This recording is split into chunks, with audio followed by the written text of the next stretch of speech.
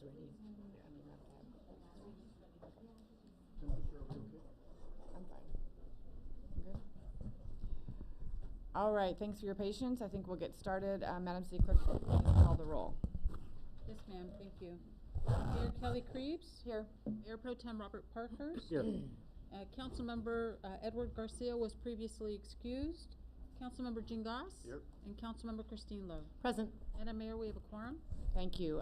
Before we move on to pledge and inspiration, I did want to open the meeting, sorry, a little emotional, open the meeting tonight in memory of our beloved Lisa Spagay,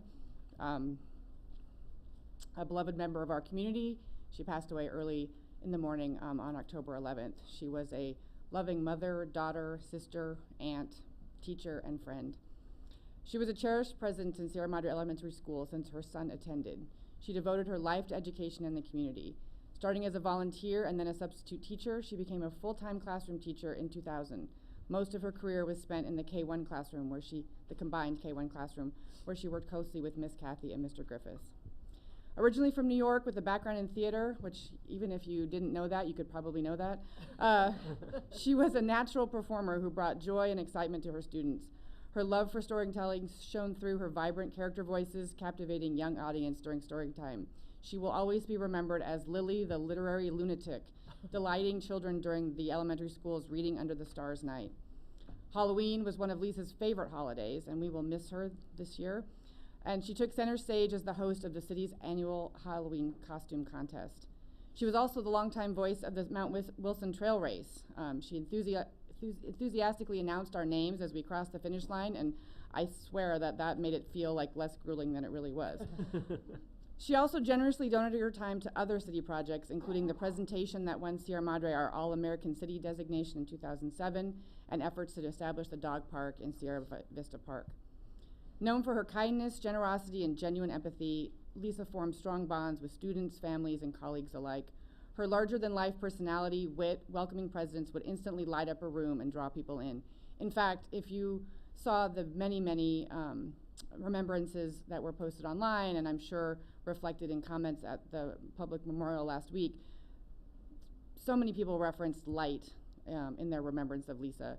She's been described as a spectacular supernova with a radiance that is embedded in every child she taught. She made everything brighter when she was around, and we were all swept up in her dazzling energy. Giving these glowing descriptions and her deep love of all things Barbra Streisand, I think the most apt commemoration of her passing came from a Sierra Madrean online. A star was born. In her memory, donations can be made to the Sierra Madre Community Foundation to support children's programming like Halloween happenings. So please do donate. If you do donate in her name, please do designate it that way so they will be able to direct it to Halloween and other programs that she supported. And that just really reflects her enduring passion for nurturing young lives. And one thing that makes me, softens the blow a bit is that she touched so many hundreds of children and families that she will, her memory and her light will last forever, because it will be passed down through all of those people. And we will miss her a lot, but we will cherish her light and cherish her memory. So thank you for that. Councilmember Goss, would you like to lead us now in the Pledge of Allegiance? Thank you. Please rise if you're able. Flag. Ready, begin. I pledge allegiance to the flag of the United States of America and to the republic for which it stands, one nation, under God, indivisible, with liberty and justice for all. Be seated. Well, for inspiration, I tried to find some things that I thought were interesting and maybe hopeful in small ways. And in my research, I found 3 things I thought you might be interested in. Here's the headline. Hurricane Helene just made the case for electric trucks. When Hurricane Helene knocked out the power in Charlotte, North Carolina, Dustin Baker, like many other people across the Southeast, turned to a backup power source. This just happened to be an electric pickup truck. Baker ran extension cords from the back of his Ford F-150 Lightning using the truck's battery to keep his refrigerator and freezer running. It worked so well that Baker became an energy good Samaritan. Quote, I ran another extension cord to my neighbor so they could run 2 refrigerators they have. A veterinarian clinic that had lost power used an electric F-150 to keep its medicines cold and continues seeing patients during the blackout. Americans in hurricane territory have long kept diesel-powered generators as a way of life, but electric cars are a leap forward. An EV, as its most fundamental level, is just a big battery on wheels that can be used to power anything, not only the car itself. Some EVs pack enough juice to power a whole home for several days, or a few applications for even longer. So I thought that was kind of interesting. On a completely different note, good news on the front of conserving land and seas around the planet. Humanity is on its way towards setting aside 23 million square miles of land and sea for nature. Countries began formally setting aside landscapes as protected parks and nature preserves in the late 19th century. The Yosemite Valley was dedicated in 1864 as a California state park, whereas Yellowstone National Park was established as the world's first national park in 1872. The UN Convention on Biological Diversity, which was finalized in 1992, has now been signed by 168 countries and aims to protect the world's wildlife and wildlands. Under the CBD, a protected area is broadly characterized as a, quote, geographically defined area which is designated or regulated and managed to achieve specific conservation objectives. The World Database on Protected Areas reports as of 2018 that about 15% of the Earth's land surface is now covered by protected areas, and expanse amount to over 20 million square miles. That area is nearly double the size of the entire United States. Marine protected areas now account for nearly 7% of the global ocean, which amounts to over 26 million square kilometers, or 10 million square miles. That area is more than double the size of South America. Globally, that totals to 17.8 million square miles, just a bit over the size of all of Asia. Humanity is well on the way towards achieving the goal of setting aside 23 million square miles of land and sea for nature. And one final little tidbit, completely unrelated. The dramatic, this is an article out of the Wall Street Journal, the dramatic turnaround in millennials' finances. Probably some of you aren't going to believe this. The median household net worth of older millennials born in the 1980s rose to $130,000 in 2022 from $60,000 in 2019, according to inflation-adjusted data from the Federal Reserve Bank of St. Louis. Median wealth more than quadrupled to $41,000 for Americans born in the 1990s, which includes the generation's youngest members born in 1996. The turnaround has been so dramatic that millennials, mocked at times for being perpetually behind in building wealth, buying homes, getting married, and having children, now find themselves ahead. In early 2024, millennials and older members of Gen Z had, on average, and adjusting for inflation, about 25% more wealth than Gen Xers and baby boomers did at a similar age, according to the Fed analysis. So I thought that was kind of interesting and hopeful as well. That's all I got, Madam Mayor. So the message is millennials should stop whining? Maybe. That's hopeful. Thank you very much for that. I appreciate that. So moving on with the business of the meeting, do we have any changes to the agenda, or otherwise I would entertain a motion to approve tonight's agenda? Move to approve. Second. All those in favor? Aye. Any opposed? Great. I would also entertain a motion to approve for reading of resolutions and ordinance by title only. So moved. Second. All those in favor? Aye. Any opposed? Great. And then moving on to the meeting minutes for October 8th. Madam City Clerk, did you receive any changes? Madam Mayor, the City Clerk's office did not receive any requests for changes or edits. Anybody have anything here? I have a minor one. Okay. The last part of the minute says the meeting was adjourned at 8:41 to a regular meeting to be held on June 11th, 2024. So I suggest we correct that to October 22nd, 2024. And that is all. Anyone like to move to approve with that amendment? So moved. Second. All those in favor? Aye. Okay, great, approved as amended. All right, moving on to mayor and city council reports. So it's been a busy couple of weeks. First, the Fire Prevention Festival was a lot of fun, and it was very well attended. It was spaced out nicely because it was a long span of time, so there was a lot of people coming and going. One of my favorite things was that there was so much participation by other public safety type of entities. So California Department of Fish and Wildlife was there with their Bear Wise information. That was great. CERT was there, and they have a lot of great things coming. I really encourage people to join CERT. They need a lot more people to really make that a great functioning group, and they've got a lot of great ideas, and there's a lot of great things coming in the future. Also, LA County Fire was there, as well as Sierra Madre PD, and of course our Sierra Madre firefighters did a fantastic job, and the goats were there, the brush clearance goats, so that was fun. And then I attended the Cal Cities Conference, which is a conference for almost all cities in the state of California for the League of Cities, and I was there as well as other council members and mayors will tell you, and staff. And the sessions that I went to were really important. I just wanted to highlight a couple of them. One of the great ones was navigating fire insurance maze, and all of us are getting a lot of letters and information about the importance of making sure that we're covered by fire insurance.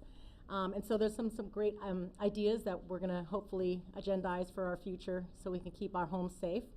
There was a grant writing and a grant management a session I attended. There was also one of the great ones that I attended that was important to me personally and a lot of us personally is the fighting fentanyl, especially this being Red Ribbon Week right now. So I'll go into that more later and agendize some items about that. Thank you very much. Councilmember Goss? On October 9th, we had our last Transportation Subcommittee meeting where we came to a conclusion about the company we want to do business with. Now it's a matter of just finalizing the routes that we're going to have our new transportation system take through the city. I think that's going to be done. Well, it's going to have to be done because it's coming to council on November 12th. So I think we're going to have one more meeting between now and then, so I won't divulge any details. That'll be coming in the next meeting. On the 10th, I went to the COG meeting in Monrovia, and it was not a whole lot to report. There's an item coming up in the next meeting that I'm kind of looking forward to, so I'll hold off on that. And I did attend the Cal Cities meeting with my council colleagues last week, and it was a really, really useful set of sessions. The one that really caught my eye and it kind of got me thinking about what I talked about tonight was the keynote speaker on Thursday was an economist who's kind of off the beaten track. He's been one of the most accurate economists in terms of predicting things. And he had nothing but good news about our economy and about the trajectory it's headed into next year, and gave us all kinds of data on it for about 45 minutes, and we all got to keep the PowerPoint with all the data, and I'm still going over it. But I was very inspired by it. You know, it's easy. He always talks about he talks about the difference between the objective reality in economics, which is measurable, which you can actually measure and see, and then the narratives and the conflicting narratives that you see about what the economy is, and a lot of people are more impacted by the actual narratives than the objective reality. Anyway, I don't want to bore you, but that was very inspiring, and I think it'll help guide my thoughts when I'm here on the council this year. And I also went to the fentanyl presentation, and it was also very important, and I look forward to possible discussion of that in a future council meeting. Thank you very much. Mayor Pro Tem? Yes, thank you. So I apologize to everyone for missing the October 8th meeting. So I'm going to do an update since the last meeting I was at. On September 25th and October 10th, there were Clean Power Alliance meetings, and nothing to report out from those. Councilmember Goss mentioned the Transportation Committee's meetings, and I think that those were great. I think we're making incredible progress. So I thank Analyst Carlson for his hard work in there, and all the committee members. Everybody comes well prepared and really working to try to solve our route bus and implement that. On September 28th, I stopped by the St. Rita Harvest Festival, and looks like everybody was having a great time there. It looked like it was very well attended.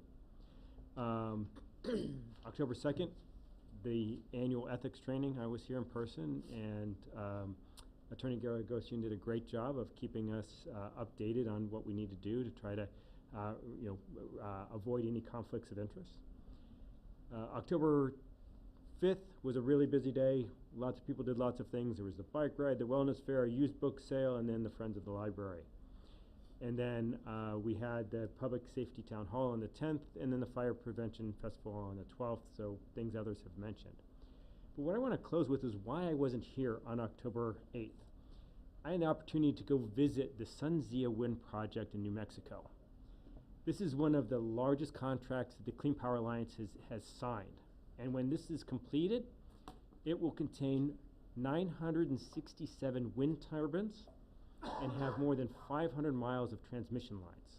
So what does that mean? Like, what is 967 wind turbines? It will be the largest wind project in the Western Hemisphere. It will generate more than 3.5 gigawatts, which is 3 times the amount of energy created by the Hoover Dam, and power more than 3 million homes. So it's a really exciting project. It was a real honor to be able to represent our city and the Clean Power Alliance in seeing this work in progress, the cranes building it, the turbines that are out there, all of the infrastructure that's going in. It's absolutely amazing, and it excites me on what we're able to do and some of the directions that we're headed. So with that, turn it back to you, Madam Thank you very much. Just a quick update from me. Mayor Pro Tem mentioned, but I emceed the budget town hall meeting on the 10th, which was great, and we had some good attendance and good questions from the public. I also attended League of City conference last week. I won't repeat sessions that some of us went to together, but one session that I did go to, and it relates back somewhat to Mayor Pro Tem's comments just now, is I actually went to a presentation about the future of electrifying your fleet, and a lot of discussion about how cities can look to electrifying their utilities, their public works, their police, all of the various fleet functions of the city, and that was interesting, and there's some differing perspectives on that, so that was great, and that's certainly looking towards the future. I did miss the Natural Resource Commission meeting this week, but I understand they spoke about the artificial turf that effects on water quality, and also on heat pump design, and sort of the benefits and detriments of heat pumps in new construction. So very much, again, looking towards the future of sustainability. And then today I had the great honor, and some of our PUSD members are here today, to be asked by the district to serve as principal of the day for PHS. So I spent the morning with the principal, and got a great tour of PHS, and got to step into many classrooms and see all of the great work that PHS is doing on so many levels: English, math, government, and then a number of their academies, including the the law and public safety, and all of the CAD and design work that they're doing. It's really, really impressive, and one of the reasons why I thought it was important to do that is that obviously PHS is the natural continuation of our K-8 PUSD public schools here in town. So of great importance, I think, to our families to understand the great work that they're doing over there at PHS. The principal has been there since May, and he's doing a lot of great work in terms of improving the facilities, and really just clamping down on some security issues, and excited to bring sort of some new enthusiasm, and really does want to reach out to our families and describe the benefit of continuing public education after what we know to be outstanding public education within our city limits. So that was a great day, and then we had a great luncheon with all of the principals for a day, and related principals and other PEF, Pasadena Educational Foundation members, and that was a great lunch where everyone got to share their takeaways from their morning spent at the various sites, and it was very inspirational. A number of Sierra Madre folks there, so that was super fun. Miles Prince, our representative on the water board, was there, and he was actually the principal for the day at Don Benito. And a number of our local Sierra Madre residents are actually principals of our schools. So that was super fun to catch up with them as well. So thank you for that, and it's definitely something I know City Manager Reynoso did that last year, and I think it's definitely something that we will look to continue in the future. Hopefully every year someone from the city can participate, because I do think our relationship between the city and the city itself, the residents of the city, and the school district is very important. So that was today, and now we're here tonight. So what is next on the agenda? Madam Mayor? Yes. If I may just add one thing, I completely forgot. Yesterday was the community services meeting. Oh, yes. And they've got, they're going back into high gear. For a month or two, it was a little bit slow, back into high gear with all the Halloween stuff. And then we will see coming before us here in the near future, they would like to move their time from 5 to 5:30. So that's got to come to us. So I just give people a heads up. Great, thank you. And that actually is a nice segue into my announcements, because a number of the announcements are the actual events that they are going to be putting on. But I will start with one exciting development, that the city did receive a write-in candidate, the forms for write-in candidate for our city treasurer. You may know that we didn't have anyone file papers in time for appearing on the ballot, but our own Sue Spears has filed her papers to be a write-in candidate. So if you are so inclined to be interested in Sue serving as our city treasurer, please do write her name in on your ballot. And then on to the events that are upcoming. We do have a Halloween senior social at the Hart Park House this Thursday from 3 to 5. It is free, but please register with the Community Service Department. You can call them at 355-5278. It will include cocktails, a costume contest, music, and more. On Friday, we will have kick off our Halloween happenings with a Halloween movie night at dusk here at Memorial Park, and we are showing the original Hocus Pocus movie, which should be fun. So next Thursday, the actual Halloween, there are 4 events. We have our annual trick-or-treating in the downtown and Memorial Park from 3 to 5. The costume parade will start at 5. We'll, as you know, proceed down the boulevard back to the park, and we'll have the costume contest here at the bandshell. And before that, we will see a performance of the Sierra Madre Dance Company troupe. And then, like I said, the costume contest will go from 5:45 to 7. After that, hopefully the seniors will have recovered, because they have an excursion to Olivera Street the next morning at 9:30. They will enjoy a day of shopping, dining, and a Dia de los Muertos docent tour. So folks should show up at 9:15. It is the low cost of $26, which does not include lunch. And please do also register for that with Community Services as well. That following Tuesday, November 5th, is Election Day. In case folks are unaware, our local in-person election voting site has changed. It's not at Assumption this year. It will be at the Church of Christ, or probably is at the Church of Christ, which is on the corner of, I'm going to say Lima and Laurel. So obviously that is open, I think, for early voting now. The voting will begin, that vote center will open the Saturday before Election Day. Okay, that's on the 2nd. And then we'll obviously be open through Election Day. The following Saturday, we will be having the Sierra Madre Car Show, which I believe our firefighters union puts on, and that will be from 8 to 12 downtown in the Kirsten Court. And it'll be just like last year. It's a great event, lots of great cars. I'll be there to give the mayor's award. There may be other awards available, so come out for that.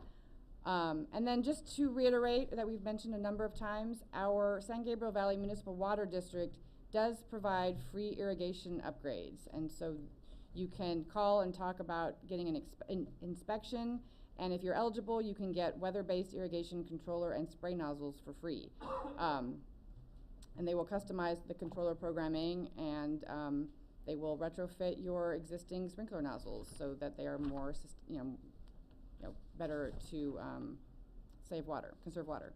So this is a value of up to $1,000 in equipment and service. So please, I assume, go to their website and apply, because this is a benefit I think that's going largely unused, and we should definitely, folks who are eligible should definitely take advantage.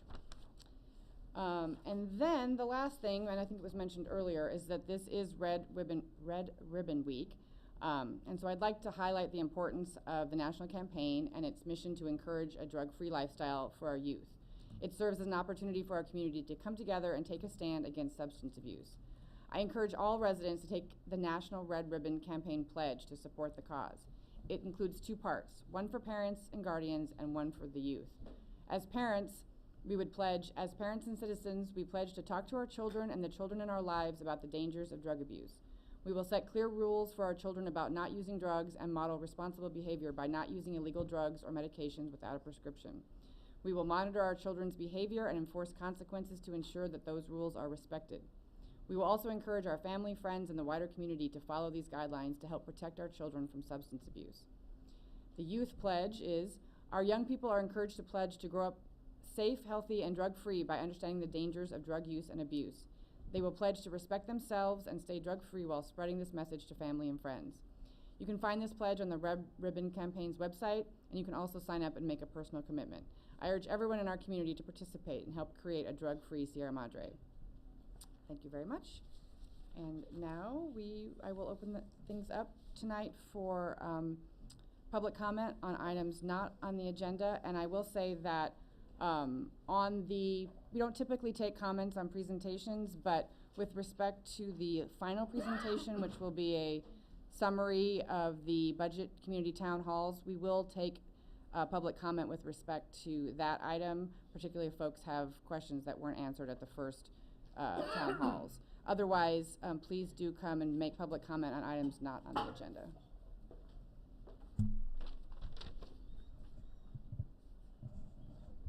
Oh, thank you for this note.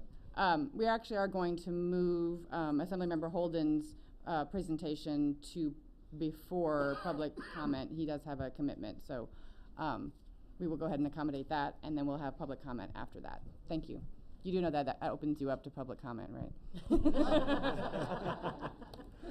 Well, first of all, I'm enjoying listening to all of the wonderful things you as a council are doing and keeping the community engaged and involved, and it's one of the reasons why we all love Sierra Madre.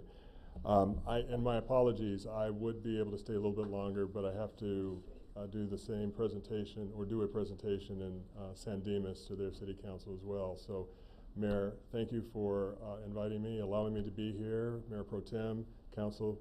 As always, it's a great opportunity for me after session ends to be able to come in and share with you some of the things that we've been able to accomplish representing the 41st Assembly District.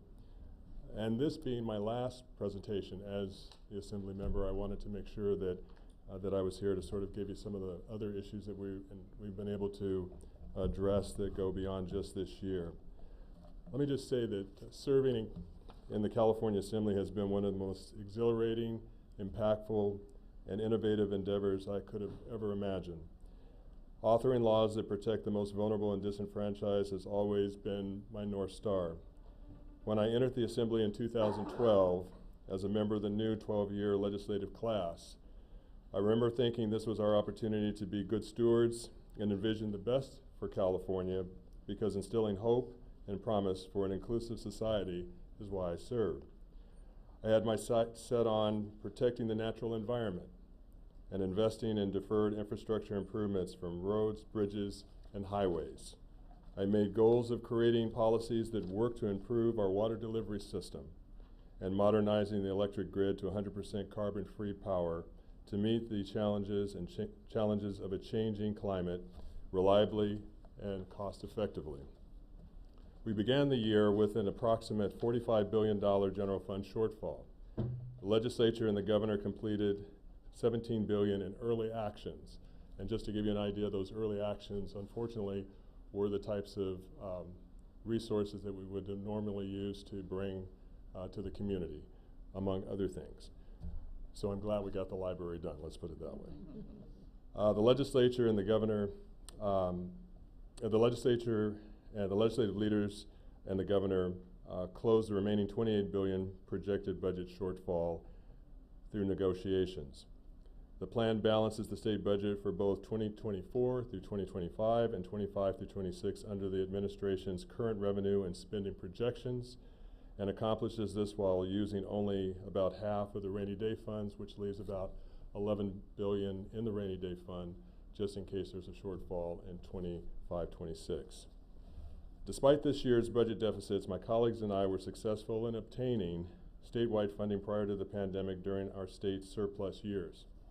$400 million for developmental disability service providers to help the nearly 330,000 Californians living with developmental disabilities, plus an additional $200 million in funds from the state budget, equally matched by another $200 million in federal dollars, so a total of $800 million for our developmental disability community. $16.3 million to finish and maintain the early earthquake warning system, which helped reduce damage, costs, and casualties in the event of an earthquake. This includes a one-time $8.8 million appropriation and an ongoing $3.6 million for creating and maintaining the Shake Alert early earthquake warning system. $3 million to expand speech-language pathologist training in the California State University system. The funding will address the shortage of qualified teachers to help students with speech-related developmental and intellectual disabilities. It was only a few weeks ago that I had an opportunity to join all of you down the street to celebrate the groundbreaking of the Sierra Madre Public Library. This is one of my proudest moments as your assembly member, because I was able to assist you in reviving a key pillar here in Sierra Madre. In 2022, I brought your budget request to the state capitol, and together with the support of my colleagues and Governor Newsom, we were able to approve $10 million for the revitalization of this historic library. Now in 2024, we will all be prepared to see the infrastructure improvements, renovations, expansion that will bring this older structure back to life and continue serving the community. This library is a center of lifelong learning. It is a meeting place, a safe place, and a cultivation of knowledge. I look forward to be with you all and to witness the ground opening. Investment in transportation solutions was also a priority of mine that dates back to the time that I served on the City Council in Pasadena. I stepped into the Assembly floor committed to completing the gold line through the San Gabriel Valley to Montclair and someday onto the Ontario Airport. Equity involves connecting people. As chair of the Select Committee on Regional Transportation Solutions, I have held numerous meetings with stakeholders and to increase awareness and encourage collaboration. Meetings have been held in Pasadena to Ontario, Lancaster, and we held one last week in Montclair. I'm proud to report that this year's budget, $500 million, was allocated for the 3.2-mile extension from Pomona to Claremont and Montclair in the Inland Empire. Commuters from the Inland Empire who drive the 210, 10, and 60 freeway in the morning to jobs in Los Angeles County will have a less expensive and quicker mass transit commute. Additionally, we were able to get $1 million into the Metro budget that will allow them to do a study to determine the feasibility of expanding the freeway or expanding the Gold Line from Pasadena to the Burbank Airport. So if that proves feasible, and there is a Arroyo to cross over there, but if it's feasible to do that, and there may be other options of connecting, then a connection with the Gold Line to the Ontario Airport and the Burbank Airport is going to be what multimodal transportation options look like. Since being elected to the Assembly in 2012, I'm not sure I'll be around to see that, but just want to, for the record. Since being elected to the Assembly in 2012, I've had the pleasure to serve under two administrations, Governor Jerry Brown and the current Governor Gavin Newsom. Both have signed more than 100 of my bills into law. Many of these legislative victories stem from conversations and collaboration from members of the community. Through community engagement, our office was able to creatively take steps to finding solutions that work. In the area of education, I've taken steps to remove some barriers to dual enrollment access by successfully enacting the College and Career Pathways Act from 2016. The data remains undisputable. Dual enrollment increases the number of college graduates, reduces time and money spent for college, and helps close the achievement gap. This act created a paradigm shift where early college access opportunities became more accessible to every student, not only the 5% scholastically advanced students. Today, all 114 community colleges offer some form of dual enrollment, and we have many examples of our graduating high school seniors completing their high school experience with their high school diploma, as well as an AA degree. In the area of the environment, I chair the Assembly Utilities and Energy Committee, where we passed SB 100, Clean Energy Act of 2018.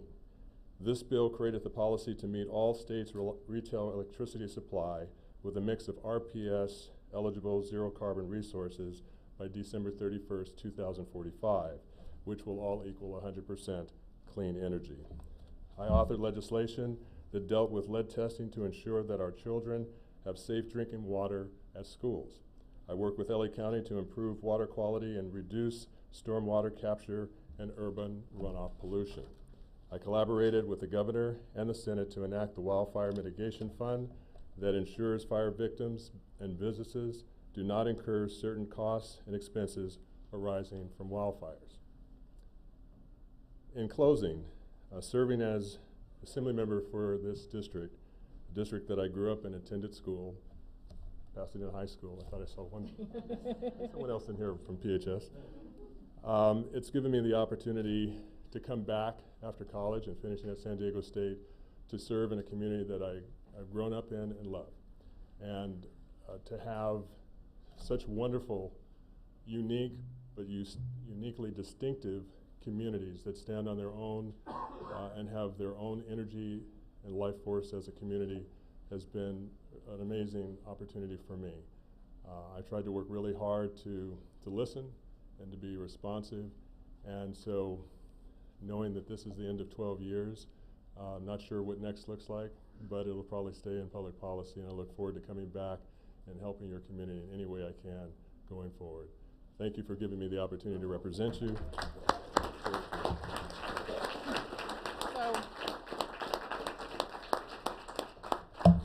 And I wanted to present this resolution to the city of Sierra Madre because you're just a wonderful city, and I just wanted to make sure you had one of these to hang on the wall with my name on it. Well,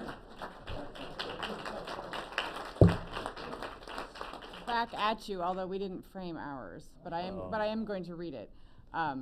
Whereas Assemblymember Chris Holden has served the 41st Assembly District with dedication and distinction for the past 12 years, continually demonstrating his unwavering commitment to the residents of our community. And whereas during his tenure, Assemblymember Holden has been a steadfast advocate for education, public resources, and the well-being of the citizens of Sierra Madre and beyond. And whereas through his leadership and advocacy, Assemblymember Holden has played a pivotal role in securing a transformative $10 million grant for the Sierra Madre Public Library, ensuring the preservation and expansion of this essential community resource for future generations. And whereas the Sierra Madre Public Library is a cornerstone of our community, offering vital services and programs that enrich the lives of children, adults, and seniors alike, and this generous grant will significantly enhance our ability to serve all who depend on its resources. And whereas Assemblymember Holden's dedication to the advancement of public services and support of community institutions exemplifies the highest ideals of public service and reflects his tireless efforts to build stronger, more vibrant communities. Now, therefore, it be resolved that the City of Sierra Madre, along with its residents, hereby extends its deepest appreciation and heartfelt thanks to Assemblymember Chris Holden for his extraordinary support of the public library and for his 12 years of devoted service to our community. His efforts have left a lasting impact that will benefit our city for generations to come. Presented this 22nd day of October 2024 by the City Council of Sierra Madre. Thank you, Mayor. Thank you.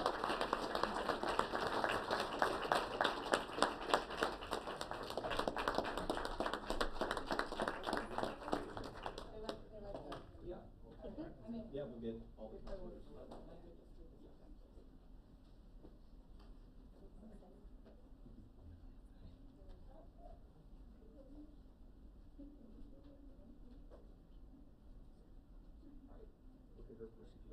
All right, and 1, 2, 3. Perfect. And look at me now, if you don't mind. Thank you. All right. 1, 2, 3. Thank you. Thank you. Thank you so much. Congratulations on the next steps, whatever they may be.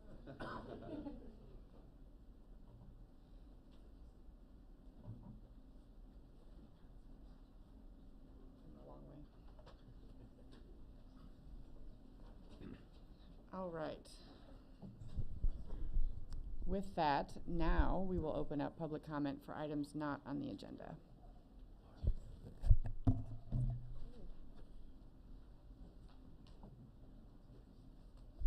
Madam Mayor, at this time, we have 3 speaker cards submitted for items not on the agenda. The first of the 3 is from Mary Lou Caldwell. Thank you.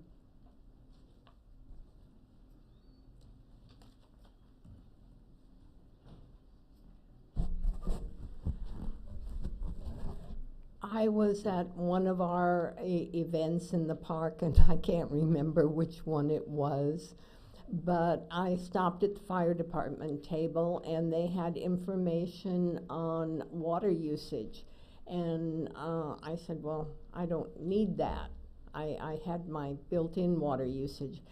And they convinced me that I should have them come out and evaluate my system. Well, Waterworks is the subcontractor for the San Gabriel Water District, and they were so nice. And they changed my sprinkler heads to interface with a atmosphere, I guess you would call it, controller, so if it's raining, I won't be sprinkling. And there was no charge. Every question I had, and I had a lot of detailed questions, they were able to answer. So if anyone is hesitant about having this done, I have about 10,000 square feet. It's a half acre. It's fairly large. So they were there 45 minutes an hour, changing everything out and explaining everything to me. So they didn't just come in and do it and leave. And I'm waiting for the controller now. So if you're on the fence about calling them, they're great. There's no high pressure at all. Great. Thank you so Thank much. you. Thanks. Thank you. Ms. Caldwell? Right Over here. Parker. At the dais. Here. Can you tell us a little bit about your experience with water? Because I think it adds a little bit of extra credibility to what you just said. Okay. In 1988, the Whittier earthquake, 1 month later I married my neighbor, but in the earthquake, my house fell down. It was 1922, it was sitting on a pile of rocks, and it fell off the pile of rocks, and the framing wasn't even 2x4. So I got married, and the first thing we did is build a new house. It was a piece of junk, so the lumber went to Mexico. And my husband was Gordon Caldwell, who owned Gem Plumbing. He had been in business for a long time, and he had a background in fluids. He worked for Shell Oil, and during World War II, he was on the USS Saratoga in Fire Room 9. So he put in everything he had seen in 30 some odd years that worked. And I have a recirculating water system where the water comes out of the hot water heater. It raises according to physics, the laws of physics. And then as it cools, it supplies all of the rooms in the house, all the showers and whatnot. So you never have to wait for hot water. You turn on the spigot and the hot water is there. The yard, we put in well, we had sprinklers to begin with, and we had a lawn. We got rid of those. We put in drip irrigation. Every conceivable way of saving water that works was incorporated in the house. And Susan can tell you what my water bill is, but it's not very high. And that was the story of the house. We replaced 850 square feet with approximately 3,000 square feet. And I had a basement before, so by law I could have a basement with no additional property tax. So we have a basement and all the utilities are in the basement, plus my office. That's great. Thank you so much. Madam Mayor, the next speaker is Lisa Kersey. Hi, good evening. I appreciate the opportunity to be here again tonight. As many of you know, I'm a mom of 3 PUSD students, Vivian, Mira, and Gemma. And one of my students attends Sierra Madre Middle School. I wanted to let you know a little bit about the beginning of the school years for us. I'm a member of the PUSD PTA Council, which is the PTA Council for the entire district. And many of our schools are doing their membership drives and their annual fund drives right now. And I thought probably a lot of people don't know this, but you can actually join every PTA and you become a super member, which I am a super member. Most of the PTAs, the cost is like $9 to $11. So to join all 21 of our PTA schools, it's a little over $200.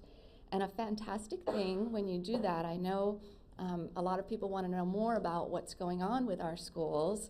You get all of our PTA emails. So you'll get information about what's going on at every school in the district when you do that. So to do that, you can go to the PTA Council, PUSD.org website, and you just join them. And also, I am the president of the Don Benito PTA, and I wanted to let you know our membership drive, you don't have to have a student in the schools to be a PTA member. So we have about 390 kids, and we've exceeded 400 members in our PTA now. We're trying to reach 450 members. If we get to 450 members, Principal Maynard will dye his hair bobcat blue. Last year, when we got to 450 members, he let us duct tape him to the wall, and he didn't want to do that again. So, so I hope that some of you might join and help the kids reach that goal. We're pretty close. And additionally, Don Benito, every year this is our 14th year, we have a fall carnival. I wanted to extend an invitation. I'll send an email about it as well. I invited the school board members and the superintendent this morning. It's going to be November 9th, and conveniently it begins at noon, so it won't conflict with the car show. So it's noon to 4 at Don Benito, and the tickets are $10 for adults, $15 for children, and children 0 to 4 are actually free. And our carnival is all-inclusive. You pay one price, and you don't have to keep buying more and more tickets. So we have corporate sponsors that help us to fund the carnival so that it can be a community event for everybody. Thank you. Thank you. Madam Mayor, the third speaker card is from Catherine Addy.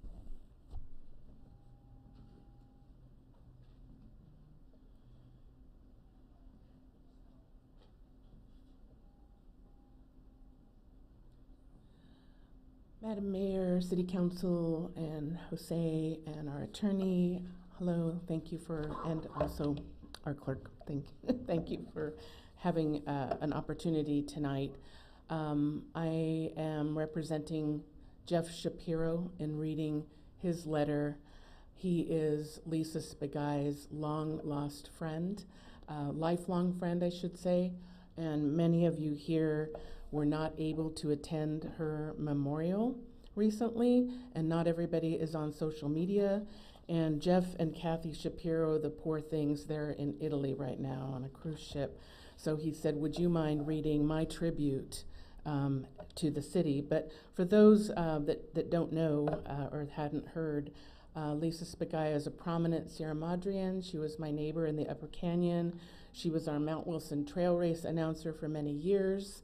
She was the K-1 teacher for Sierra Madre Elementary School. And a lot of you maybe were even at the 2007 All-America City Award competition in Anaheim, where Allison Kalmus, our director at the Playhouse, put together the speeches, and we won that competition as an All-America City, and most probably because of Lisa Spigai's big, loud voice, because she was an actress and a wonderful person. So she mimicked in the movie Good Morning Vietnam, Good Morning Anaheim, and opened this up and woke up the judges. And her speech was fantastic. And we won. And I think you were there too, James, weren't you? So I am Jeff Shapiro right now. And because, as I said, not everybody's on social media and not everybody knows that Jeff actually lives in the San Fernando Valley and Lisa, lifelong Sierra Madrean. Quote, "Our world has been shaken with broken hearts beyond repair." This is what he wrote the day after she passed. "Beautiful, incredible Lisa Spigai is now at peace following a battle with cancer. She was my very closest friend since we met in the 10th grade in Alexandria, Virginia. I was forever a Spigai and Lisa was a Shapiro, always embracing our Italian-Jewish family mix thanks to her mom Jackie and my mom Phyllis. After college, the promise was to live in New York City together to fulfill our dreams, and fortunately she made it there and was a devoted New Yorker at heart till the end." She was also an actress in New York City, by the way. "When I married Kathy, they became instant soul sisters. She even held Kathy's hand in the delivery room when our Jacob was born. And to our kids, she was wonderful Aunt Lisa. As adults, we remained the closest of buddies, blessed to both amazingly end up in LA. I always loved talking about her favorite things, her son Alex, the California beaches, Barbra Streisand, and her beloved Sierra Madre Elementary School students.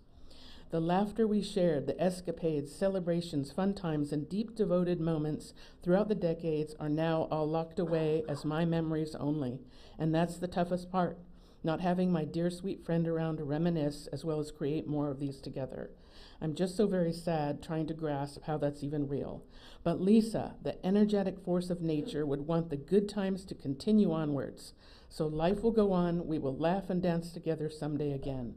For now, the hurt is real, and not having my pal to hang out with is a pain that won't leave me for a long time. I'm so grateful I came to Sierra Madre for our visit during her final hours when she said, 'I love you, Jeff,' and I replied, 'Love you too, pal.' Rest in peace, dear sweet sister. Jeffy, the preppy Hanukkah dude, misses you."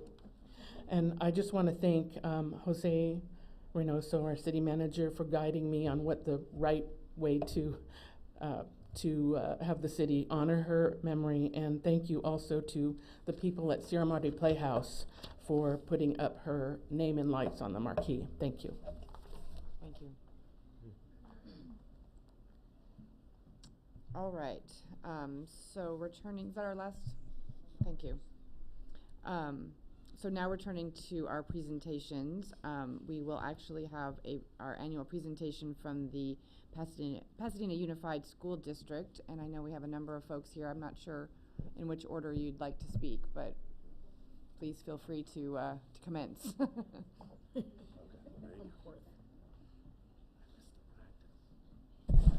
Good evening, Council, Mayor Creeves, and Pro Tem Parkhurst, and council members and executive leadership.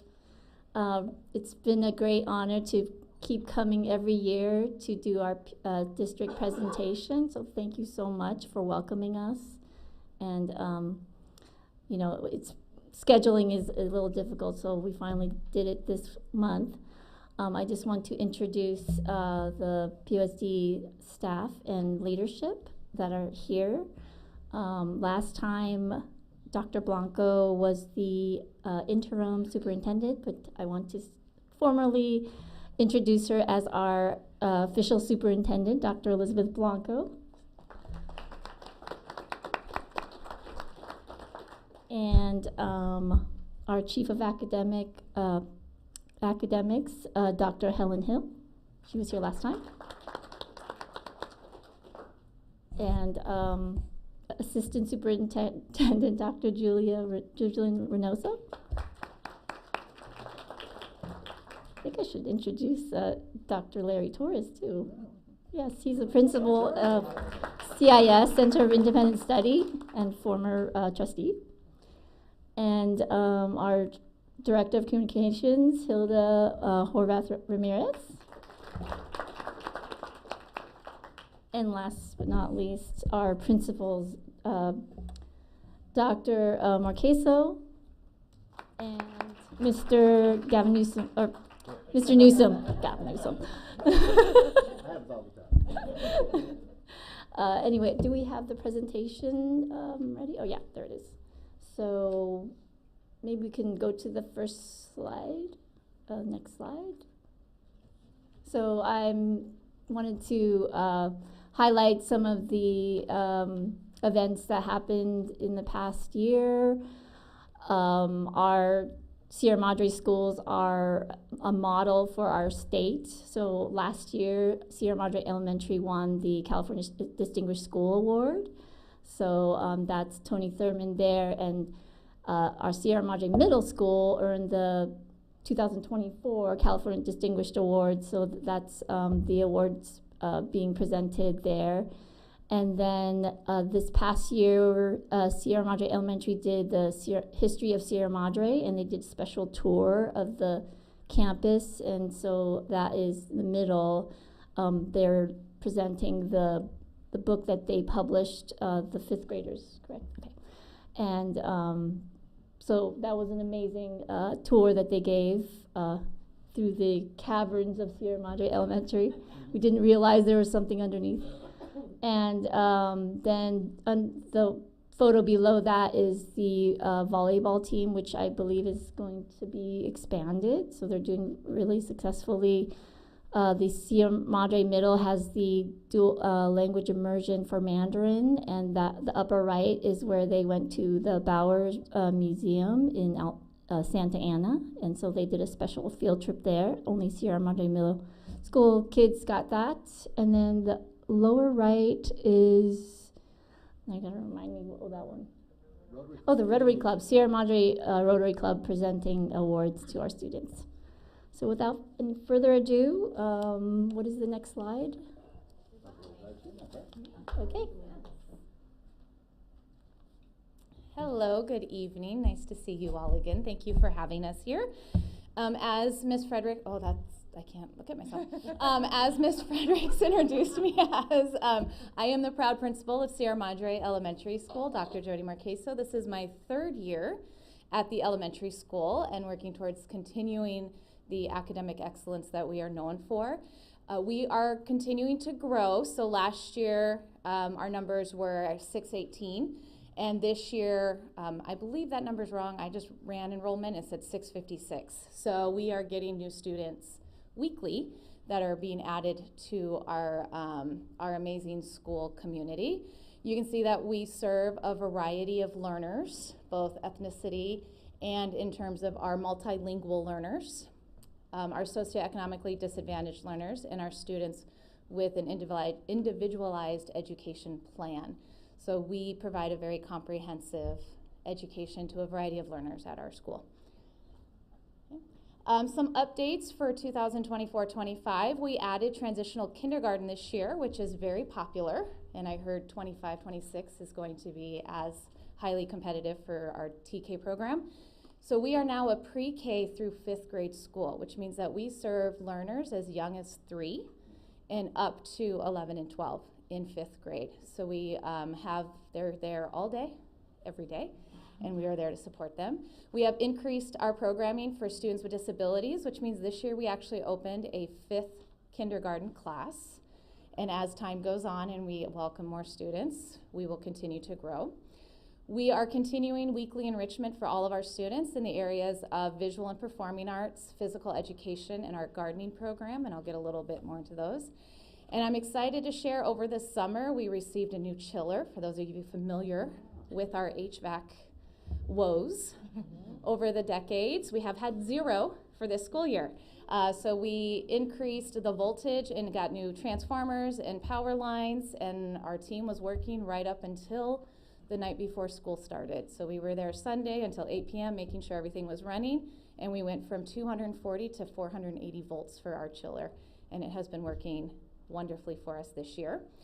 So our mission at Sierra Madre Elementary is to nurture learners as they grow into brilliant, creative, strong, and true-hearted leaders within a safe and supportive community. And if you are familiar with our school, then you know we have a school song, and we sing it every Monday as our way to begin the week. And actually, Miss Lisa used to be the one who would lead us in learning that song at the beginning of every year. So we missed her this year, but we still sing it. So a few things. Is that a PDF? Okay, because I put the Playday Thriving. It's actually a video. At the end of last year, we invited Sierra Madre community organizations to join us for Playday and Thriving Thursdays. So if you get the PowerPoint version, there's a video there, YouTube link, where you can see our firefighters playing tug of war with our students. Based on the outcome, we might want to increase strength training for the firefighters.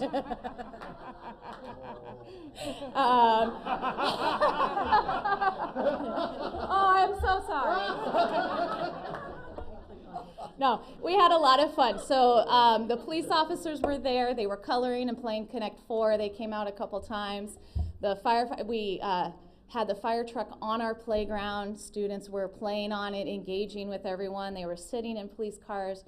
They really had a great time engaging with our local community. And a lot of the students asked me, like, why are they here? Why are they doing this?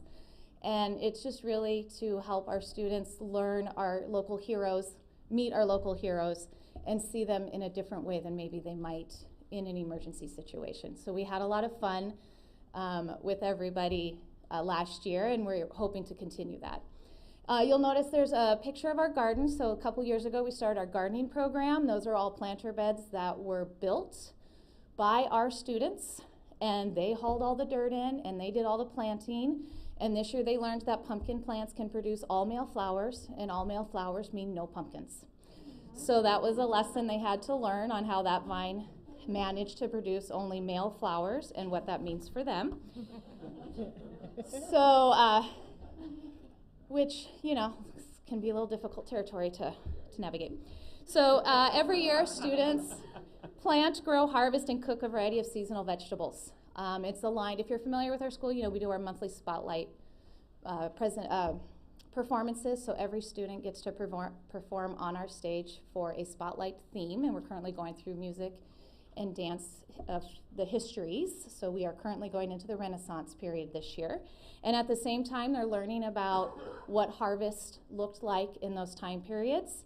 And we've expanded it to a eating program. So they're gonna make pumpkin pancakes soon. Today they were eating pumpkin seeds. They're learning how to use all aspects of the fruit or the vegetable that they're growing, and they take pride in what they're eating, and they're going home and saying, hey, I want salad for dinner, which is not something, if you're a parent, doesn't normally happen. So we're really expanding their understanding of the Seed to Table program. You will notice we're also adding composting. So that's a picture of our compost bin that was built by local volunteers. You may recognize the wood because it came from the Sierra Madre library renovation. And so that's where the wood came from. So we're going to start the composting program this year. My only requirement is that it's bear proof. Because we all know. Our requirement too. Yes, yeah, so we're on the same page. Okay, good. So our VAPA programs continue to thrive. We have monthly spotlight performances, like I mentioned. We have music for all, TK through 5th. We have weekly art with Miss Ritchie. They have weekly class with Coach Keller for physical education. And then we want to continue our community connections with the fire department. Please don't hold it against my teachers. And our police department. And we're going to do our yearly Thanksgiving food drive. Last year, City Hall, the police department, and I believe the fire department all participated. And as a result, I got a chocolate pie to the face.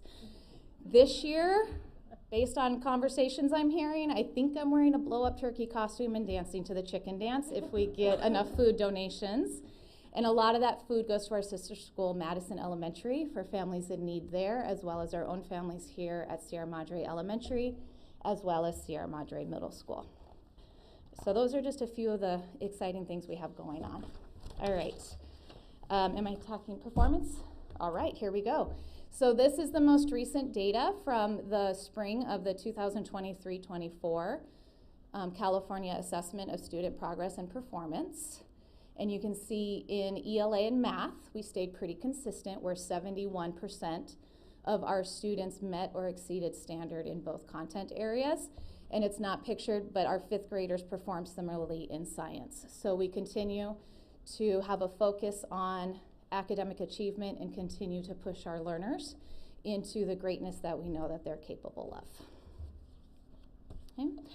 And if you go to the next slide, you'll see how that compares to all of Pasadena Unified and to the state of California. So if you are not used to reading the colors, you want to be in blue and green, little less in yellow, and little to no in red is our goal every year. So you can see how our Sierra Madre Elementary School compares to the state as well as the district as a whole. And you can see we're doing quite well. And with that, I'm going to hand it over to my counterpart, Mr. Newsom, Garrett Newsom. I'll take that, unless you want it. I don't know how to follow stories about pumpkins and blow-up turkey costumes, but I'll do my best. No. I feel like there's a challenge for hair dyeing. Yeah, so. Something along those lines. Anyways, I'm just glad to have hair. First of all, thank you for having us here. I wanted to share just a quick aside. We've shared a lot of information about Lisa Spagaya this evening, but I'm going into my 19th year at Sierra Madre Middle School. Luckily, it doesn't show. And I'm in Sierra Madre because of Lisa Spagaya Perez. She and I actually took part in an off-campus cohort, and we got our administrative credentials together. And when Sierra Madre Middle School was looking for an assistant principal at that time, she recommended me, and it was because of her that I got my interview. And when I got the job opportunity, I spent probably about an hour on the phone with her, asking her about Sierra Madre. She knew me, she knew the school, and she really did a lot of work to convince me that this was the right move for me at that time. So I have felt her loss very deeply, but I wanted to acknowledge that I'm here tonight because of her. So thank you to Lisa. So I'll share with you just a little bit about who we serve. Our numbers are continuing to grow. You can see we're actually at 597 projected for the following year, so 593 this year, and pretty full at the seams. What's been interesting over my 19 years at Sierra Madre Middle School is to see how our demographics have actually changed and evolved during that time. And so much more diverse than we were when I first arrived on that campus. A lot of that is due to the arrival of the Mandarin Dual Language Immersion Program and providing the opportunity for students throughout the entire district to have the chance to attend our school. The biggest number there that's been a change, though, is the percentage of our students who are in the socioeconomically disadvantaged category. I want to say it was just a handful of years ago that was below 25%. So that has really risen over the years. And because of that, we are now a Title IX school, and we receive Title IX funding. Title I, sorry everybody. I just went to a Title IX training. That's why I made that mistake. So we're a Title I school, and we receive Title I funding. Thank you, team. All right, next slide. And so just wanted to share with you just some highlights from the last time we had the opportunity to present. This is our 21st year now in existence, so still a fairly new school. As you know, we began as a K-8 school, and then we, in 2013, we actually, both campuses had grown in such popularity that it made sense at that time to split into two separate schools. And at that point, we became our own standalone middle school serving students in grades 6 through 8. We're now the largest standalone middle school in the PUSD, second only to Marshall in terms of their middle school numbers. They just have bigger capacity than we do. In 2015, our new campus opened, so hard to believe that we're going into our 10th year of existence on our brand new campus. And then, of course, really incredibly proud last spring to have received the 2024 California Distinguished School Award. That really is an accomplishment that is reflective of our entire school community. And I said, every student who's ever been here, every parent who's ever been here, every teacher who's ever been here contributed to that award. And so it was really a source of pride for us last year. Our elective programs remain very strong. We have full-time teachers offering multiple levels in computer science all the way up to 3D printing. Same for visual arts and instrumental music. That includes our strings, our bands, our marching band, which I'll talk about a little bit more, that's grown now to 55 students altogether. I think we had 12 when we first started out. And then also as well to our Hawk Rock band that performed for our principal for the day-to-day. We have multiple levels of musical theater and drama. And then, of course, we have the really creative elective, it's Hawk News. So that's our 7th grade elective, where students each week put together a news show that then becomes part of our Monday advisory program. And then our robotics program this year has grown to over 47 students who are taking part in that. So it's been exciting to see that continue to expand.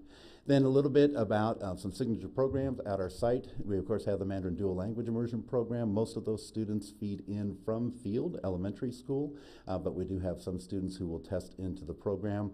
Students in our Mandarin Dual Language Immersion Program will take 2 of their classes in Mandarin. They take a Mandarin Language Arts course, and then they also take the history course. It's the same history course that every other student takes, but they take it in Mandarin. We also have our Math Academy, which is a signature program that's in existence at 3 sites in the Pasadena Unified School District. And students in this program actually attempt to take all 7 years of math, middle school and high school math, with the goal of taking the AP Calculus test when they are in 8th grade. We actually had some students do that even in 7th grade, and I remember doing that when I was in high school. So it's definitely a unique program. We also offer 3 levels of special education at our site. So we have students who are in our Mod Severe program, pretty much a self-contained classroom, but they are mainstreamed out for electives and are included in every single aspect of our school community. We also then have a specialized academic instruction for students who may need a little bit more assistance, so they're pulled out of the general ed population for those classes. And then we have students who spend the entire time within the general ed population, but we have resource specialist teachers who push into the classrooms. And so 3 levels now that we offer. And then a new program, not entirely new because it was started up last year, but it's through the Western Justice Center, working with them to develop a peer mediation program at our site. And that's something that both campuses can actually brag about, training our students to actually help their peers to mediate certain situations and think creatively to resolve issues before they become bigger issues down the road. So that's been exciting to see that happen. And then just some of our basic accomplishments. We were very excited last year. Amanda Lesia was one of the Rotary Teachers of Excellence for Pasadena. I actually made a mistake. We have 7 total teachers now on our site, including our new instructional coach, who are recipients of that award and bring a high level of instruction to our students. We're also excited too because our district's math curriculum has a very helpful tool that can actually gauge students' growth throughout the course of the year and give you a percentage. And when we took a look at the percentage for the entire district, Sierra Madre Middle School, amongst all the elementaries, the middle schools, and the high schools, had the largest growth in math, according to that indicator. And then, of course, we had our Math Field Day team onto the county level, our Science Olympiad and History Day teams onto the state level, and it was our 2nd year of participating in Sierra Madre's 4th of July parade, and even had some of our alumni come back and take part of that. But as I shared, our band has actually grown in size, and now just recently took part in Pasadena's Latino Heritage Parade, and then coming up in February in the Black History Parade as well. Next slide. So our scores in terms of the state scores remain fairly consistent from the year before. So you can see that we had 67.6% of our students meet or exceed standard for English language arts and 58.5% in math. And then the last chart as well too, I think Dr. Marquez did a great job of explaining it. I will note that it's all grades and not necessarily the middle school grades, because it would be great to see that comparison, but that's me being picky. So that just gives you a feel for how we've done compared to the rest of our district and the state of California as well. Do you mind if I ask you a quick question, or should we ask questions at the end? Yeah. So your robotics programs and your different art programs, are they CTE pathways up to your high schools, and do they feed to different high schools or mostly PHS? So they don't specifically feed at this point, but many of our students will go on into the different academies and things like that as well, but it's not specifically set up as a pathway yet. Thank you. That was a great question because it leads into what I'm going to talk about. I don't know if you set that up. So I'm Dr. Helen Chan Hill, officially, formally here on behalf of PUSD as the Chief Academic Officer, but I want to start with a thank you to the City of Sierra Madre as a mom. Because like Dr. Reynoso, while we don't live in the community, our children have been PUSD students in your schools, and therefore have become, quite involved in the community, from playing Little League at Heasley Field, learning how to swim at Sierra Vista Complex, to Fridays in town, where they participate in the local economy. So, But most of all, joining the communities at the schools in Sierra Madre has really given them friendships that I think extend beyond just the walls of the school. And I do love the safe and wholesome community spaces that you all foster. So thank you. And this is why this is a very meaningful part of the presentation for me, because I know that every year you've received an update on how the schools are doing, and they're gems. What we want you to know too is that there are a lot of efforts that we would like to extend to connecting the students to the schools outside of just the city of Sierra Madre. As part of the PUSD family, there are a lot of options. I know that Mayor Creeves, being at PHS today, was seeing the glimpse of that high school aspect. And so I wanted to share a little bit about the movement that we have around students and the schools in PUSD. So as you know, our Sierra Madre elementary students do actually, the majority of them stay within the PUSD, most of them heading up to the middle school. And then if you switch to the next slide, you'll see that once they exit out of Sierra Madre Middle, we had 199 students captured in the 8th grade class of last school year who are now current 9th graders. And you'll see that the majority of them do go to Pasadena High School. The second highest group went to John Muir High School, and then a few over to Marshall and Blair. Again, all wonderful options, but we did notice that a large chunk of them, when they're labeled unknown, means that they could have left to a different school district, could have gone to a private school, could have gone to a charter school, maybe even moved out of the area. So, but what we do notice is that there's an opportunity to communicate more specifically with the Sierra Madre community and families to ensure that they know about their options within the PUSD. So I wanted to share a few things that are already in place, and one of the observations that we made is that we do a lot of efforts connected to the middle school because that's typically where the transition happens. But we want to start building bridges that extend all the way down to our earliest learners so that they're connecting to what their opportunities are in the full pre-K-12 trajectory. So you may already know that we do band nights where our instrumental music students play with our high schools, and these are students in 4th, 5th, as well as our middle schools, and most recently they played alongside the Muir Band at the high school football game, and those are always very fun. We have our marching band showcase where I think Mr. Newsom alluded to it. They march in parades with our other band members. Our alumni come back and also represent the school district as well as the city. We also have athletic camps that we're trying to build upon because they've been hugely successful. We have the Bulldog basketball camp at PHS where kids as young as 3rd grade can come during the summer. It's a summer camp that's run in a pretty structured way. And then you may have heard more recently about the water polo camps that John Muir has started, which were for middle school age, and they run like a whole season. So the success of those camps has also started us thinking about how can we expand that. Sierra Madre Middle School, you saw Ms. Fredericks share a photo of how large that volleyball team was. I think that they've always had the highest participation in athletics in our Learns After School program. And I think you are the reigning football champions 2 years in a row back to back, district-wide, and they've gone to All-Stars for the other sports. So we know that there's a great interest in all of these extracurriculars that connect kids and engage them into the school community. So we want to see how we can capture that at a younger age and give more opportunities for parents who are busy and want their kids to be engaged in something meaningful. Additionally, for high school readiness, these are specific to our middle schools because this is when we really do begin to talk about what your college and career going trajectory might be. So PHS and Muir being sort of the larger programs in terms of shadow days, do a dedicated shadow day for all of our middle schoolers, and they bring the students onto campus, and the whole entire day is very much like Principal for Day. It's 8th grader shadow day. And so all the events at the school are wrapped around the kids, and they break into cohorts, visit classrooms, have club rush during lunch, are hosted and sponsored by older students who give them hopefully sage advice around what high school might be like. But we also do dedicated parent information nights at Sierra Madre Middle School. PHS and Muir send or their principals and team come and actually talk with parents directly, and then the counselors come during the day to visit with students individually to build their schedules or give them a mock-up of what they might be able to do, sometimes with CTE and specific coursework that they are interested in.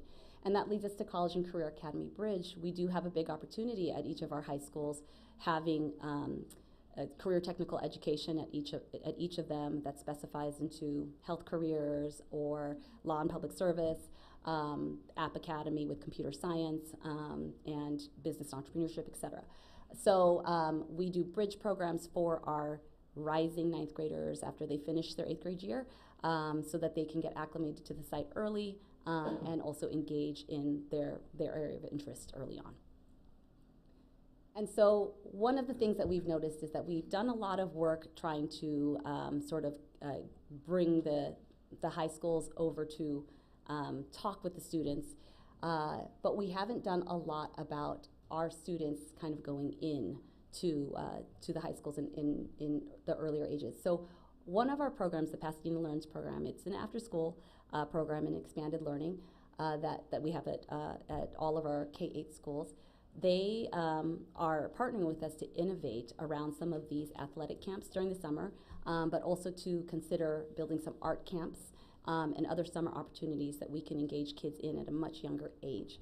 The other innovation that they have sort of shared is that our students can earn their community service volunteer hours in these after-school programs by supporting kids at a younger age as well. So we can take middle schoolers and have them go and support these after-school programs at the elementary school, and once they go into a PUSD high school, they can also come back and do that as well at their alma mater. But when they turn 16, they can also be hired as student employees who can then build an educator pipeline, which is another focused dedication area that we have in our high schools. So a lot of different opportunities for them to participate that we are working on. So I did want to invite you on the next slide to get to know our schools. We have some, these are the links to our social media as well as our school guides, and all of our schools have tours at regularly scheduled times that parents can come in and explore. And we are really excited for the sort of focus on our teachers in schools tonight, and know that we have places to serve the students well beyond the schools here that we just talked about for K-8. I wanted to close by inviting Dr. Blanco up to share a final few words for our district. Thank you.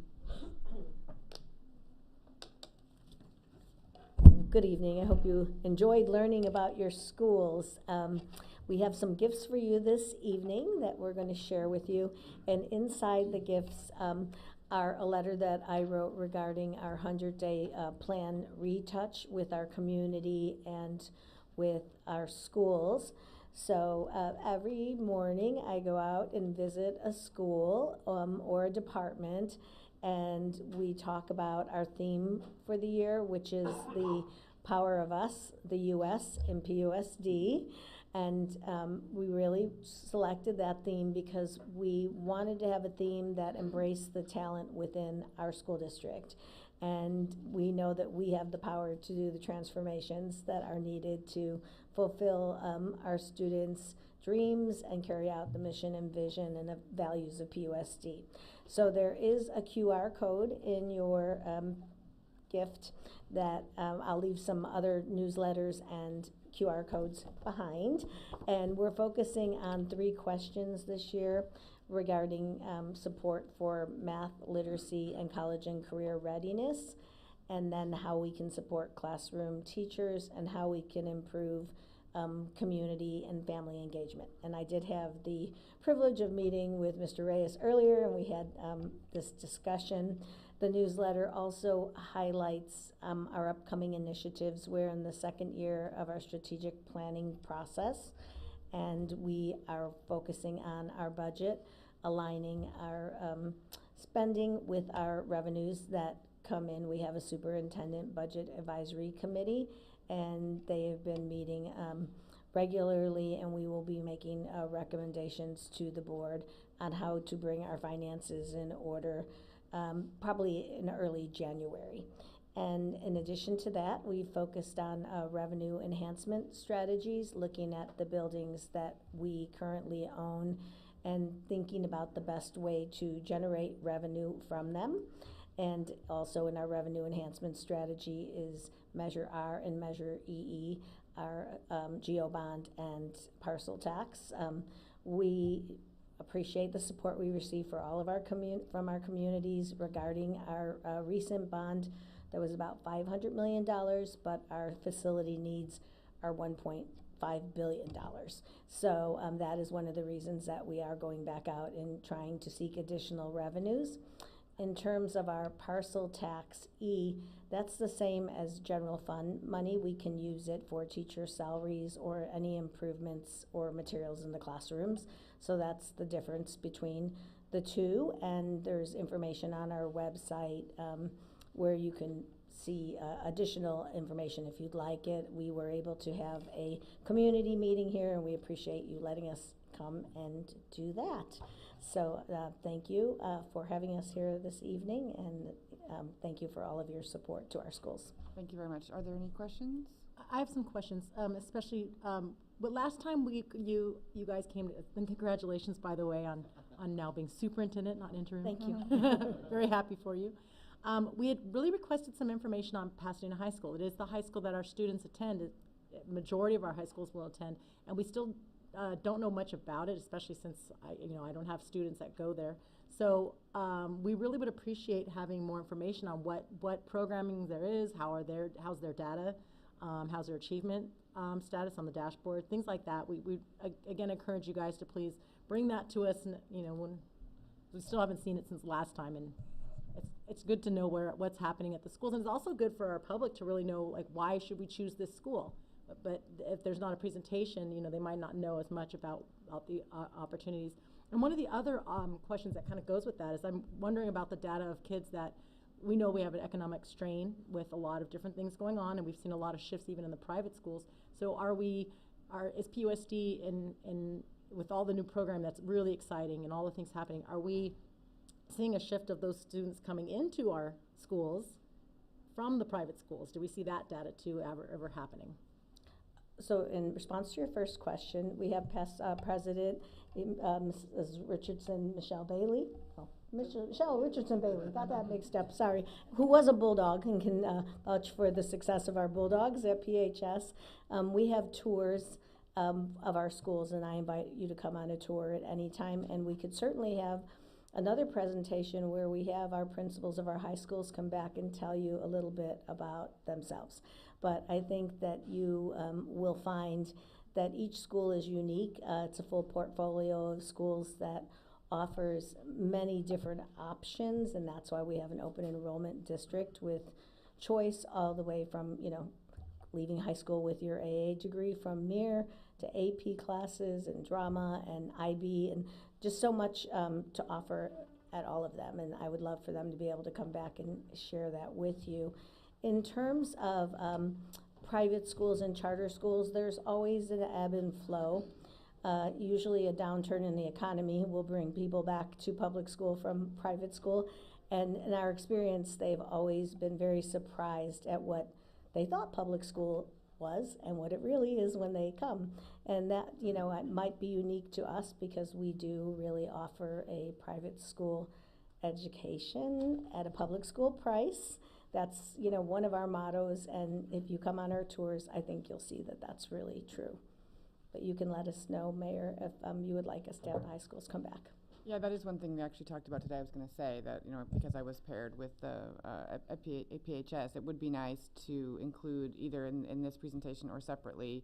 We don't want it to be, too long in any one presentation, but having that secondary presentation as well. I mean, both for the purposes of our families being able to understand, and honestly to give you the opportunity to, in essence, market, what you're doing to our families, because I think, it's well established how wonderful our public schools are within the boundaries of our town, but it does only go to 8th grade, and we'd love to give you the opportunity to tell people how wonderful it is to extend out beyond our boundaries and continue that education. So, yeah, let's talk about how to best do that. Yeah, I know our principals would love the opportunity to come and talk with all of you. Great. Any other questions? Great, thank you so much. Thank you. Okay, moving on to our next presentation, I think we have Senior Planner Wolf that will give a presentation on California State Bill 721. Should I hold and stay? Should I hold and stay and talk about that?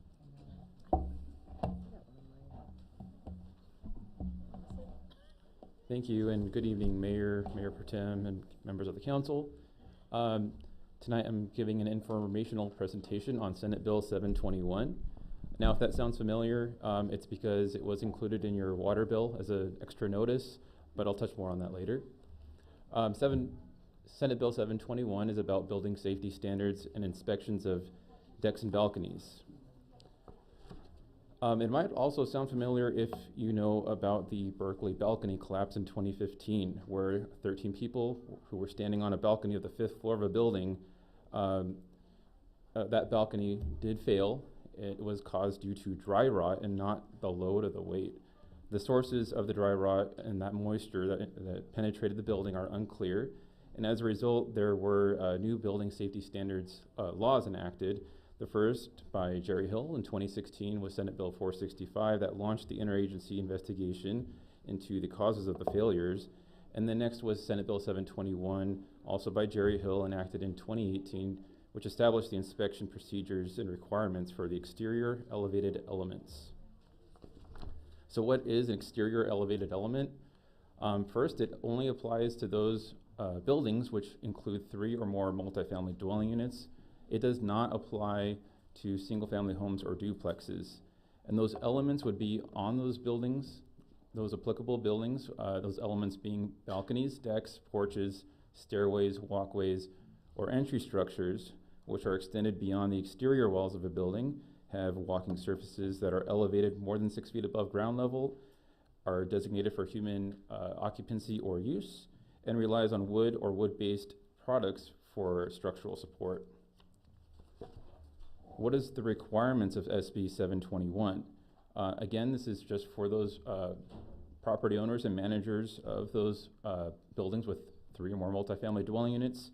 And before January 1st, 2025, and I do note that SB 721 reads with the requirement by 2025 to have these 5 things done. First is to hire a certified inspector who will, you need to review a report and plan for the inspection of your building to identify all of the exterior elevated elements. And where there's any deficiencies, you will then need to pull a building permit, perform the work, and then complete the reinspection, retain records. I'm going to go over each of these steps in more depth later. Through any part of this process that any immediate threat is found, immediate repairs are required. And then more recently, and this is as of September of 2024, an assembly bill was passed and signed into law that extends this required deadline to 2026, January 1st, 2026. And last thing I want to mention is that these 5 steps need to be repeated every 6 years. So to go in more depth about what you need to do in each step, first, when you hire a certified inspector, you need to look for someone who is qualified, and that can be as a licensed architect, a licensed civil or structural engineer, or a building contractor. But I want to note at this point that to perform that work, your individual needs to be separate from the person who performs the work and the person who inspects the existing conditions. So your inspector needs to conduct the following service. They need to do the inspection itself, and then within 45 days of that inspection, they need to prepare an initial report. That initial report needs to be comparable with every 6-year inspection cycle, and then that person will also need to do a final report at the end of the work, and that's detailed more in step 5. The second step of this process is to review your report and plan ahead. In the review of your report, you need to sit down with your inspector and identify and understand all of your exterior elevated elements and where they're located. That report needs to be picture-centric so that they can identify based on observation and any points on that building where moisture may or is penetrating and causing dry rot. All repairs need to be recommended by your inspector, and then within 120 days of receiving your report, you will need to apply for a building permit. So then you'll also need to obtain a proposal from a qualified contractor. This is the person who is separate from the inspector. Preparation of any necessary construction plans and reports for building repairs, and proposal to complete the work of the building repairs. And the third step, to pull a building permit, the first thing you need to do is submit your building permit application to the city. You'll need to provide your construction plans and any reports required to the city building and safety department and pay any fees necessary. You'll need to remember to do this within 120 days of receiving your initial report. And through this review with the city process, you'll have to correct any code compliant corrections that may be given by the city. Once you receive approval, once you're granted approval, you'll be able to pull a building permit, but at this point, I just want to focus on what approval means. It means that at that point, within 120 days of receiving your approval, you'll need to complete all repairs. But approval will also give you the ability to request a building permit issuance, in which you'll need to pay additional fees. Once you have the building permit issued, you can begin work. Remember to request progress inspections from the city building inspector. This is the city building inspector, not your private inspector or your contractor. Through the city inspection process, you'll need to address any in-field inspection corrections.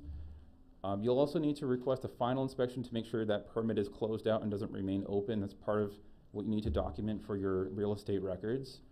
And then I also wanted to remind at this point also to complete all of your repairs within 120 days of gaining building permit approval. And so that final inspection is going to denote whether or not it's been done within 120 days. In the fifth step, once you have everything completed, you'll need to retain all of your records. So again, contact your initial inspector. It's the same one as you've done in step one, and request your re-inspection for the completion of the repairs. You'll also need to forward any engineering observation reports, if any were done during the progress of the construction, and then request your final inspection report. I do note here that if the inspector does find anything that has not met the requirements of the initial report, that they must notify the city within 180 days of their final inspection. You'll need to retain all of these records, your initial and your final reports, for at least 12 years, so you can have something to compare against in previous cycles. And this is going forward once every 6 years. So the public was notified. It was included with everyone's October water bill. It was attention to multifamily property owners and managers, and it included courtesy notice and information requiring of the requirements for Senate Bill 721. But since everyone's receiving this notice, we're encouraging that even though you might not need to meet these requirements, that do keep in mind the safety of yourself, your tenants, your family, anyone who might be in a single family or a duplex with unsafe construction.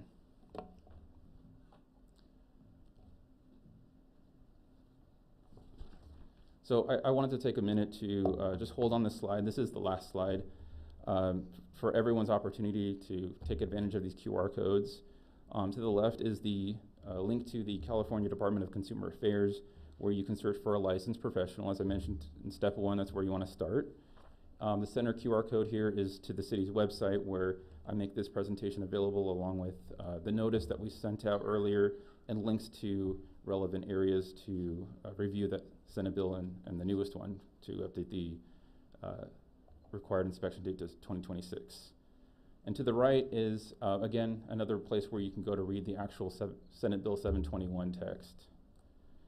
This concludes my presentation. Again, we can hold on this slide, and I'm open for any questions. Are there any questions for Planner Wolf? No.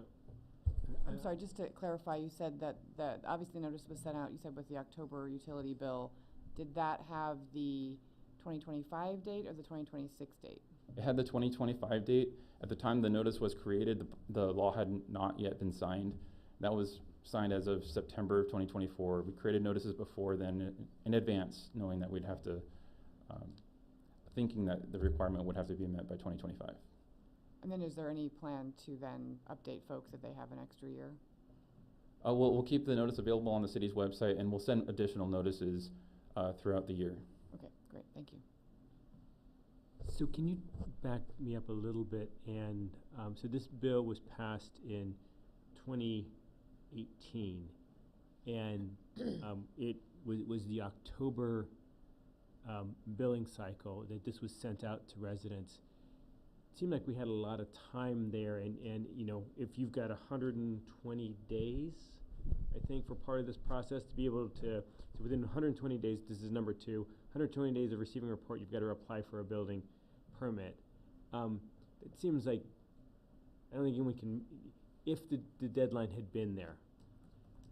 Walk me through, like, why was it October that we caught this and sent it in instead of like February or January? Like, give like, you know, what was the process within the department where we ended up giving out the notices in October?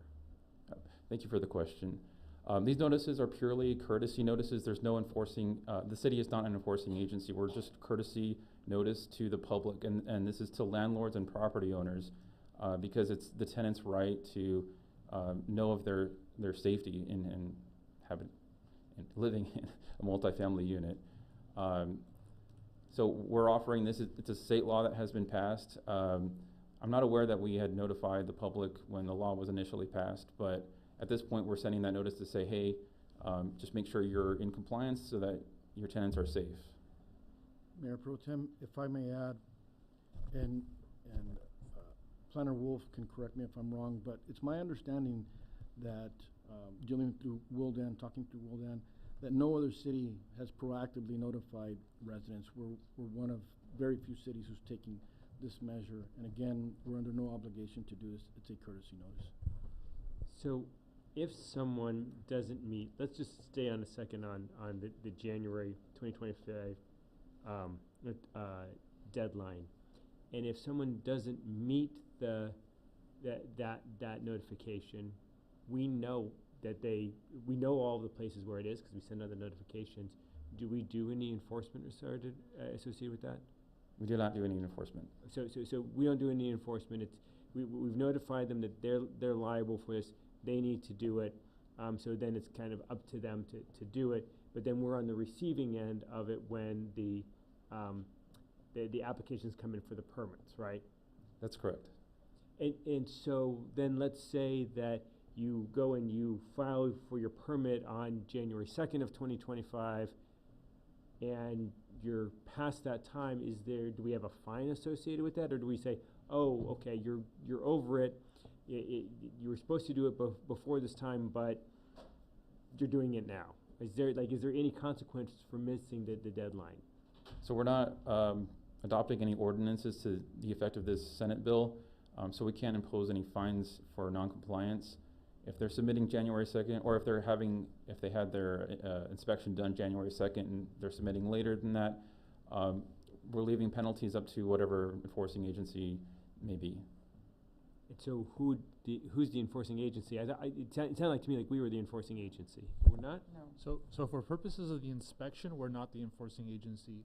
But once the inspection is conducted, and if the inspector determines that there is some kind of damage or habitability issue related to that exterior or external elevated element, then that report comes back to the city by law, and then we have an enforcement obligation because then we have a safety and habitability issue with that building. So our enforcement obligation is not related to the inspection, it's related to the report that comes out of that inspection.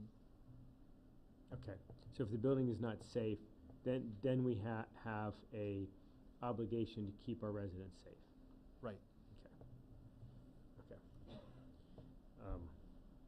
So I appreciate the presentation, and I think it's really helpful, and I'm glad you're organized as always on this. I love the QR codes. It's really, really helpful. I've just received feedback from residents of saying, hey, this is a letter that says September. We received, or it says summer. I received it in October, and it's really hard to do any work, in the last couple months of the year. But I appreciate that we're being really proactive about it and that we're trying to help our residents and help everyone be safe. And I'm very thankful that it's been extended a year. Anything else? Thank you, Planner Wolf. Thank you. We have another member of the planning staff, Assistant Planner Wang, is going to give a presentation on our new online permitting system, or permitting system.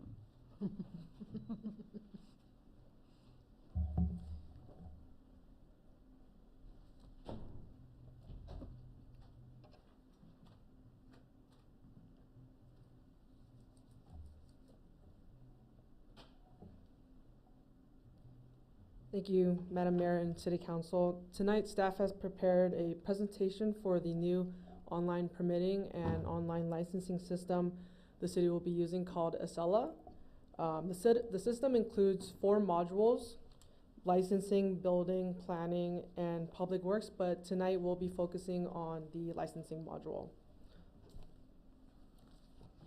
So this program is in response to the state mandate, Assembly Bill 2234, post-entitlement phase permits, a recent government code that addresses the permitting process by public agencies by establishing time limits for completing reviews and determining whether an application is complete or compliant.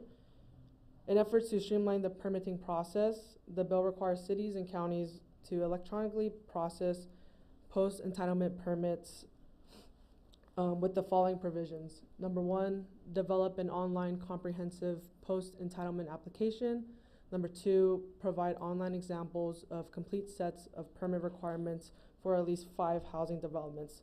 And so far, staff has completed the first 2 provisions, and we are now focusing on the last one. Number 3, create an online permitting system that allows applicants to apply, complete, and retrieve their post-entitlement permits online.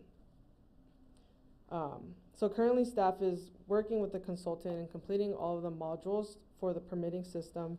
But to ease the transition to the online platform, we are partially launching for the licensing module for the upcoming calendar year for license renewals. For business licenses that are currently registered in our city, they will receive a renewal notice, as you can see on the right, in the mail for the upcoming calendar year, and will be required to register and renew their license online. These notices will be sent out a little bit earlier this year, towards the end of October, which will allow them to register and apply online, and also if they have any questions, they can talk to our staff and we can provide them with assistance, or they can also visit our counter and call us. To renew and pay, the applicant will scan the QR code or type in the URL to their browser, and it will direct them to our city website landing page for Acela. Also, in the renewal notice, an informational brochure will also be mailed out, and will include instructions on how they can register for an account on Acela, and also provides notes on important deadlines for the renewal licenses. The brochure and flyer that will be available at City Hall is also placed on the desk for your review as well, and also some user guides with instructions. Similar to the renewal notices, customers can scan the QR code or type in the URL to their web browser to access the city website landing page, which looks like this. The city website page has some general information, also some frequently asked questions on the bottom, and the applicant will simply click the green button that says Citizen Portal, and that is linked to the Acela Citizen Portal and will open to the home page. Once on the home page of the Acela Portal, applicants can register for an account by clicking either the top right or the bottom right below the sign-in pop-up indicated in the red boxes. The registration will ask for some general information and also a contact type. And once registered and logged in, the homepage will look a little different. There's a selection of different modules on the top: building, planning, licensing, and public works. And each module will have specific permits and application types to apply for.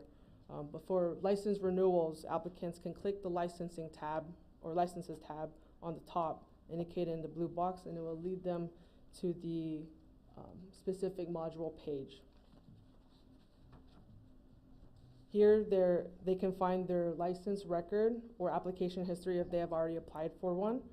And to renew or apply for a new license, they'll click Create an Application, indicated in the blue box. And once selected, the applicants will then select and complete an application depending on the type of business license. And for renewals, we would have the applicant attach the renewal notice that they received in the mail. And that would indicate to staff that they already have an operating business in the city and they're going to pay for the renewal fee. Additionally to the licensing system, the remaining online permitting system, we will be launching soon, and staff will come back with a presentation for that. Thank you. Thank you very much. Do we have any questions? I have a Sure. couple. I'm sorry for being dense. At the beginning of your presentation, post-entitlement? What's a post-entitlement application, post-entitlement phase? I'm familiar with that term. Mm-hmm.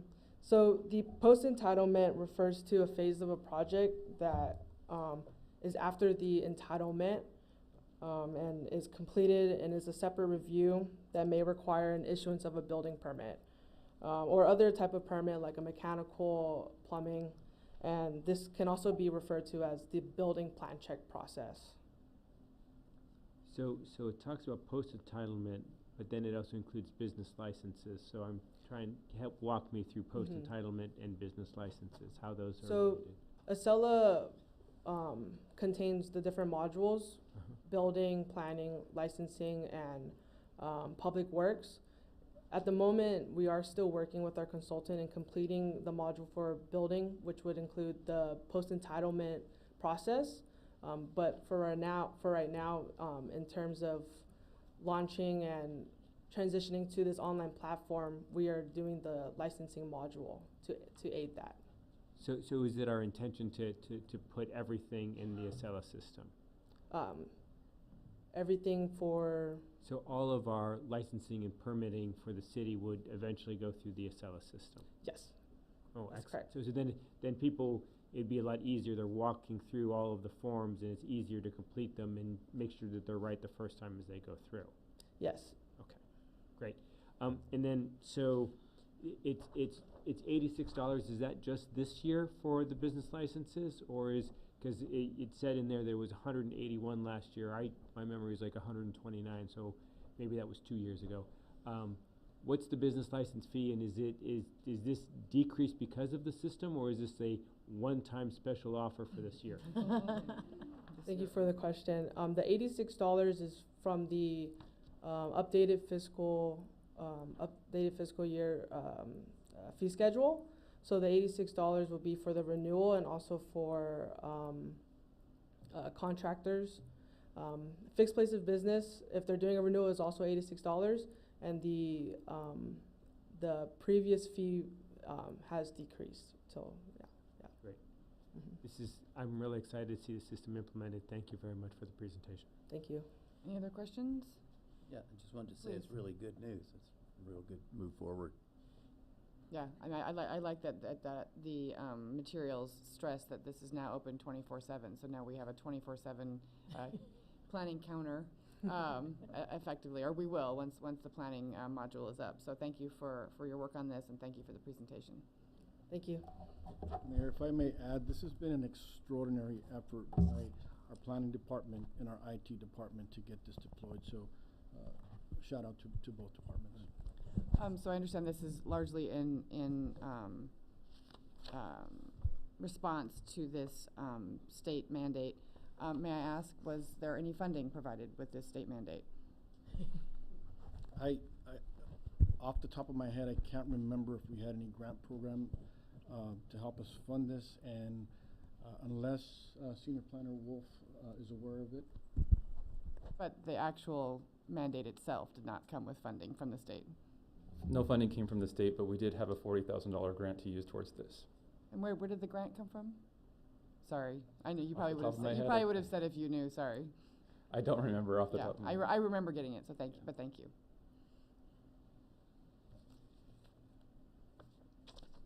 Okay, thank you very much. And now on to our last presentation. And just as a reminder, as I said at the beginning of the meeting, we will take public comment after the presentation, this last presentation, which I know will be given by our consultant, Jaime Rojas, to give a summary update on the budget community hall, town hall meetings we had on September 18th and October 10th. Mayor, actually, I'll be giving the Oh, recap okay. of the two. Okay, great, thank you. So while the slide loads, this is going to be a two-part presentation. I'm going to give an overview, kind of a recap of the participation through in-person and through television and through rebroadcast. And our city attorney is going to then give a presentation on the interpretation of the special tax. Great, thank you.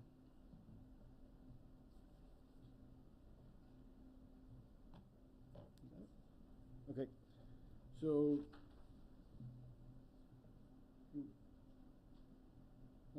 okay, perfect. So I'm going to start off. This is going to be an abbreviated version of the town hall meetings that we had on September 18th and October 10th of this year. So I'm going to start off with really a brief overview and kind of a history of how the Sierra Madre Volunteer Fire Department was established.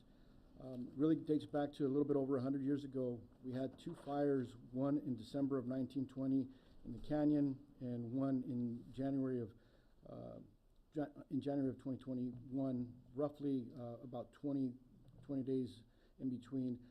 The fire at the Sierra Madre Bakery, we called on a neighboring agency to respond. It took them about 30 minutes to arrive. And by the time they arrived, there was significant damage. And that's when the community members and our local leaders decided that Sierra Madre needed its own fire department. And this really was the catalyst for the formation of the Sierra Madre Volunteer Fire Department. And as the years passed, the challenges of maintaining an all-volunteer fire department became apparent. The demands of a modern-day firefighting and emergency medical services grew too great for a volunteer fire system alone. So recognizing this, the city began a transformation from a combination of volunteer and paid personnel, ensuring that our fire department could continue to provide our residents with the highest level of service possible. So in 2007, we upgraded our service from basic life support to a paramedic program offering advanced life support services. This decision required hiring paramedics, leading to a substantial increase in cost. To support these vital services, the city implemented a voter-approved utility users tax, which was instrumental in funding the paramedic program and covering staff costs for both fire and police and other essential city services. Despite these efforts, challenges persisted, and the city explored various options, including contracting fire service to other entities. But it became apparent to our residents, it became clear that our residents were determined to keep their own fire department, and the city listened. And on September 1st, 2019, the Sierra Madre Fire Department became a full-time career department. This transition was a significant achievement, but it also brought new financial challenges. A full-time fire department represents a substantial budget increase to the city, and initially salaries were well below market, and the city struggled to recruit and retain qualified personnel. To address this, the city council increased the salaries of both police and fire departments to stop staff turnover. Maintaining these high standards comes at a cost. The current budget for our fire department is $3.7 million, while the police department's personnel budget is $4.8 million. And unfortunately, the city does not have the revenue to continue to support the ongoing cost of these departments. Next slide. The city's general fund this year is projected to have a balanced budget with about $17.2 million in revenues and $17.2 million in expenses. Property taxes and the user utility tax are the two main sources of income that account for about 70% of our receipts. The city of Sierra Madre receives $21.21 for every $100 collected in property taxes, roughly about 22%. On the expenditure side, just like most other agencies, personnel costs make up the majority of general funds expenses. For fiscal year 24-25, personnel expenses are anticipated to be about 65% of the city's general fund. As you can see, we spend about half of our budget on police and fire. The full personnel cost of public safety includes 3.4 for fire and 4.8 million for police, which includes salaries and fringe benefits. When we look at our reserve policy, the city meets our current reserve standards. Per our current fund balance policy, we maintain an excess of 25% of operating expenditures, which is in line with the minimum recommendations of the Government Financial Officers Association. Any revenue in excess of the 25% can be used for one-time expenditures, such as capital improvements. But it cannot be used, or it should not be used, for reoccurring or ongoing expenditures. The city prepared a 5-year general fund budget projection, and looking forward, the city does not have a structurally balanced budget. In order to bridge the gap, we will need a structural change in either revenues or expenditures. The figures on this slide illustrate the financial challenges we face and our ability to continue to provide essential services. As we look to the future, it's imperative that we explore solutions to close these gaps, whether through revenue generation and cost management. If today's revenues and expenses continue as is without adjustment or a new revenue stream, we may struggle to meet our operating critical needs for the future. And I'll turn it over to our city attorney for the next part of the presentation. So what makes this measure different from the existing utility users tax and sales tax? This measure is a special tax, unlike the utility users tax, which is a general tax, and the sales tax, which is also a general tax. What this means is basically that the revenue from a general tax it goes into the general fund and can be used for any lawful municipal purpose. Whereas this measure, the revenues from this measure are going to be limited to public safety personnel costs only. Another big difference is that unlike some other types of general taxes like sales tax, there is no sharing of these revenues with other government agencies. All the funds collected in Sierra Madre are going to stay in Sierra Madre. Next slide. 3 points worth noting about this tax. The first is that the effective date is July 1st, 2025, and it will expire in 2032, which means it's a 7-year tax. The parcel tax rate will increase annually based on the consumer price index with a minimum 1-year annual increase. And this special tax will require a majority vote to pass. Next slide. So how can residents guarantee the funds will be used for the proper purpose? There are 3 safeguards in place. The first is that it's going to be placed in a separate account, so the funds won't be commingled with the general fund. Second, there's going to be annual reports that are required that our Director of Finance will provide to the City Council in an open meeting. And third, there's going to be independent audits that are going to be conducted on this account, and the independent auditor will present their findings at a City Council meeting as well. Next slide.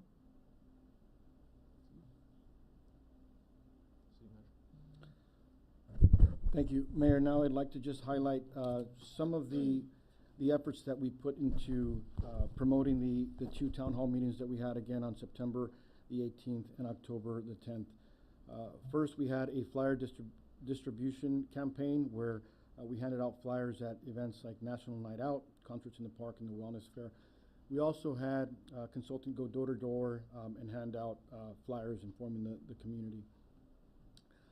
We also had our consultant at Kirsten Court. We also promoted it at Kirsten Court on the digital board, at City Hall, over social media, at City Council meetings, and A-frame message boards. As a result of these efforts, at the first town hall meeting, we had 13 members in attendance, 25 viewers over the live broadcast, and 54 viewed the rebroadcast. At the second meeting on October 10th, 2024, we had increased attendance to 21 in person, Also increased viewership over live broadcast to 27, and we had 13 residents view the Read broadcast. And so this concludes the recap of the 2 town halls, and City Attorney will talk about the interpretation of the measure. Thank you. Management Analyst Carlson can pull up the presentation, and if I could have the clicker, please, as well.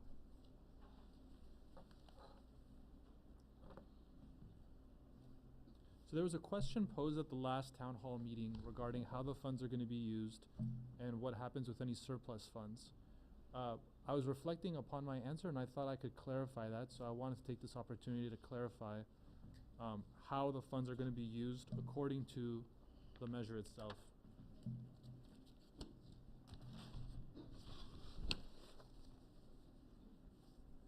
you, sir. So specifically, I want to look at the measure's language.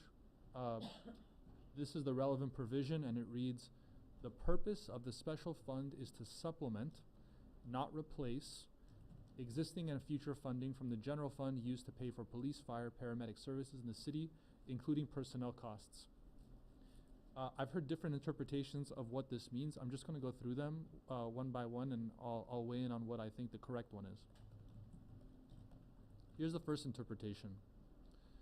That police and fire department will receive their annual allotment of the general fund revenue, which is reflected in the blue here, is the general fund. In addition, they're going to receive $1 million each in special tax revenue in excess of what they need year over year to cover their projected budget deficit. So the red would be the projected budget deficit, and you can see that they're receiving in excess of what they need to cover the deficit. That's one interpretation. I don't think this interpretation is correct because it deprives the city council of their policy-making duty when it comes to setting budgets. So a second interpretation I've heard is that the police and fire department will receive $1 million each from the special tax.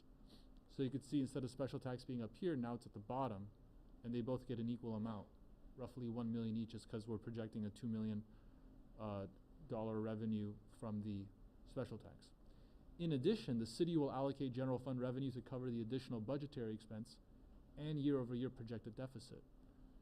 So in this interpretation, they both get $1 million each to start with, and then the city covers the difference for the budget plus whatever the deficit is going to be. That's the second interpretation.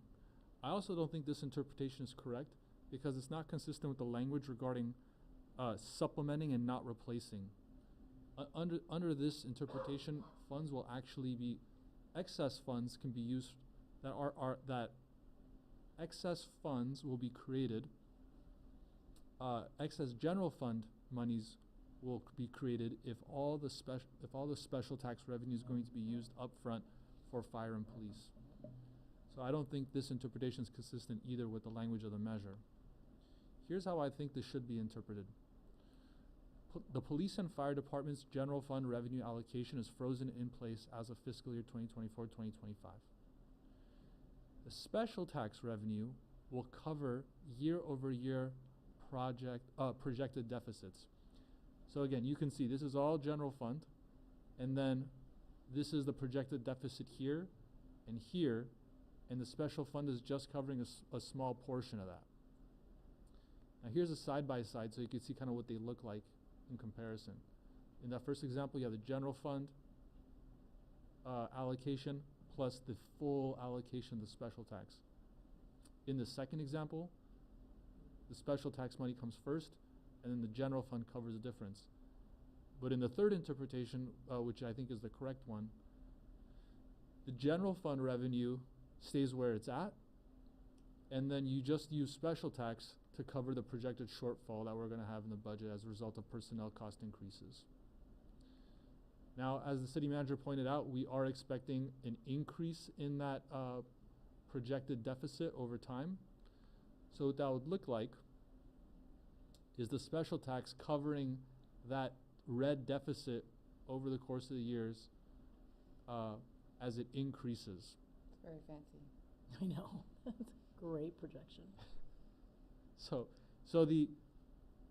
what we can expect, at least in the beginning, is that all the excess revenue that's not going to be used, all the excess special tax revenue that's not going to be used in a fiscal year is going to be placed in a special fund. And it's going to sit there. And it's going to collect interest until those funds are going to be needed in fiscal years 2028, 29, and going forward, because we know based on our projections that at some point the revenue coming in from the special tax is going to be less than the projected personnel deficit that we're going to experience in the future.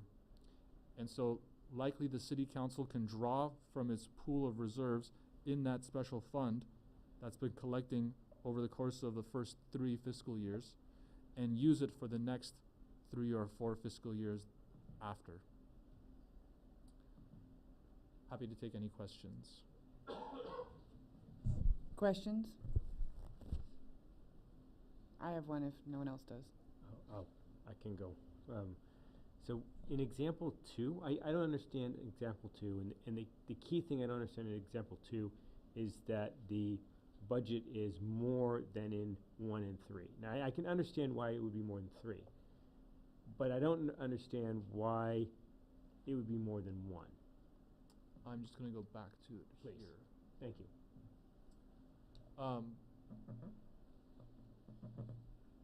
Because if you give it at the beginning or at the end, right, wouldn't the number be the same?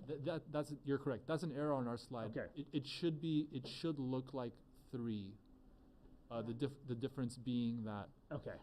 you're going to have green at the bottom, the special fund revenue at the bottom. Sorry, in 2 you have the special fund revenue at the bottom, and in 3 you have the special fund revenue on top because it's supplementing, it's not replacing.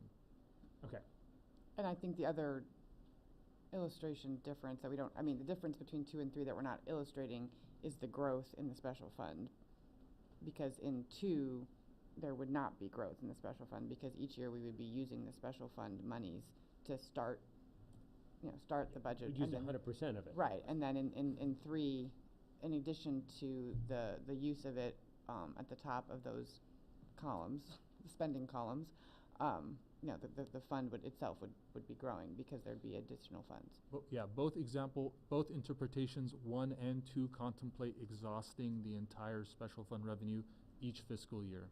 And so then when we get to 28 and 29, we're short $800,000. You would face, again, another deficit for which you don't have funding, if that were the case, under 1 and 2. So my question is related, I think, to that point.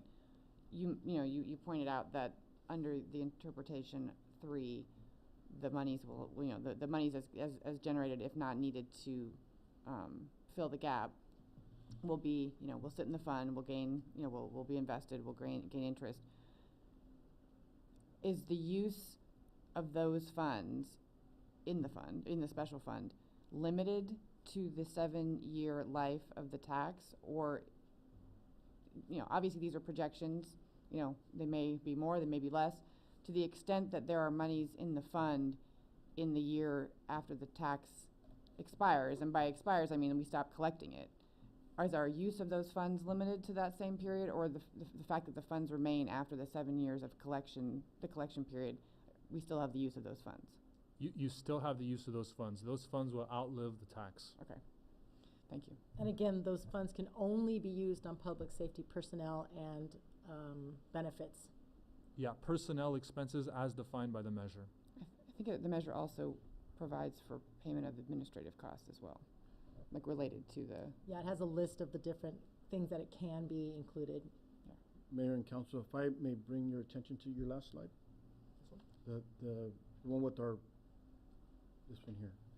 So it's important to note that this 5-year projection included all city revenue and expenditures, but it doesn't include scenario 3 under our city attorney's interpretation. So what I'm saying is that money that's coming in is gonna shrink that gap, but not as much as if the scenario 1 or scenario 2 would be interpreted. Under scenario 1 or scenario 2, we would anticipate that that gap would close a lot more than under scenario 3, where the revenue is only used for PD personnel costs, where this is looking at citywide expenditures. Got it. But then let me correct me if I'm wrong, though. The language in the measure says it can only supplement, not replace.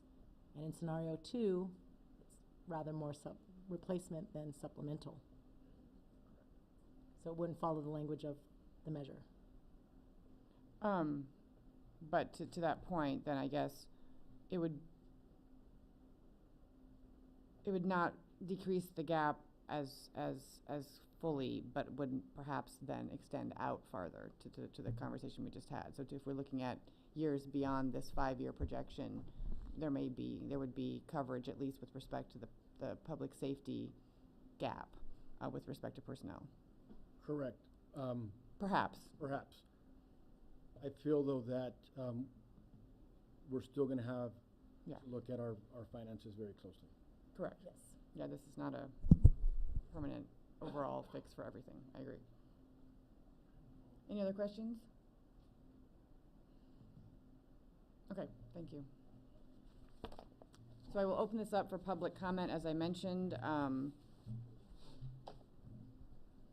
Depending on the nature of public comment, we may have we may deviate a little bit from our normal practice of not engaging in a back and forth. If there are questions similar to how we did in the town hall setting, if there are questions that we can answer, from relating to these presentations, we're happy to do so. If they can't be answered tonight, we can then take on the responsibility to get back to you on the answers to those questions. Madam Mayor, there is a one speaker card at this time, and it is from Renee Kosuda.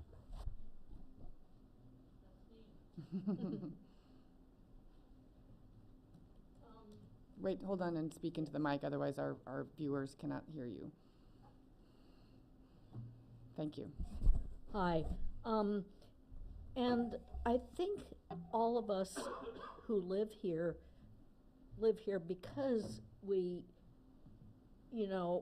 embrace both warmth and the safety of the city. And we all value that. And we all also certainly value our firefighters and our police officers who've actually saved my life. But to me, the city budget, certainly there has to be room within the city budget, because if this special assessment on property taxes is passed, everyone who either owns or rents a home here will be squashed. And rents are already extraordinarily high. You can't find places at any reasonable cost. And whoever is living on a fixed income, and there are many people who are living on a fixed income, especially older people, I don't know what this will do to those people, and I don't like to even think about it. And I'm sure there has to be some other ways that the city can provide fair wages for our valued safety personnel. And I just want to encourage you all to look deeply into that. Dig. Get out your shovels and trowels and dig, and work on it, because I just don't see it viable as to make this rents and housing costs too high for people to be able to live here. So those are my comments / my big question. Thank you. Thank you. Thank you very much. I will say two things in response to that. One is we spend an inordinate amount of time on budgeting, especially the staff, I would say, and we do start with zero-based budgeting, meaning that we do not take last year's budget and just, increase because we think costs have gone up, or we require all the staff to justify every expenditure year over year. And as we noted, that we do spend over 50% of our budget now related to police and fire. We value that very much, like you said. I think there are also residents in town who value the other services that the city provides. So I hear you, and I would like to say that we work very hard to justify and make sure that we are spending the money that we receive as carefully as we can to provide the services that people have come to expect. I will also say that, and this is, I think, sometimes lost in the public discourse, the only revenue sources that government has are taxes in some form or another. So, you know, we talk about other revenue sources that we could explore, and we are exploring. You know, are exploring ways to increase our business revenue, our businesses to increase sales tax, but again, that's a tax, and I would suspect that a lot of the sales tax that's generated in this town is also paid for by our residents. And we've heard time and time again that our residents are not necessarily interested in the types of businesses that would generate a lot of sales tax, particularly sales tax from folks coming here from out of town, such as car dealerships, malls, large Target. So I just want to say that we have done a lot of work on both the revenue and the expense side, and all I can say for certainty is that if there is not a sustainable, predictable revenue source to, in one way or another, to bridge the gap that we are projecting, the only thing we can say for certainty is that we will have to either increase revenue, which is some form of tax, or we will have to decrease expenses, or some combination thereof. But there isn't, as far as I can tell, and I'm no municipal finance expert, but there doesn't seem to be some magic revenue source that is just going to fall into our laps. I do know that, and years ago I knocked on doors, walked blocks to get the user utility tax to be enacted, and I thought that was a great solution, and I would, that was basically to give the city an ongoing steady income. And we all know that an ongoing steady income is crucial. Okay, and this is the last thing, and I apologize because we don't normally do this back and forth in public comment, but I will say two things about the UT.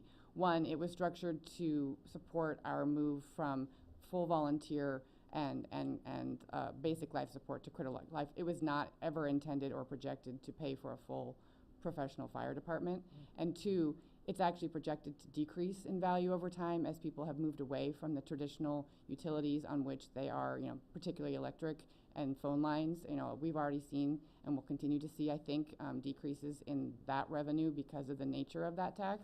It is not keeping up with, inflation. I mean, even normal inflation, let alone the most recent inflation spikes. So, I just want to make it clear that this is not something that we don't spend time on thinking about, and we've spent a lot of time over my 4-year term grappling with a lot of these issues. And as with every level of government, we are trying to do more with less, and we've just come to a point now where we've heard the community that they want to maintain our local fire department, and we've reached our limit on doing.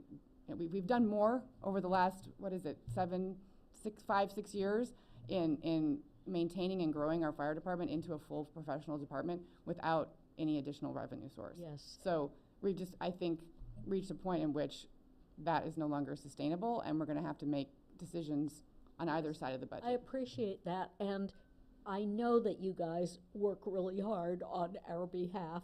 The only other thing that I think is that when the user utility tax somethings, it may have to morph into including a tax on online services. To me, because who doesn't have online services? And Fair we enough. all have to. And cell phones and whatnot. Yeah, but to point out the fact, I mean, that may in itself also be $480 a year. So if it's funding on your property tax or funding on online services, it's still an increase in the cost of living to live here. And I appreciate that that's becoming difficult for a lot of people. And there are some. I was going to ask that question. Yeah, there are some relief exemptions, I should say, from the tax. I don't know them specifically. I don't know if our city attorney has. So that's my question. You spurred on a quick question. I know there are limits to who can be exempt. if they apply for it and they qualify. I know it's something about seniors qualify for one rate and low income. Can you look at the language? Do you remember what language that is? I believe it says seniors, so over 55 qualify for low income, and if they're not seniors, it's very low income. And do you know those numbers currently for this year? Those are the RENA numbers, right? The same index? The same definitions? For the HUD Yeah. adjusted home income limits for Los Angeles Mayor, County. I'm gonna see if Management Analyst Carlson can bring that up. So your question was about for the exemptions? Yes. And who qualifies for Yes. them? So the exemptions, there are three. One is a senior exemption, and you have to be 65 years or older and have a combined household income that qualifies as low income as set by the state. The second is for very low income households, which is I guess a higher threshold. You need to make less money than a low income household. So that's number 2. And the third is real property that is owned by a religious organization or school that California law already exempts from property taxation. So those are 3 exemptions that you have to apply for. Mhm. They're not automatic. These 3 would, a person that feels they qualify for any of these would have to apply for these exemptions with the city. And I believe it's very similar to the UUT tax. In terms of the exemptions? Yeah, in terms of the exemptions. Okay. I just didn't know if anyone knew that number. Yeah. Thank you very much. I really appreciate your comments. Okay, well, thank you. Thank and you so much. Anyone else, Madam City Clerk? There are no other speaker cards submitted, Madam Mayor. Okay, we've been going for quite some time. Let's take a, what time is it? Let's take a 5-minute break and we'll come back at 8:05, or I guess that's a 7-minute break.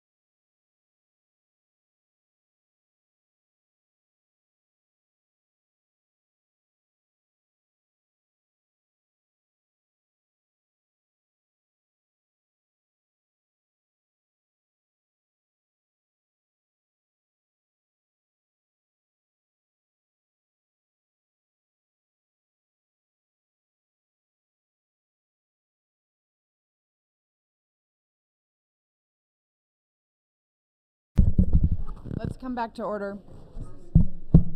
Yes, thank you. Let's come back to order. Or not. Apparently, you learned nothing from being principal for the day.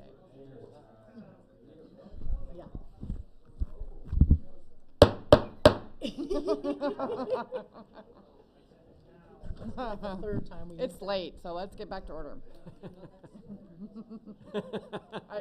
As an aside, I was at the PHS today, and one of the things I did is I saw their ASB, their student council meetings, and that ASB president wielded the gavel. You know, she was giving me tips about gavel use. Okay, so coming back to our agenda, consent. Here we are at consent. Madam City Clerk, would you please read the consent by title only? Yes, thank you, Madam Mayor. There are 9 items on the consent calendar before the City Council for consideration. The first of the 9 is consent item A, and it's consideration of resolution 24-65 approving certain demands. It is staff's recommendation that the City Council approve resolution 2465 approving city warrants. And consent item B is the consideration of Sierra Vista Park Playground Improvement Project change orders. It is staff's recommendation that the City Council authorize the change orders to the Sierra Vista Playground Project in the amount of $29,579. Moving on to consent item C is the recommendation to reject all bids for the 2024-2025 water main replacement project specification number WT2501. It's recommended that the City Council reject all the bids received on September 19th, 2024. Consent item D is the Police Department's reallocation of ARPA funds for capital improvement projects. It is recommended that the City Council approve the reallocation of funds to fund the successful completion of the critical projects. Consent item E is the upgrade to the Police Department's radio communication system. It is recommended that the City Council authorize the City Manager to enter into an agreement with Comline Inc. to upgrade the Police Department's radio communication system. Moving on to consent item F, it's the consideration of use of $240,764.33 of ARPA funds, and this is for the purchase of 4 vehicles for the Public Works Department. It is recommended that the City Council authorize the use of $240,764.33. Consent item G is a consideration of resolution 24-64, approving second amendment to the conditional use permit 22-03 for CUP 22-03 for the private rental rental events and filming at the Villa del Sol de Oro, located within the Alverno Heights Academy campus at 200 North Michelinda Avenue. It is recommended that the City Council approve resolution 24-64. Consent item H is the consideration of resolution 24-63, approving an amendment to the classification plan and salary matrix and approval of the reorganization of various city departments. And lastly, consent item I is the consideration of award of construction contract to All American Asphalt for the fiscal year 24-25 street improvement project. And it is recommended that the City Council award the construction contract to All American Asphalt and authorize the City Manager to execute the agreement. And Madam Mayor, that concludes my report. Thank you very much. Let's ask questions first. Any questions on consent item A? B? Madam Mayor? Yes, please. Do we have a process for identifying organizations that didn't do a very good job? I look at this one and the fact that the grading wasn't done well, and it may have been a tough project, but I think there was some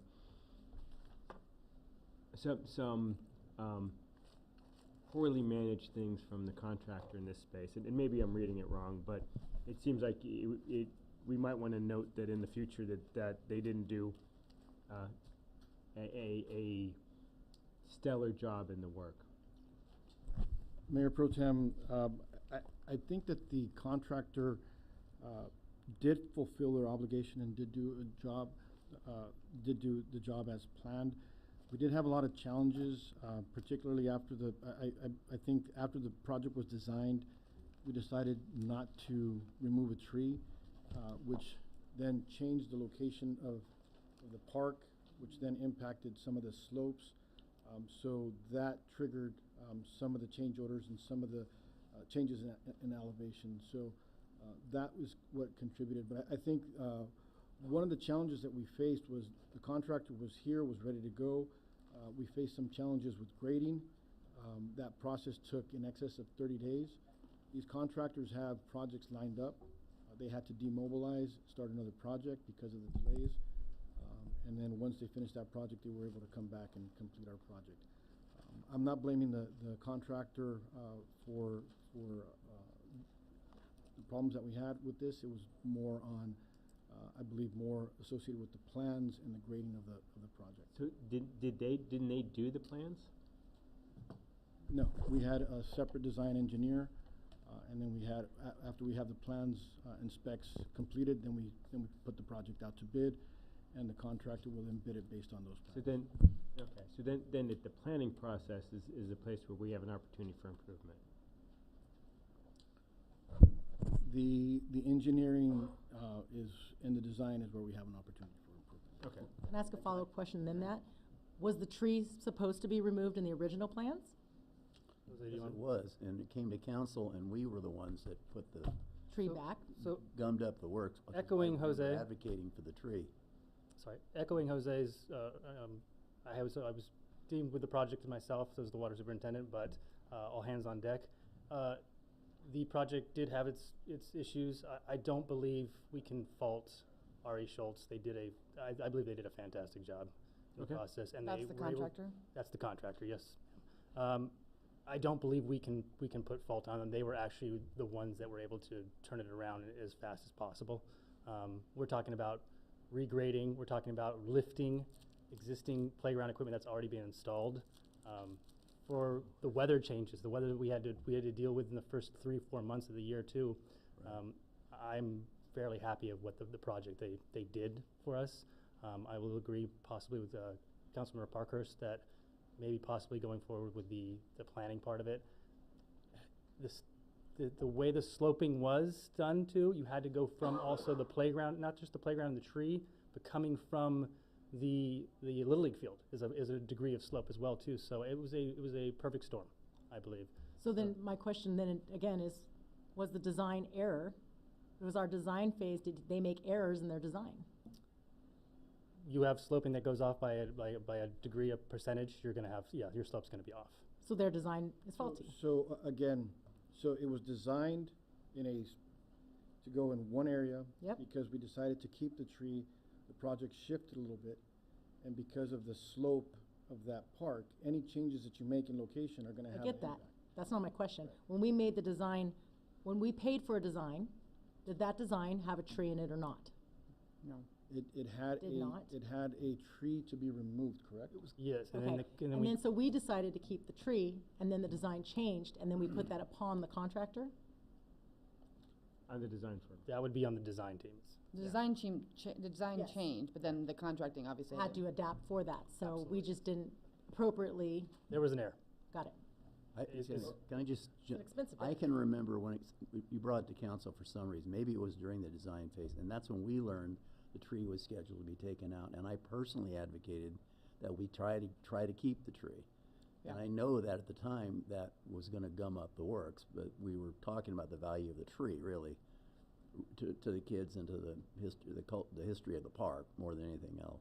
It's the tree I climbed when I was a kid. Yeah, too. and that's where my son went to Little League and played under, Yeah. so there was a reason for all that. I believe once I said council member, I believe it was a perfect storm, and there was an error having to move that degree of slope that comes down from the Little League field to a tree. It was ordained there, we had it, and then when they made the changes, we didn't notice it until we started putting playground equipment in, and that's when you started going, unless we want the children to subterraneally slide. And I'm surprised community services didn't catch that the tree was removed.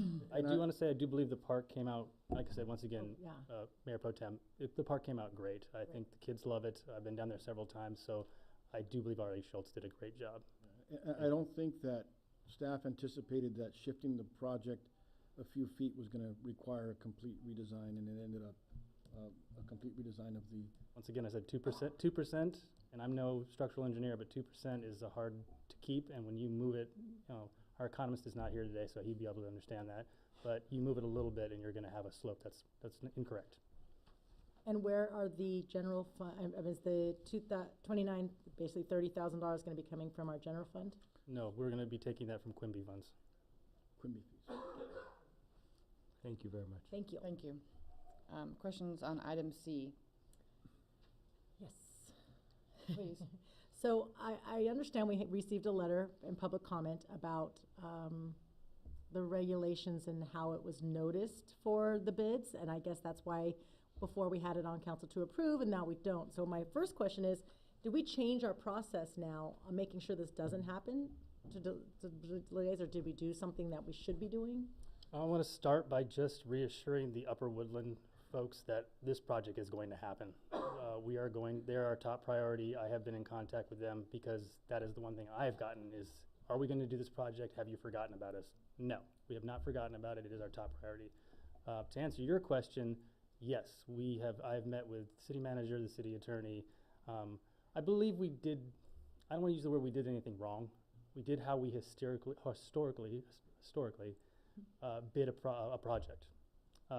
In a learning curve, things change. I've gotten with our city manager, our city attorney, to make sure that we have the proper procedures going forward in all public works atmospheres. And then so we'll renotice this again, Immediately. a little bit better, and then do we know about how much of a delay or how long that process is? So the public works director and myself were already in communications about this. The holiday season is coming up. This is a tough project. This is not going to be like a mainline project that we've done and everywhere else. We were already in communications with each other about the idea of maybe proceeding this to after the new year anyway. So I've already been in contact with the Upper Woodland residents. We have liaison through one of their residents. And I informed them already that we don't plan to do this till after the new year anyway. So this allows me to rebid the project properly. Not like I said, not like we did it improperly the film before. More thoroughly, I want to use that word. And we will get you that staff report by the December, I believe, 10th meeting. And then you guys can decide whether to award that bid. And then we can decide to proceed after the new year. I think that's the proper procedure at this point. Thank you so much. Thank you very much. Was that C or D? That was C. All right, D, E, F. Mayor? Yes. So in the consideration of the purchase of the vehicles, did we consider electric vehicles as part of that process? Good evening, Madam Mayor, Mayor Pro Tem, members of the City Council. Yes, Council Member, we did consider that. In this case here, due to the time window of spending the funds, we had to move in the direction of gasoline, along with the fact that what's available now. To acquire EV vehicles will require time, research, making sure that if we receive those vehicles, we are able to accommodate them. What do I mean by that? As far as servicing. Staff needs to be trained and certified in dealing with electric vehicles. My intention for the department as we move forward with all purchases regarding vehicles is that we pursue electric vehicles. I would like to comply with the regulations that the State of California is going to put in place come 2028. Great, thank you. Thank you, sir. And I just have a quick, sorry. Mayor Pro Tem, if I may add, the two vehicles that we feel would qualify for electrification would be the Ford Rangers. And right now, in our research, we didn't find a vehicle that meets that criteria. All pickup trucks that are out right now are light duty, but are quad cab. And a quad cab vehicle doesn't make sense for public works or utilities. At the conference that we just attended, the mayor and I attended an EV session where they talked about in the next few years, we can anticipate a lot more options. Yeah. And so we remain committed and open to exploring those options. Councilmember Lowe? Just a correction, in the agenda, the amount on the title says $240,764.33, but in the wording, and not on the resolution, but in the wording on the agenda, it says $239,863.83.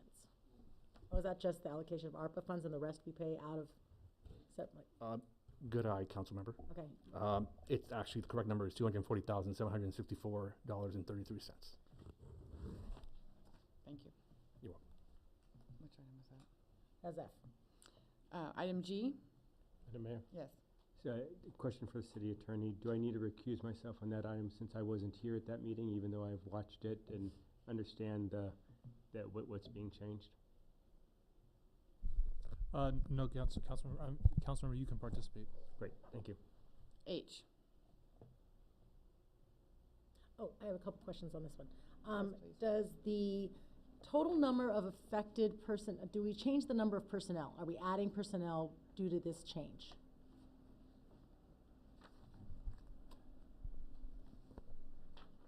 Thank you for the question, Mayor and City Council. No, no new personnel will be added to this change in the resolution 2463. And is there a savings, or is it going to cost us more? It's essentially, there is a savings. Suspending a management position allowed us to create 2 new positions. The staff that will be moving into these new positions will be a very nominal adjustment to the salary once that takes place. And that's current staff, not Current hiring staff. new staff. Current staff that will fill in those 2 new roles. Great. Thank you so much. You're welcome. Consent item I. I have a question on I. This is with respect to the awarding of the contract to All American Asphalt for our street improvement project. I did note that the staff report had listed 2 bids, and noted in the staff report that these were received from credible and capable contractors. I did note that the recommendation from staff was to award the bid to All American Asphalt, who was not the low bidder, and I was just wondering, is this an instance in which we do not need to award to the lowest bidder, or is there some other reason why All American Asphalt is the recommended awardee?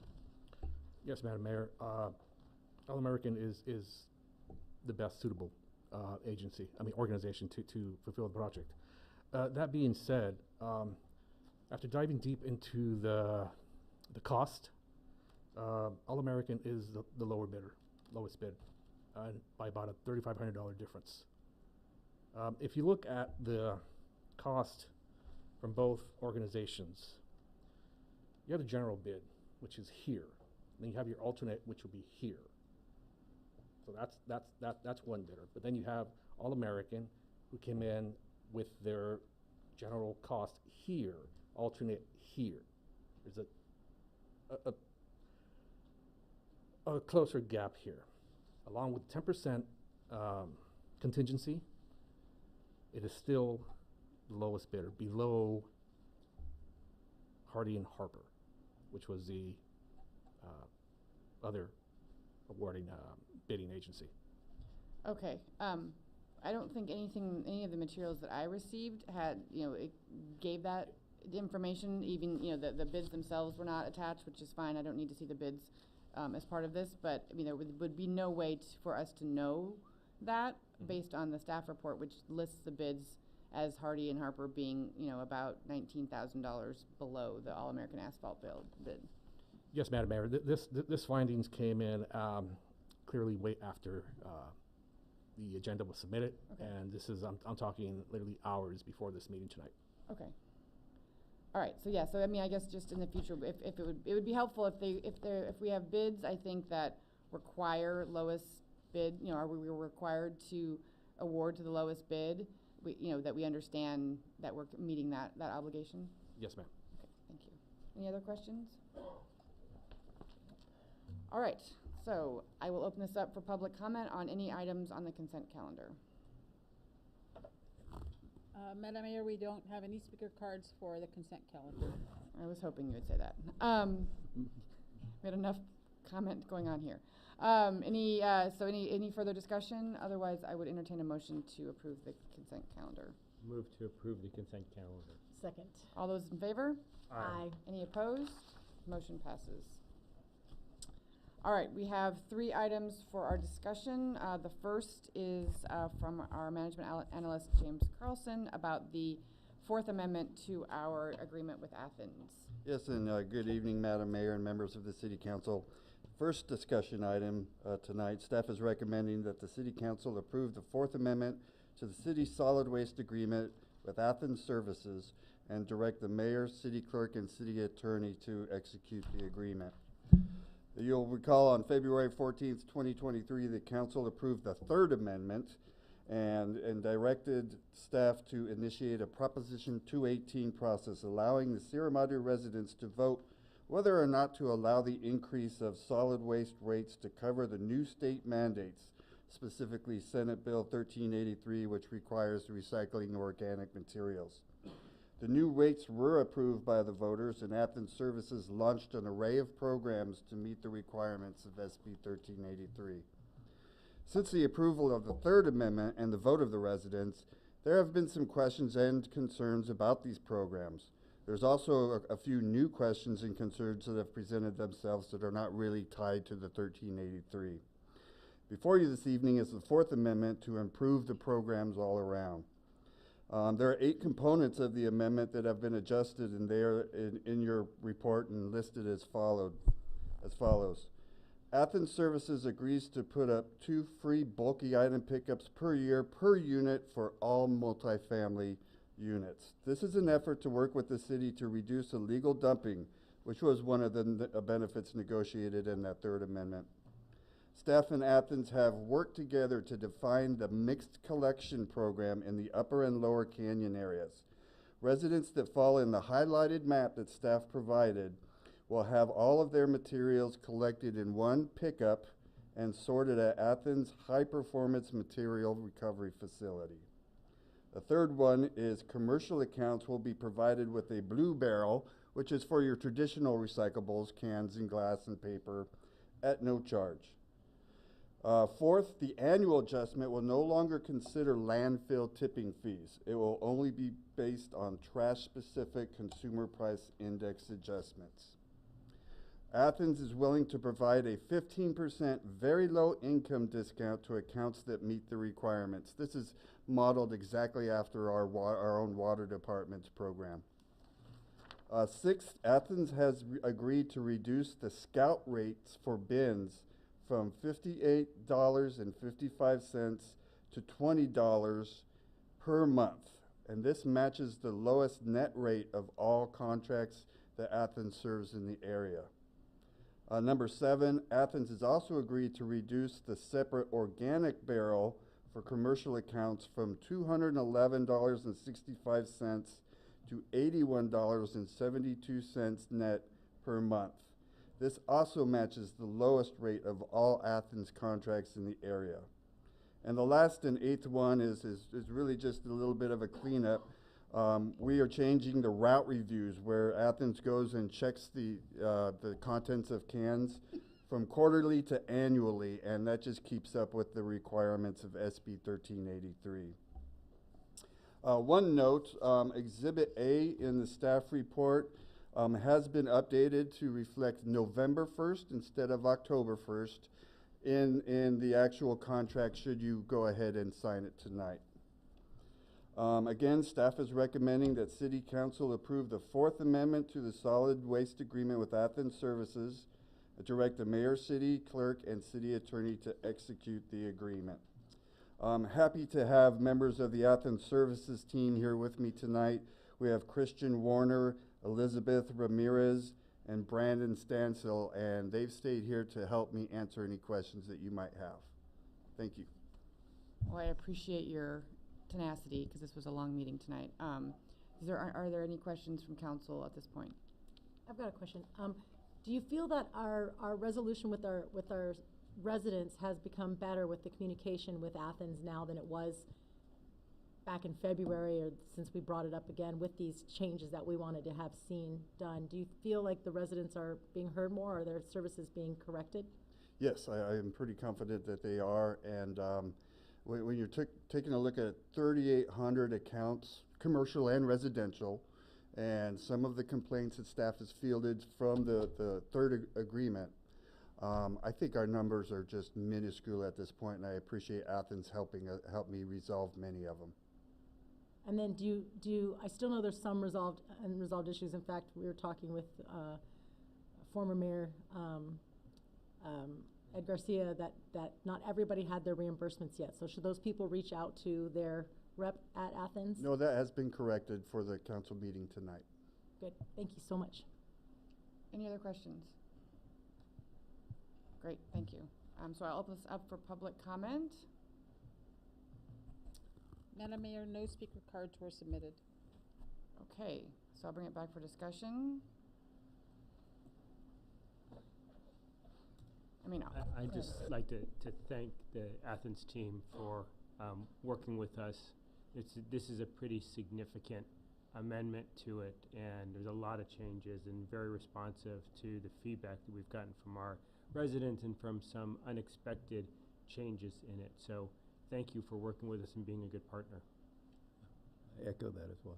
Very much, and you know, Mayor Pro Tem and I were on the subcommittee when we did the third amendment, and there was a lot of work that went into that, and so I really appreciate the willingness to reopen what were already very lengthy and in-depth negotiations over the contract. And so the response to the concerns of our residents, it's just really been fantastic. So I really appreciate all of the work and all of the responsiveness to the concerns that were raised. All right, well, if there's no further ado, I would entertain a motion. Okay, I'll make a motion. Sure. Approval of the Fourth Amendment to the amended and restated solid waste removal agreement with Athens. Do I have a second? Second. All those in favor? Aye. Aye. Any opposed? Great. Hopefully that was a good result for your patience.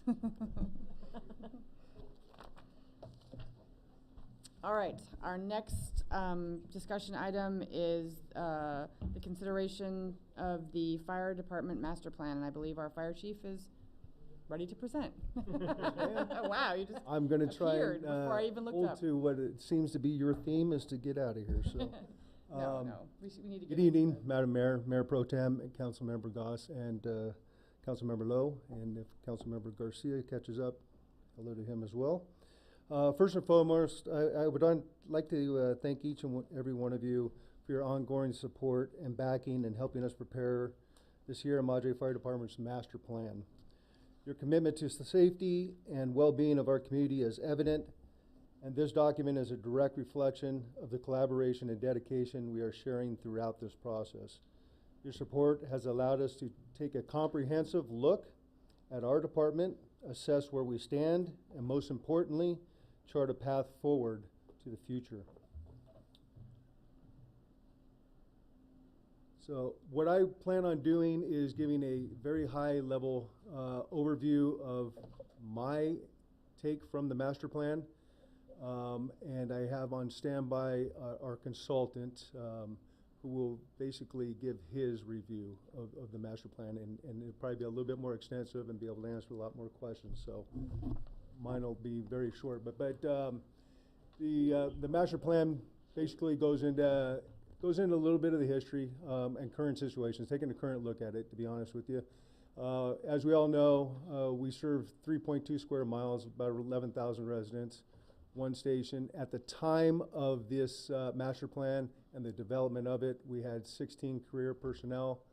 We are now at 16, 17, 18, which includes the administrative staff as well. So that is taking one part-time person and bringing them into full-time. 3 reserve firefighters, and we handle not only fire suppression, EMS, but as what we refer to nowadays in the fire service, all hazards, which, as we can see in there, is going to be mud, debris flows, earthquakes, hazardous materials, and even the pandemic. Some of the key challenges that I definitely saw, and in your review, you'll probably see the same thing, is we're gonna deal with staffing, and my anticipation is not necessarily with the retention, or excuse me, the recruitment, but more the retention. We need to keep the folks that we have now at 100% staff. The facility, as we all know, does need some love and attention, and so therefore, right, those are going to be the key challenges. Without addressing those, we risk reducing our ability to serve the community effectively and safely. I am confident that with your support, we can create a path forward that balances fiscal responsibility with the operational needs of the Sierra Madre Fire Department.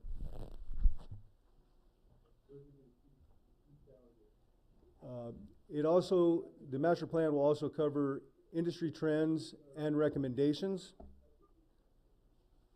And by acknowledging these two items, we can work together to make informed decisions that will strengthen the Sierra Madre Fire Department and safeguard our community well into the future. I am committed to finding the best solutions that balance fiscal responsibility with the need to provide high-quality emergency services. Other things that came out of the master plan is talking about health and safety of our personnel, as well as taking a look into the future, being innovative and looking at the possibility for advancements in technology, which I'm sure Mayor Pro Tem would welcome those ventures. The health and safety of our firefighters are not just priorities, they are essential to the longevity and effectiveness of our department. By investing in enhanced medical screenings, proper PPE, which we currently have, but it is always evolving, and robust wellness programs, we can ensure that our firefighters can continue to protect our community with the highest level of safety and care. Supporting these initiatives is a direct investment in the well-being of both our personnel and the citizens they serve. The master plan as well goes into mutual aid, automatic aid, and financial sustainability. And at the time, focusing on cost recovery, exploring new funding sources, and improving budget clarity, at the same time, focusing on cost recovery, exploring new funding sources, and improving budget clarity will safeguard the financial sustainability of the Sierra Madre Fire Department.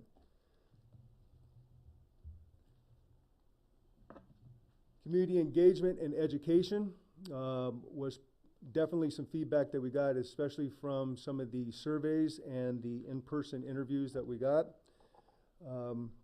These initiatives not only help prevent emergencies, but also foster a stronger connection between the Sierra Madre Fire Department and the community we serve.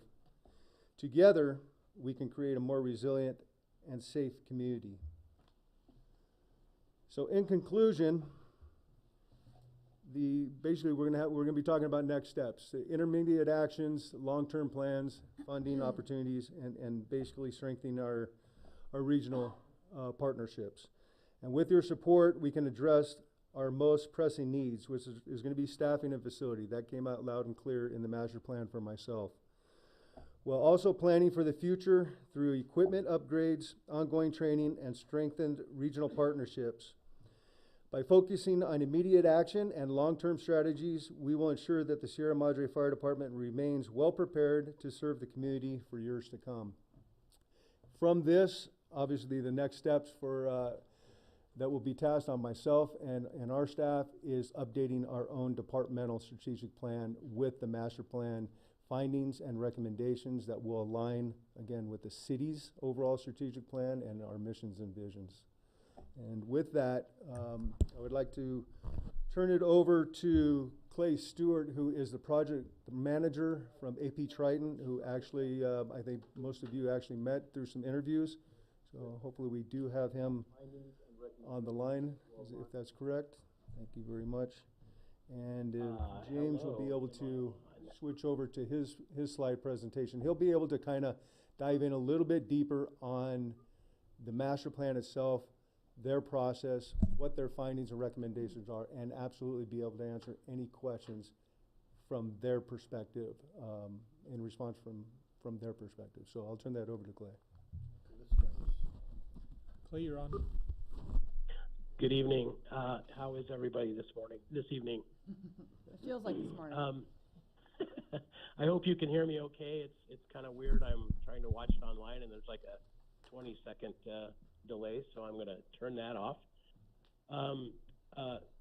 Is the presentation up, Chief? Yes, I'll be controlling it. Just let me know when you need to go on the next slide. Okay, thank you. Thank you, City Council, Mayor, the citizens, and the leadership from the City of Sierra Madre. My name is Clay Stewart. I'm the project manager for this process. And on behalf of AP Triton, I just want to say thank you very much for allowing us to do this. It was an excellent project. You have a very good fire department, a very good system, especially for the size. Go ahead and do the slide, Chief. It's a little strange. Our plan is about a 300-page document, so I thought the best thing to do would just be read it verbatim to you.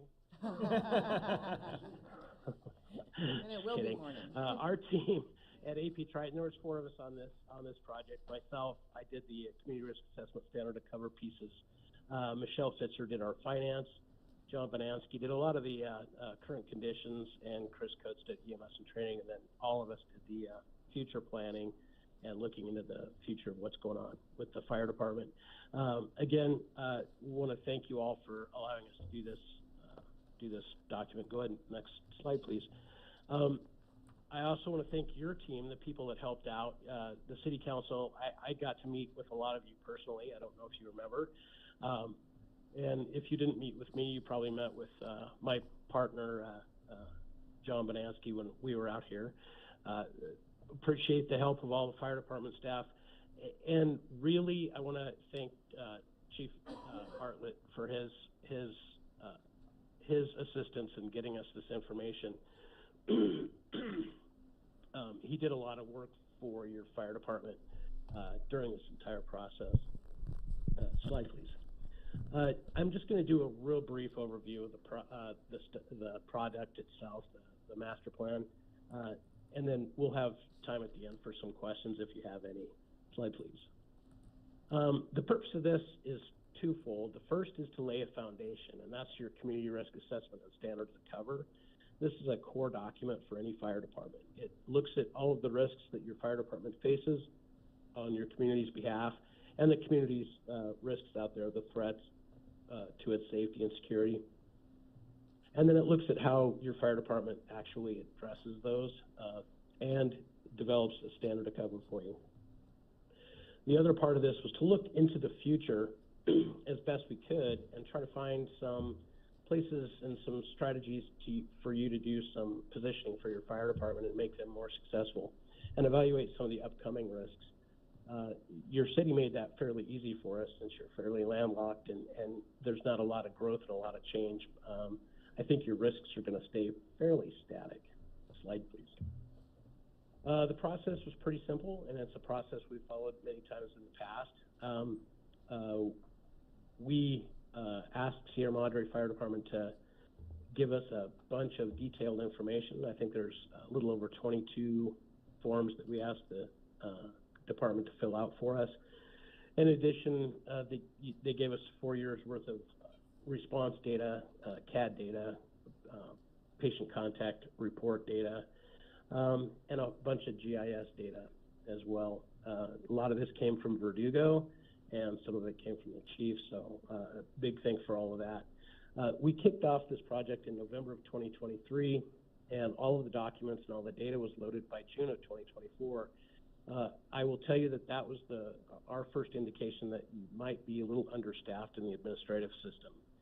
These data loads don't usually take that long, but a lot of this fell to Chief Bartlett, and his day job took precedence over a lot of this. So it was a little bit of a slow load, but we got it in the end, and it was very good, very detailed, and excellent information, so that worked out pretty well. We also, during this data load, we were looking for supplemental information, information off of your website, cities, the state site, the county site, looking at other information within your region to find out what's going on and what could be done. And then we started analyzing this data and started writing our reports even before the full data load was done. Starting probably about May, I think everybody started to get engaged completely. Then John and I came out in June of 2024 to do some stakeholder interviews, which is the people that are most closely related to the fire department, the city leadership, the council. We had some of your community leaders, and then we did a presentation at the end of that and kicked off a community survey that went for a few weeks in June and July. Slide, please. The study has 4 parts and then some appendices. The first part is the executive summary that also talks a little bit about the future of the fire service, which is, I hate to say it, but the fire service is fairly traditional. So the future isn't much different than what we have right now, with the exception of we're seeing some new technologies, drones, personal protective equipment, different fuels for vehicles, that kind of stuff. The stuff that you're seeing throughout all of our society right now, you're starting to see some of that technology weave its way into the fire service. Firefighters are very reliant on things that work. So at times they don't want to make leaps into new technologies and new systems just because so much relies on what's going on. So you don't ever want to be a beta tester unless you have a bunch of people and a bunch of stuff behind you to fix it if the beta test doesn't work. So this second section talks about the current conditions, and that we go through your staffing, we go through your finances and your training system and all of that. And slide, please. The big takeaway on this one and the big cost takeaway on this one is your station. Station 41 wasn't built for what you're using it for, and that affects a lot of different aspects of your fire service. If the firefighters don't feel comfortable in their station, they don't really want to work there. And keep in mind, they're there for 48 hours in a day, or 48 hours at a time. It's like being at home. It's your home for a third of your life. So the station has to be functional. It has to be well maintained. It has to be meet a lot of the modern safety standards. For instance, you don't want to take your bunker gear and your dirty clothes and your dirty person after like a messy call through the living spaces to go take a shower or go change your clothes or things like that. Modern fire stations have actually decontamination corridors for getting people out of the apparatus and into the living quarters, and at the same time keeping the carcinogenics and all the bad stuff out into the bay. Your station was built at a time when it was used as a volunteers hall. So gender separation, housing spaces, workspace, and things like that weren't incorporated into the station design. So it's an older design. It needs to be updated or replaced. And you also don't have enough bay space for all the apparatus, which has an effect on the lifespan of the apparatus. Slide, please. The second section, or I guess the third section, is this community risk assessment. This is where we go through and do a very detailed, deep dive into your community, how it's made up, what its demographics are, and what threats and risks that your fire department is facing. Slide, please.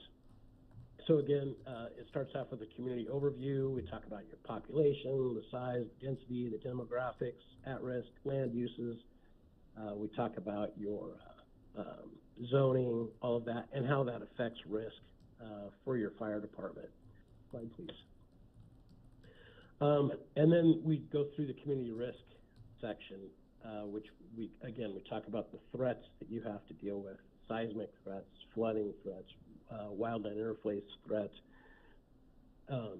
how the zoning and how your community is put together and how that affects the threats and the safety of the community itself and the fire department. Slide, please. We use this Commission on Fire Accreditation International's 3-axis risk score. It's a very fancy way of trying to quantify the risk by program.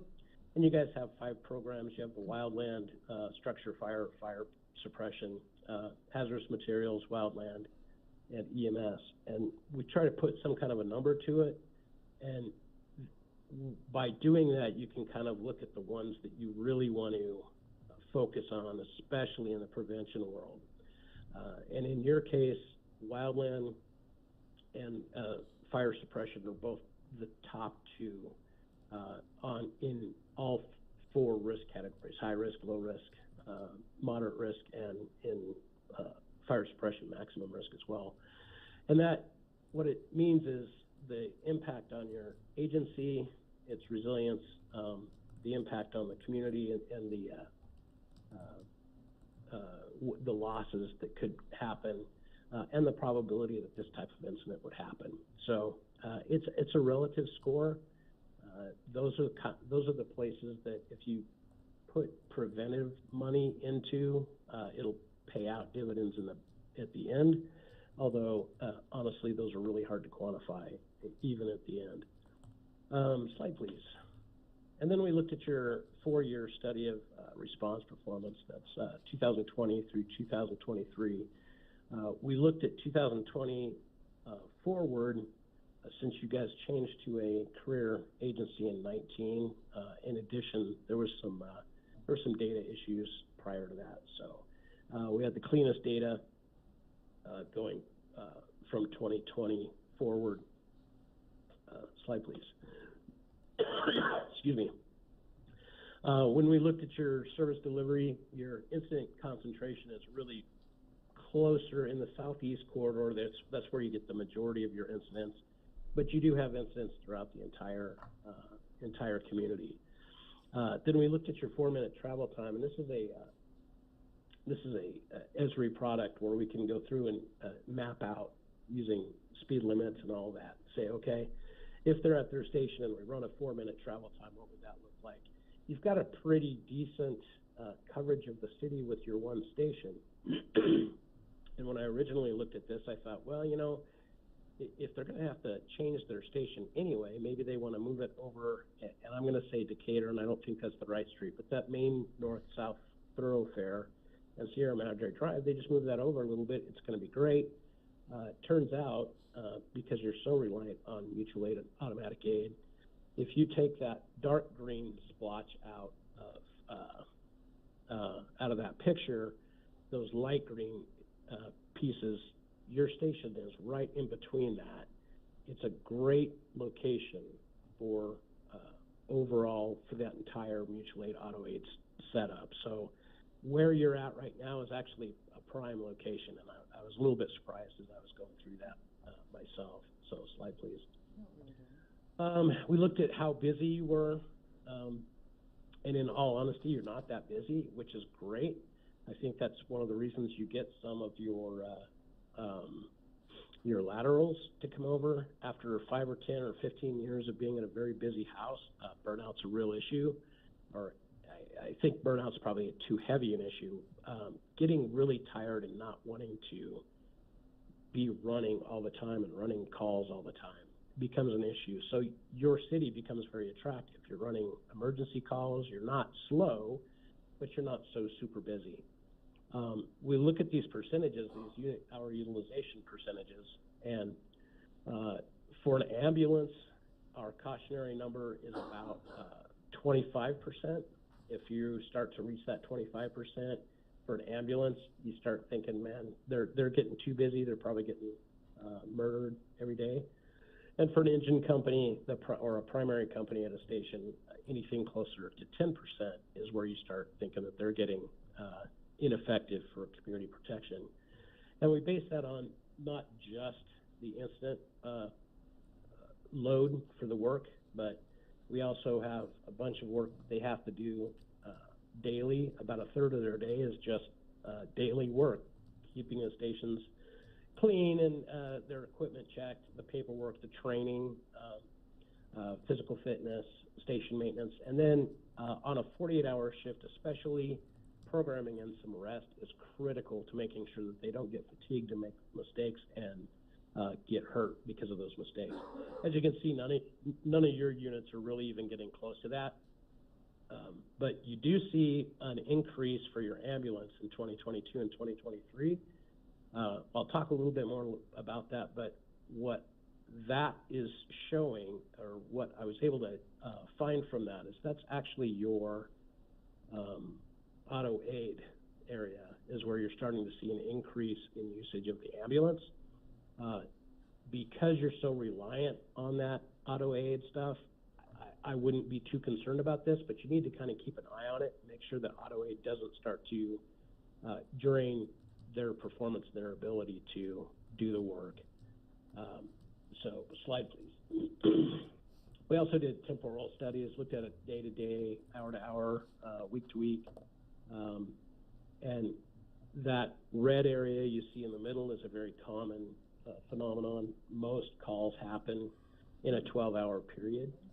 Your call volume actually extends a little bit further out in the evening than most of the agencies that I've evaluated. Usually you can see a 75 or 80% call volume in about a 12-hour period. Yours is only about a 67%, and it slowly drops down to about the 10 o'clock hour. So you have a very active evening life, apparently.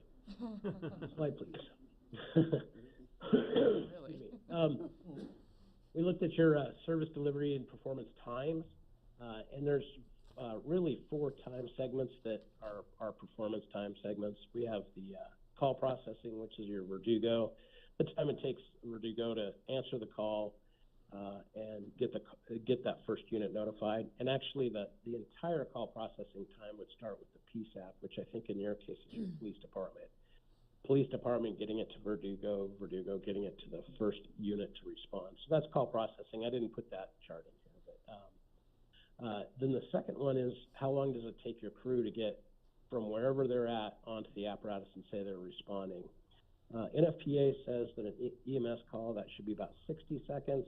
And any incident where you're putting on your gear to go to the call is closer to 80 seconds, so a minute and a half.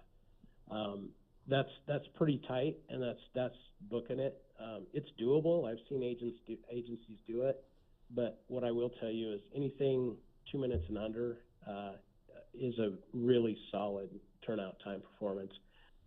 Shooting for a minute and a half would be an amazing goal, and industry-wide, that would be, from my experience, that would be pretty good. So it's a really solid, that 2 minutes is a solid time. It takes minutes to get to the fire truck, get the truck started, get everybody on, get their seatbelts on, and get started to move. You can improve this time in a couple of ways: policy, reporting to your crews, making sure that they know that what the standard is, and supervision and all of that. And the other part is the station itself, how the station's laid out, how fast they can get from wherever they're at in the station, and making sure that the station has good, clear communications throughout. Travel time is the second performance measure that we usually use, and we're doing this all at the 90th percentile. That means that for example, the 2 minute turnout time is 2 minutes 90% of the time. 2 minutes or 2 minutes and 5 minutes, 2 minutes and 5 seconds or faster 90% of the time. So, they might have a 2 second response time. They might have a minute and a half response time, but the kicker is 90% of the time they're on the road 2 minutes and 5 seconds or faster. The travel time, NFPA recommends 4 minutes, and I'll tell you that's almost impossible to meet. I don't know of any agency that's ever met that in any of the studies I've done, and I've done several. Anything under 7 minutes is good. Anything under 6 minutes is solid. Anything under 5 minutes is excellent. So you guys are right in there. And that goes really to not only your aid agencies being fairly close, but your fire station being well located. What I want to call your attention to is that EMS auto aid. So that's you going out into the world at 9 minutes and 52 seconds of travel time or faster. I look at that as what you're probably going to get from your next in unit. So either Pasadena or Arcadia, you're probably looking at about a 9-minute travel time for them. That's very common, even if you're a fire department with 6 or 7 stations. The next closest station is typically almost twice as far away as the central station would be. Slide, please. And then this is the real deal. This is what the customer sees. This is what we call total response time. This is from when they dial 911 until your first unit gets on scene. Anything under 10 minutes is solid. Anything under 8 minutes is pretty good. Anything under 6 minutes meets NFPA standards. So you guys are right at 7 minutes for EMS calls and 8 minutes, 10 seconds overall. So that's a really solid time. And again, that EMS time is what you should be expecting from your auto aid partners as well. Slide, please. We had 24 recommendations, and just remember, these are our recommendations based on our experience and our background. We don't expect you to say, oh, we're going to adopt every one of those recommendations. We're going to do them. They're guidelines for you to look at, follow, and as you build your strategic planning in the future, you can look at these and say, yes, we can do that. No, we can't do that. And the situation has changed. We don't need to do that. So, it's not law. But these are things that we see from our experiences, and the team that came out we had 2 ex-fire chiefs, myself, I'm an ex-deputy chief, and then a city manager. So a lot of people with a lot of years of experience. Slide, please. I broke them into 4 different groups: programs and policies, staffing, facilities, and then finance. The programs and policies are pretty much low-hanging fruit. These are things that you can pretty much do with staff time. The 2 I wanted to call out was to make sure that you continually aggressively participate in that auto and mutual aid system. That's your lifeline in a real significant incident. You need your response partners to be on your side. And the other thing is, for your fire department, is adopt a response time objective for each element. So that call processing, turnout time, travel time, and total response time. That way you, as a city, know what you're providing as a service as far as response time goes, and you can use that to judge whether or not you need to invest more or do something different to improve those response times for your community. It's a really good way for the fire department to know that they're doing what you expect of them. Slide, please. Then staffing. For staffing, there's 2 concepts, and you've already added some administration, which is amazing and very important. The other piece of this is, right now you have supervisors, which are your captains. So these are the guys that are supervising the boots on the ground day to day, and then you have a senior manager. You don't have any middle management at this point.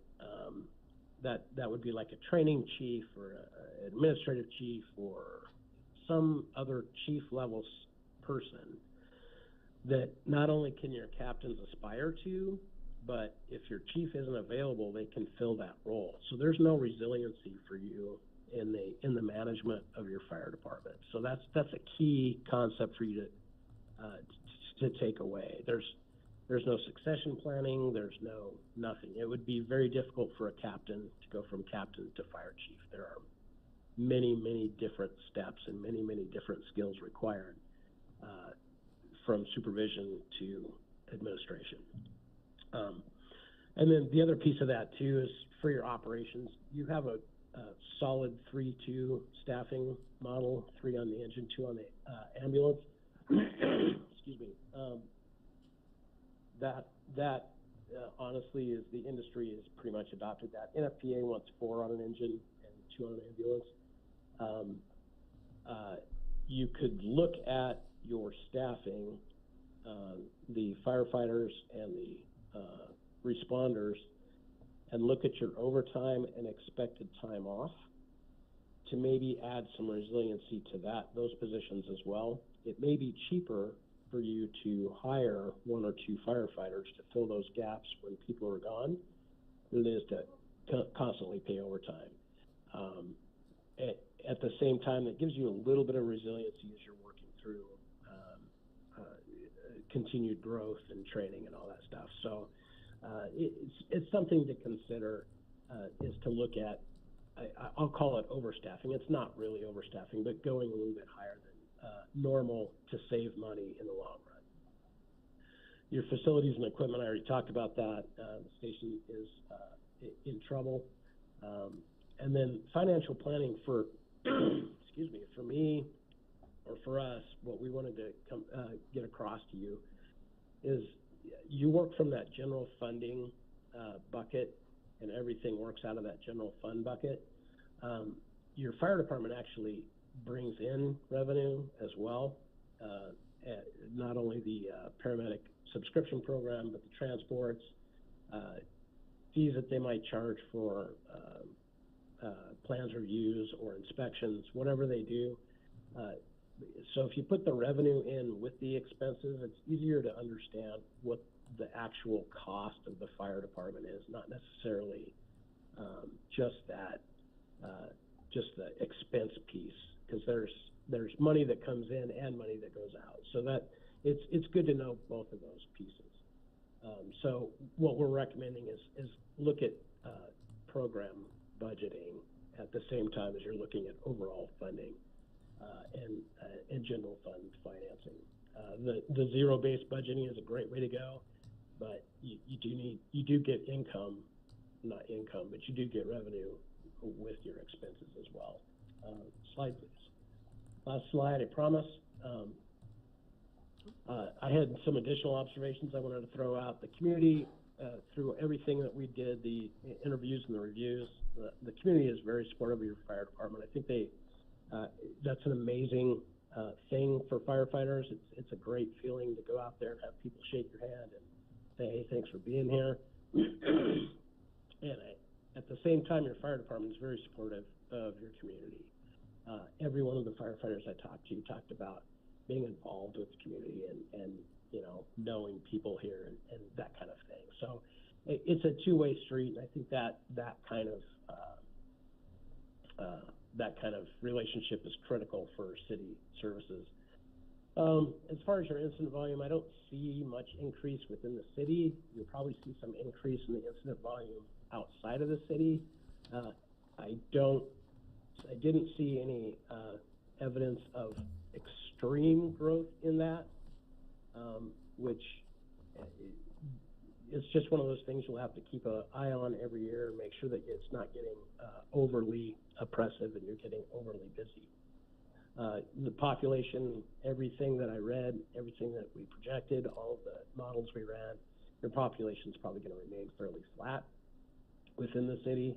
The area around you is likely to grow.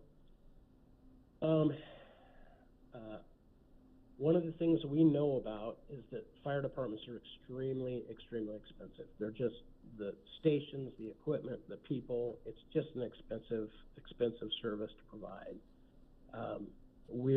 The fire service is a little bit at the mercy of vendors that they can almost charge whatever they want in a lot of cases, and it's just pricey.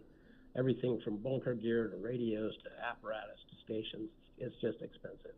And we get that. So one of the things AP Triton likes to do is look for areas of consolidation and opportunities to maybe regionalize or look for things that can decrease the overall cost without interfering with services.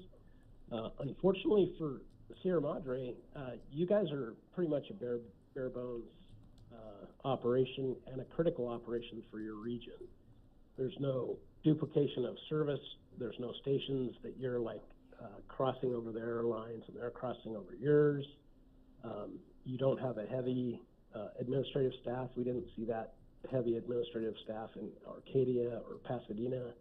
I didn't look at Monrovia, but so you're kind of, the expenses that you're experiencing right now with your fire department are probably as low as they're ever going to be.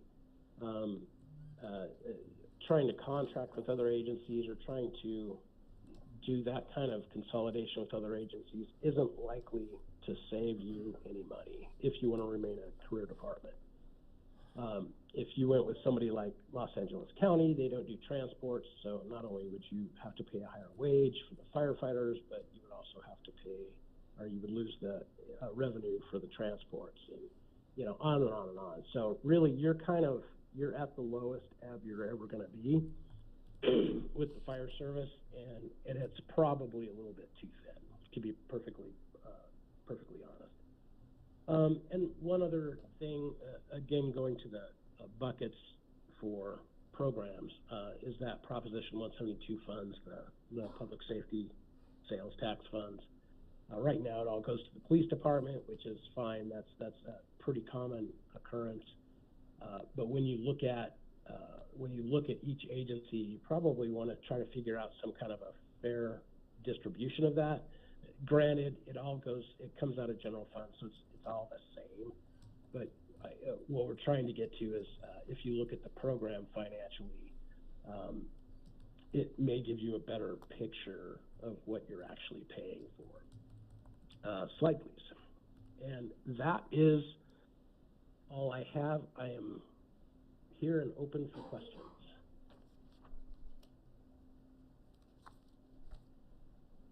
Okay. On that note, questions? I have a couple. Please. I don't know if they're very sensible, but first, thank you for your presentation, sir. Several issues. Number one, you mentioned regionalization. We haven't really had any serious talks about that. I mean, when we decided a few years ago to have our career fire department, we pretty much discounted the idea of partnering with other agencies or creating regional forces. Did you have something specific in mind when you brought that up? No, it's just one of the things we look at as we're doing our studies. Oftentimes when we look at a specific service, what you'll see is like Fire Department A, Station 1 is really close to Fire Department 2, Station 2, you know, and they cross boundaries and they cover the same area. And if those two agencies would come together, they could run it and get the same services out of one area. So we always look for that kind of stuff for potential cost savings and potential improvements. That wasn't the case for Sierra Madre. That's not something that we would recommend, or even we couldn't see anything that would give us that way to go, if that makes any sense. Sure. So automatic aid is kind of like that, isn't it? We are leveraging the assets of other agencies. Correct. And for your system, automatic aid is key. What it comes down to is who's paying the bill. And in your case, your automatic aid, you're helping your neighbors are helping you, you're keeping your finances separate, everything's great. So there's just no need to change that system at this point, is what we're getting at. That works really well. You get control of your finances, you get control of your fire department, and at the same time you get the assistance of those other fire departments if that need comes up, multiple calls in your area or large incidents. So your system's good is, I guess, what we're getting at. Can I just follow real quick? So, all right, so we're good, and we worked hard to get to that point. So these recommendations you're giving us on several fronts, I'm kind of trying to figure out if we're able to accomplish these, we can reasonably expect that other agencies will want to continue with automatic aid with us, or would you say that if we're unable to accomplish some of these things, that our automatic aid, we might be less attractive for sister agencies?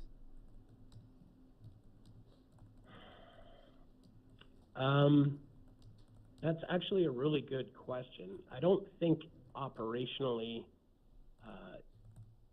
it would change much.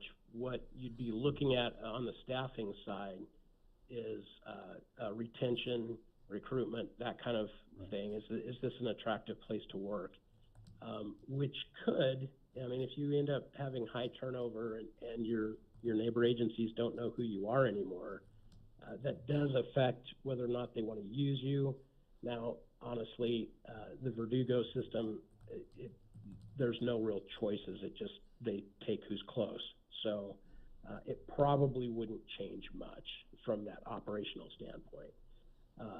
The changes would come from the recruitment, retention, and resiliency of the organization. Thank you. I have other questions, but I'd like you. Can I ask a follow-up question about this concept of regionalization? So it sounds to me like you are defining that, at least in this instance, as something at a high level, right? You know, can we, you know, eliminate a station that have overlapping coverage, you know, service coverage, as you mentioned, sort of at a very like full operational sense. But in terms of like specific roles, you know, for example, you know, we've had to contract out for our fire marshal. That's just, you know, an example. And to the extent that there would be, you know, cost savings for, you know, multiple agencies to share one or two fire marshals, you know, in terms of regionalization on kind of a more, you know, specific role or specific type of function, would that analysis be different than sort of what you're considering at sort of a full operational level? So there's two aspects to that you have to consider. There's there's three actually. There's the operational level, and you know, there may be room to share a firefighter across agencies. What the problem becomes, not problem, but what the hurdle is can that person work within your system, your HR, your rules, all of that, effectively and not get bounced around? And so that's operationally. When you're talking about specialists like fire marshals or training, it's very common to share those high-level individuals across different agencies, like a regional training center or a regional fire marshal or regional investigation folks. That happens quite a little bit. It comes for your agency, it would still be an additional cost. You'd have to pay for part of that. And it doesn't really address the need for some kind of a mid-level manager. You can have a fire marshal in a leadership position within your organization that maybe does fire marshaling and training or prevention and inspections and all that stuff, and act as that leadership role within your organization. Or you can contract out that specialty, but by contracting out the specialty, you're still paying the cost and not addressing that mid-level management need. I don't know if that answered your question, but I hope it did. No, yeah, that I just wanted to think about regionalization in a slightly different way than you were describing it, so I appreciate that. Can I ask a question about that? And it's about our current department. Do we have anybody that we share, like an investigator or an arson investigator or anything like that, that we share with multiple regions? Well, I'll let the chief detail that, but I do know that you contract with the battalion chief to act as your incident commander with Arcadia, and then chief, you can add. Yeah, that's correct. So to Mayor's question, yeah, we actually, as Clay's saying, contract for battalion chief coverage for incident commands, which is working well and is definitely a cost savings. We only pay them per hour for the incidents that they're at. To Councilmember Lowe's question, yes, we We participate in team settings, so basically arson investigator, that's a team setting within the Verdugo Area C, within Area C in Verdugo. There's also things like the regional task force and such, so that's agencies coming together and in specialized levels to where maybe each agency will have a task force. We were the last ones, investigator, arson investigator. We were the last ones to not do that. And to Clay's point, we were relying on other agencies, their funds to send their people to investigate our fires. That's not going to play well in the sandbox. So I'm glad that we were able to take care of that position ourselves. And now I'd say we're probably one of the most active agencies within that team. So that's just something that we do within Area C. We have team type of settings, and we all contribute personnel and equipment to that. So going back to the position about having a battalion chief that we job out, therefore we only have captains and you, which is therefore the issue with not having a middle management. So if you're gone, then we don't have anybody except a captain in that position. Or succession-wise, it's really hard to become a captain straight there because we job out the battalion chief job. That's correct. In the tradition of the fire service, basically we're missing quite a few levels between myself and the captains. For instance, battalion chiefs would be the next step, then to a division chief, then on to an assistant chief or a deputy chief. So we're talking 4 or 5 more layers between me and the captains. So their job is to really run operations and take care of the department, take care of the staff, take care of the training, and make sure everything's happening. They do usually collect minimal administrative functions or collateral duties. But that's not the case for us. Our captains basically do division chief work and run the EMS section, run the prevention section, run the training section. So yeah, we make it work, but it's not ideal, and it could potentially, like Clay had mentioned earlier, it could come down to burnout, to be honest with you. So asking Clay then, have you seen other cities that have made that work and made other adjustments somehow without the middle management? No, I would say yours is the first city I've seen that's this lean. Not that it can't work, it's just this is the first one I've personally come in contact with. Typically what we'll see on smaller agencies like this is you'll have a chief and an assistant chief, and then maybe a fire marshal, and then the captains and the crews. So you don't necessarily need what the chief was talking about, all those different layers, but you do need all that different support. But this is by far the leanest organization I've personally come in contact with. A follow-up question for the chief then. When you were saying that, the Verdugo Area C has sort of this team-based approach, and we have now someone doing our, who can participate in the arson investigation, for example, I presume that person is doing that as a, collateral duty. We do not have a dedicated arson investigator, right? Because part of what we're talking about here are, like you were saying with the battalion chief, is that our need is maybe not for a full-time person there, because you were saying we can just pay for when they're needed versus having someone fulfill that role in times when there aren't incidents for them to control. Would that not also then be the case for a number of these sort of specialists? Like, we wouldn't necessarily need to have a dedicated full-time arson investigator. It would just, as I assume you've currently staffed, it's someone else who has their own role within the organization, and they're also the investigator for arson. Is that a correct statement?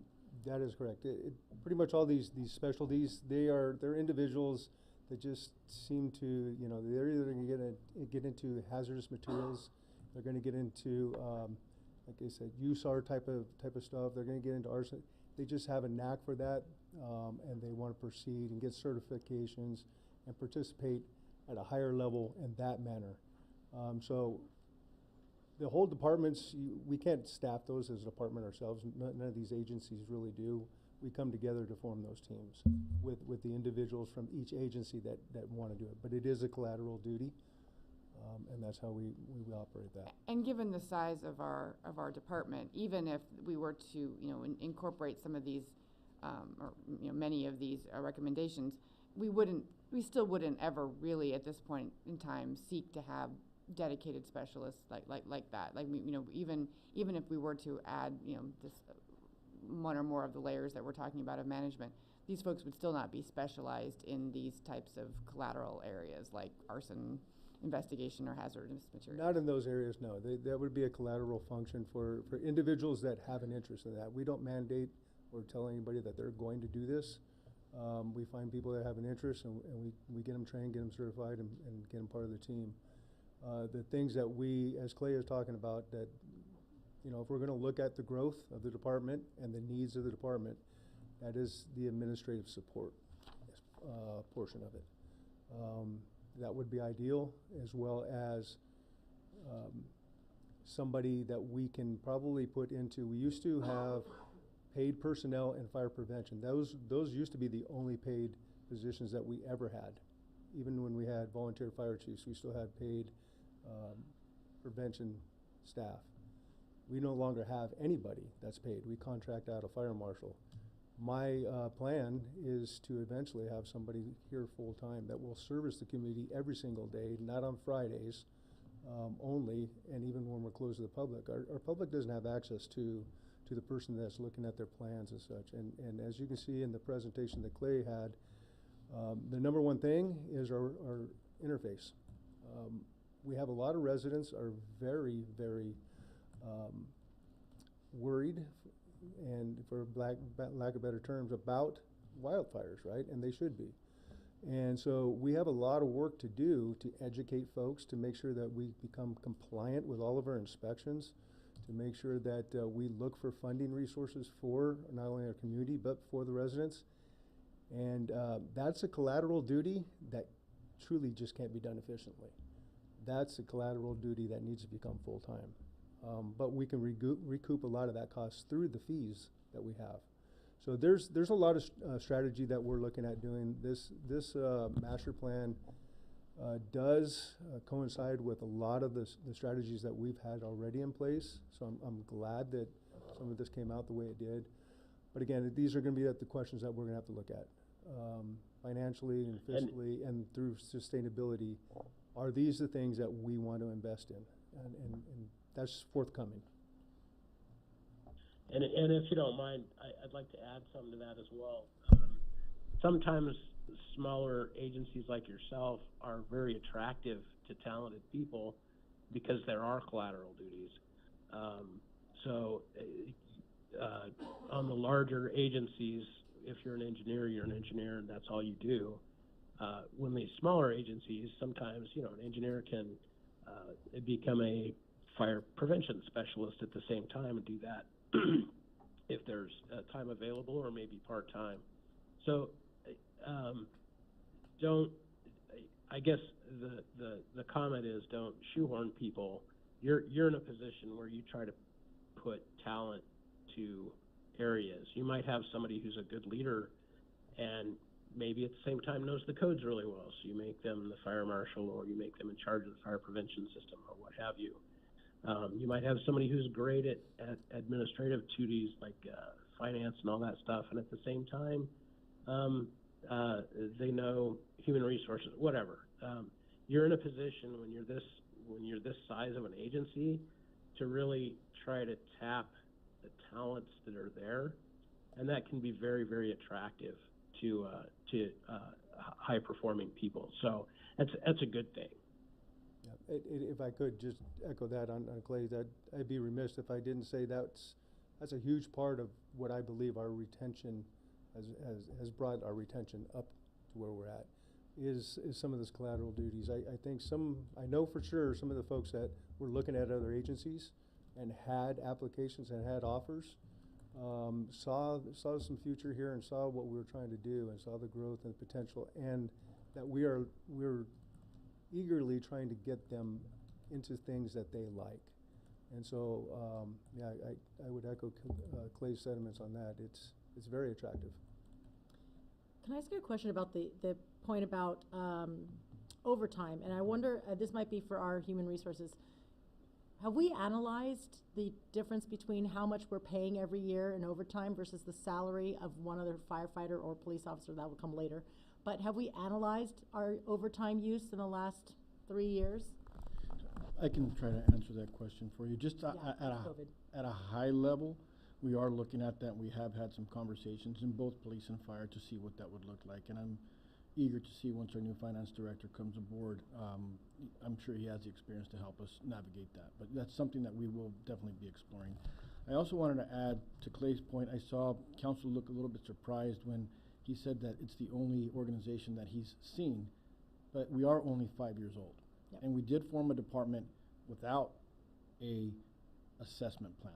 So our initial goal was to establish the fire department full-time, and now we're realizing what the additional needs are. So I'm really not surprised that we're the only agency that he's seen with our model, because really we put the cart before the horse, right? Now we have the assessment, now we understand what is needed, and we'll try to develop a plan to try to meet those objectives. Including a revenue source.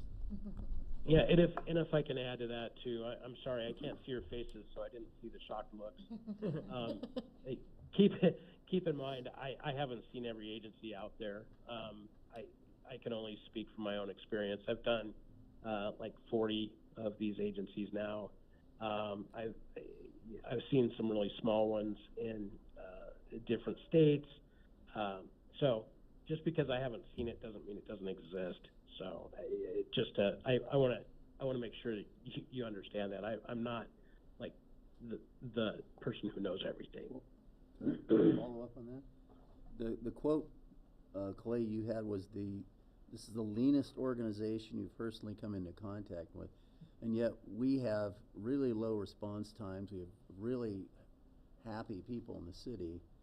So it seems to me like that is, I mean, I think what we're learning here, I'm learning at least, is that we definitely have things we need to work on.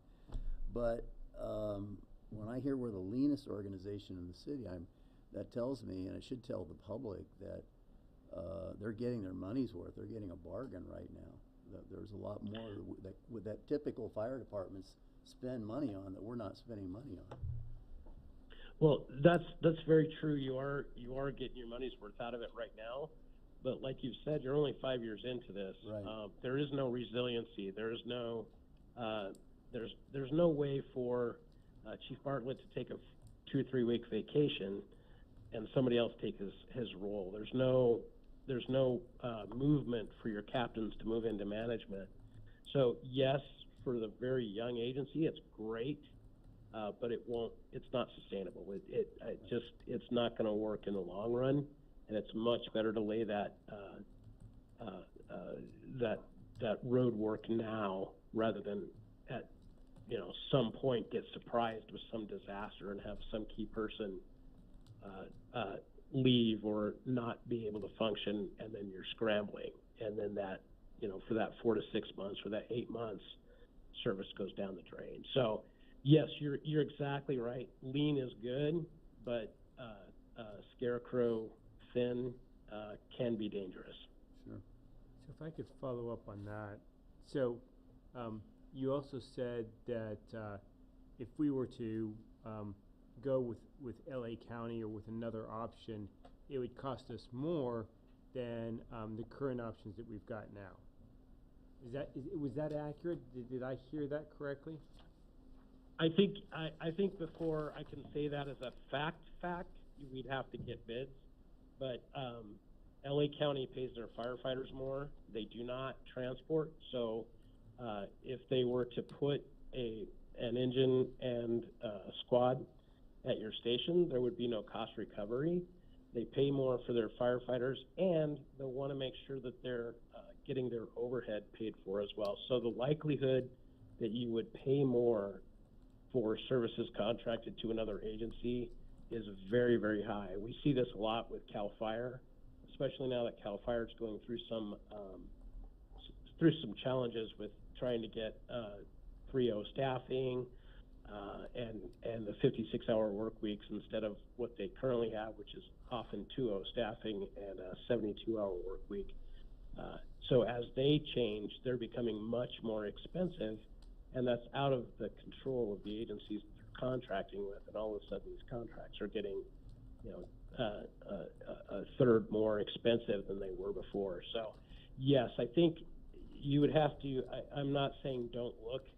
I'm saying from my experience that because you're so lean, in a good and a bad way, because you're so inexpensive at this point, if you were to go to a larger agency, it would likely cost you more and likely cost you some revenue as well. I had a couple of kind of smaller questions.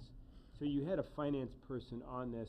Was that finance person just to cover like the cost of the project and the charging of the project, or did you look at the finances of building an apartment and what the cost would be for a facility and another firefighter and kind of the cost structure of that? Yeah, so we always try to put the costs of any of our recommendations in at some level. Obviously, a master plan, we're looking at today's dollars. So Michelle is an experienced city manager, and her job was to do finances for your fire department. She would look through your budgets, look through the stuff that was out there. So we were looking at your stuff for finance, not this project. So, I'm sorry, but I didn't read every page of everything in there, but in what I reviewed in it and what the chief presented and what you presented, I didn't see any of that finance stuff come out. I somehow I missed all of that. So the finance section isn't really long. It starts on, gosh, what do I want to say? It starts on like page 9. It's at the very beginning of the document. And then when you look at each one of the recommendations, let me get back to one of these recommendations here and make sure that I'm not talking out of the side of my face here. Each one of them will have a financial implication. For instance, actively seek increased revenue sources for the immediate, this is recommendation D4.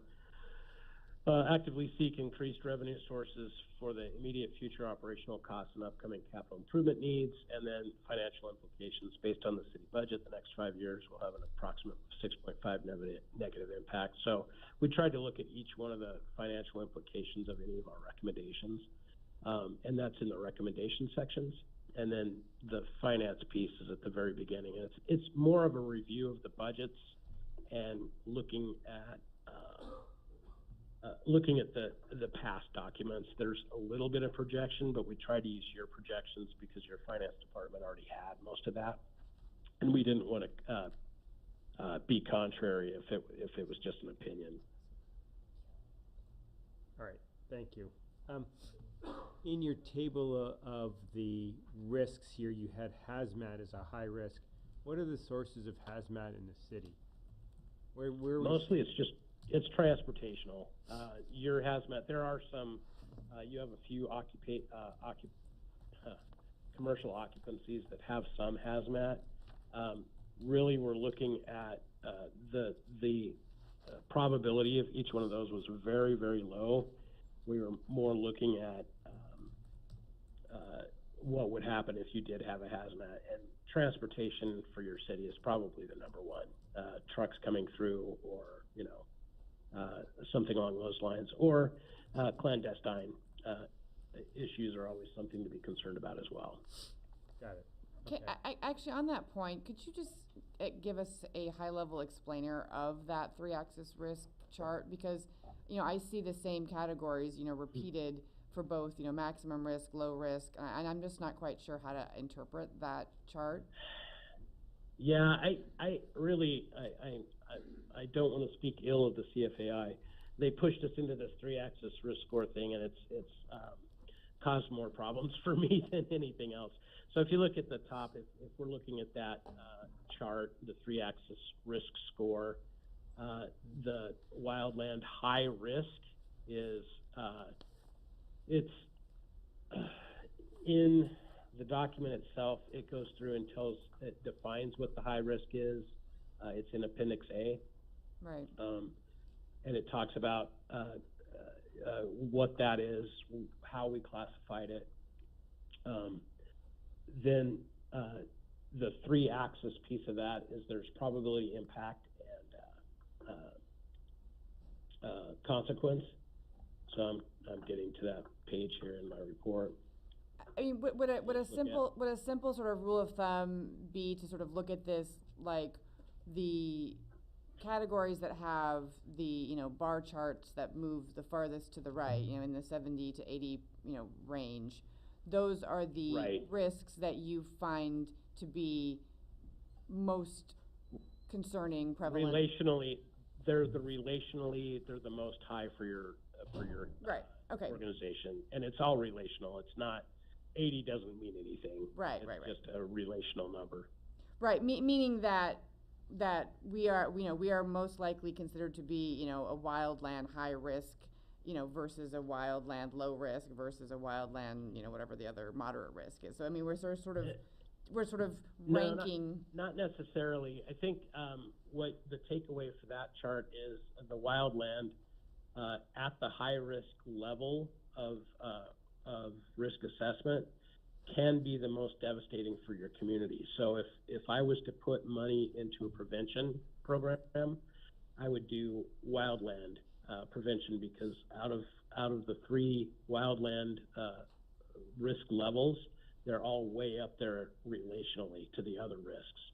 So it's the bang for the buck, right? So you got to invest somewhere to make sure that the things don't go really bad. Because it's a combination of the likelihood of it occurring, and if what were to occur, how devastating the results would be. I mean, and that's sort of what we should think about in terms of the confluence of these scores. Correct. And one of the other scores on this is the impact to the organization. Unfortunately, with just 1 station and 5 people, anything more than moderate is going to have a high impact for your organization. That's why it's relational. So, yes, exactly what you said. The probability may be low, but the consequence could be significantly high. So you want to mitigate that because the consequence is so high, or the impact is so high, or the probability is so high. Got it. Yes, I think you're on the right track with that. Okay. Yeah. Thank you. So I had one other question. This one's for the chief. So this is at 302 pages. This is a very detailed plan. I don't know if plan's quite the right word. I call it like an audit. Assessment's good. Yeah, assessment's. I guess that's what it is actually called. One part of the observation in it is I did notice in the appendix, it seems like there's the feedback from the community. There was a little bit some disconnection with the residents. So some conversations in there. It sounded like why can't we go back to residents keeping the fire department under local control and local funding and things like that. My question is that how does this make you feel? Like, how do you plan to implement it? This is like the tome. This is War and Peace for the fire department. How are you going to take this? How are you interpreting what's coming out of this? It's a very good question, to be honest with you. I read the same things you read, and I welcome all input. Whether I would personally rate it as valid or not, that is somebody's perception, and their perception is going to be reality. So if we can take a look at those, and if there is room and opportunity for us to do some improvement based on somebody's feedback, we're going to strive to do that. I believe that most of those surveys and the actual interviews reflected very well on the support that we have from the community, and vice versa. My staff was interviewed as well, and so the support and for the community is definitely there. So that opportunities are just welcome. That's just business, right? You got to do your best job to take care of the people that, you know, we are challenged to do. The plan itself, again, there's a lot of things in there. As Clay pointed out, there's a lot of low-hanging fruit. We can handle that.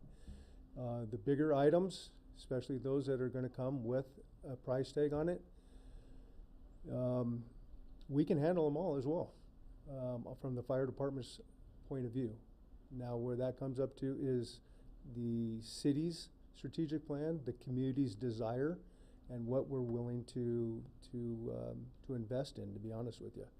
If there's a bucket of money that's endless, we can handle everything we want to, but that's not the case. So we have some challenges coming up ahead of us, as we know, and that's going to be the voice of the community and the leadership of this city that shows us where we want to go.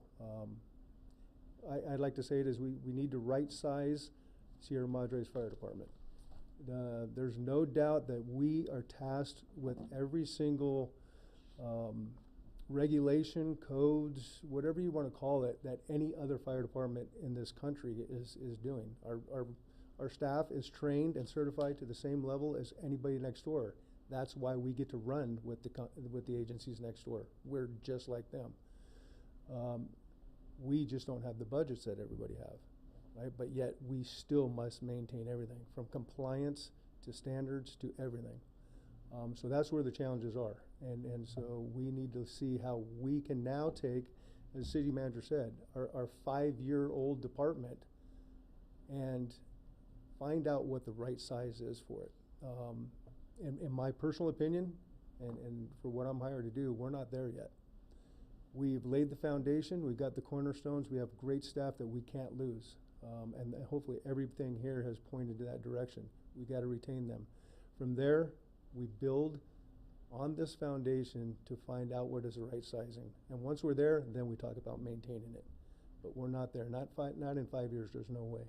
We've done a tremendous job getting to where we're at, but we've got more work to do. And this is going to be the guiding document that will help take us there. But we got to strategically look at it. And again, to what Clay said, what can we do and what can we not do? So you've got in your next steps an immediate action, long-term plans, funding opportunities, and strengthening regional partnerships. Can you talk a little bit about some of those and give us an idea of kind of what, put a little bit more context around it, a little more flesh on the bone, if you will, around those items? Certainly. These are the things that actually get me coming back in every single morning, along with working with everybody that I get to work with. It's trying to figure out how we make this department sustainable. And so the partnerships that we built, that is a reflection of the staff that we have within the fire department, working side by side, gaining that trust and gaining the partnership for interagencies. That's the job that I have, working with my peers, the other fire chiefs, coming up with ways to work together, way to help each other out, bounce plans off of each other, and just let them know what we're doing and how we're striving and how we're working with their communities. So those relationships are huge, and we're going to need them for the incidents we can't handle, right? We get large structure fires, wildland fires. One engine with 3 people is not going to put it out. So that's why we're very lucky to be in the automatic aid. We also need to look at sustainability, and I believe that we have a due diligence to right size it again the best we can. We are one of the few departments that has the ability to bring in revenue or bring in cost recovery. That's my challenge, is to see what we can do. I'm trying to be innovative. I'm trying to look out into the future. I'm trying to do something that maybe other departments aren't doing. Matter of fact, today, which I think is a big thing, we just developed a letter to send to DHS to make our engine a paramedic engine. We've never been able to do that, which means we can possibly get into the area of extra revenue. We got some more pieces to put in place with that, with maybe, again, future planning, an AO program or an ambulance operator program, where we take our extra ambulance and staff that with instead reserves ambulance operators. Now when we transport to the hospital, and we get that next call, advanced life support call here, we don't lose not only the service to the community from our members, by Arcadia or Pasadena coming in, I can get that next ambulance out with a paramedic engine, and we can now we can handle 2 more calls, 1 more than we did. But again, with that comes the transportation cost, right, or the revenue from that. So I'm just looking at ways that we can do our thing and due diligence as far as bringing in revenues or cost recoveries to help offset the costs. We look at it through equipment, we look at it through apparatus, and I think we do a good job of assessing everything that we need and that we use. So it's just you know, going to the seminars just like you guys do and see what's latest and greatest and seeing how everybody else is doing it. It's very fun, and I like I say, it gets me going every day to try and figure out how we're going to make this thing sustainable, and where we can all leave our legacy of like, wow, we started this 5 years ago, and we're going to leave it just better than we found it. So I have a follow-up question really quick about that. So we went to a session this week about fire insurance, and that's been coming up a lot. We're being bombarded with kind of a spam email where that we're constantly getting asked about fire cancellations. Pretty much everyone in our canyon we know has had their fire insurance canceled, and they have to go to the only insurance available to them. Have you heard of any other ways that a city can help support lowering fire insurance? And with that, is there anything that you saw in this plan that helps accommodate that? it's definitely in the plan, but in all honesty, it's something that we've already identified, to be honest with you, and we've brought it to council already, right? Matter of fact, on Thursday, I have a meeting with one of our residents to see if we can't get this spike. But basically, the Fire Safe Council, which can in turn get us to the FireWise community. And I'm sure as you guys heard in your breakout sessions there, that is a way to get the insurance either reinstated, lowered, whatever the case is, depending on the providers. But to be identified as a FireWise community would be huge.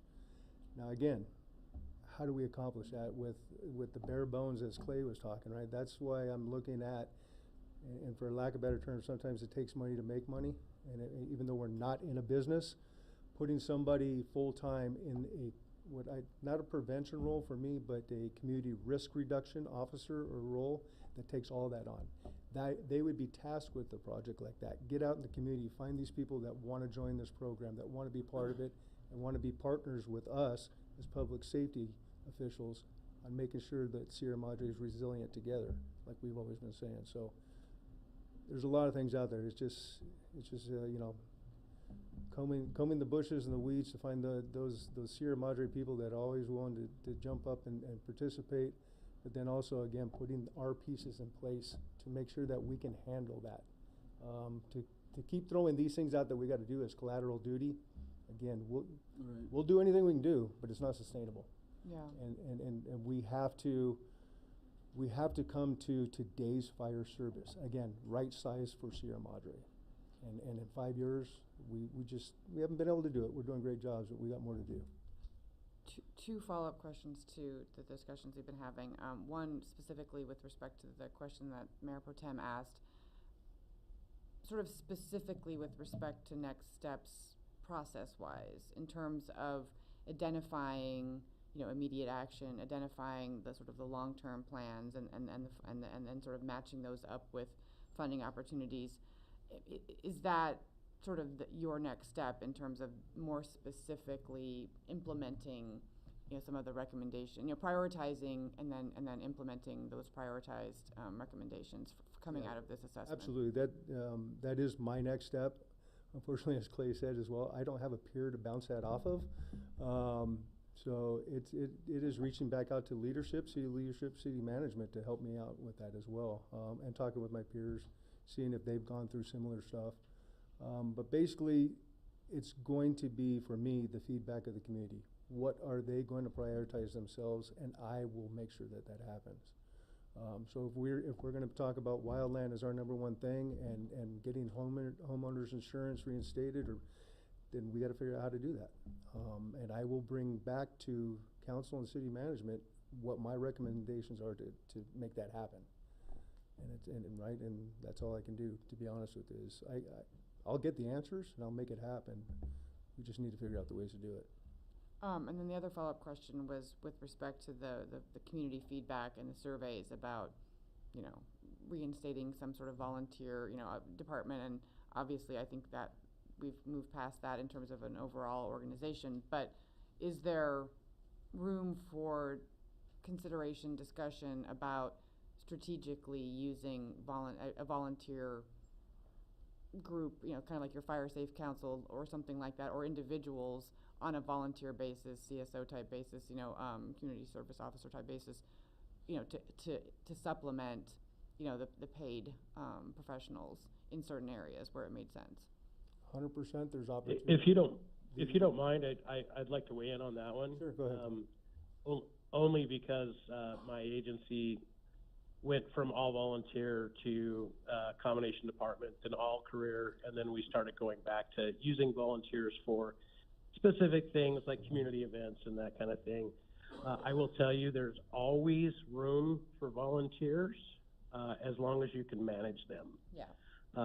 It still comes down to that leadership role and that management role. You have to be able to incorporate them, make sure that they have good tools and good direction and all of that stuff. But my personal advice is never give up or never or turn away somebody who's willing to do it for free. It's never free, don't get me wrong. It always costs, but it's always cheaper than a full-time employee.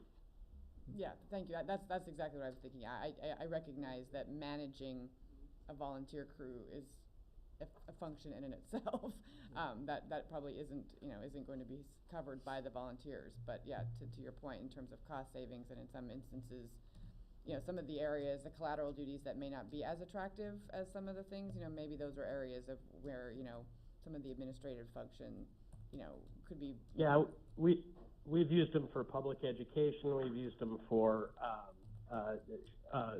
work in the front desk.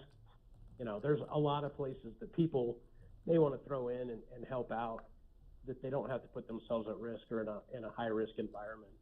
And it does help, but it does still come at a cost. Yeah. And to kind of just build up upon it a little bit more is Clay's absolutely right. He took the words out of my mouth. Is, again, we can do anything. It's going to be that management component. And then once you get volunteers, you got to keep them engaged with something that feeds them, right? If they don't have a purpose and they don't have good direction, we're going to lose them. So with the staffing we have, no, we just don't have the bandwidth to take on more, to be honest with you. Right.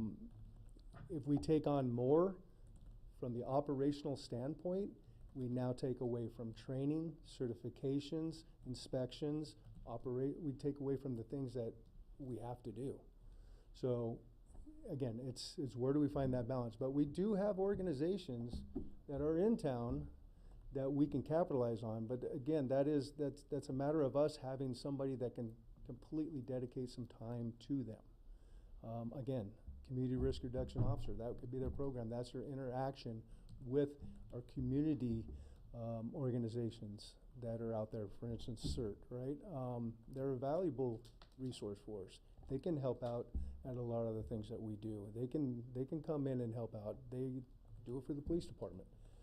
But at this point in time, it's just spreading ourselves even thinner. So right. that's the hard part for where we're at right now. Have we exhausted questions? Yes. Okay, so then I think we will open it up for public comment. Madam Mayor, there were no speaker cards submitted. Right, and I understand we didn't receive email for any comments for this evening. No emails were received.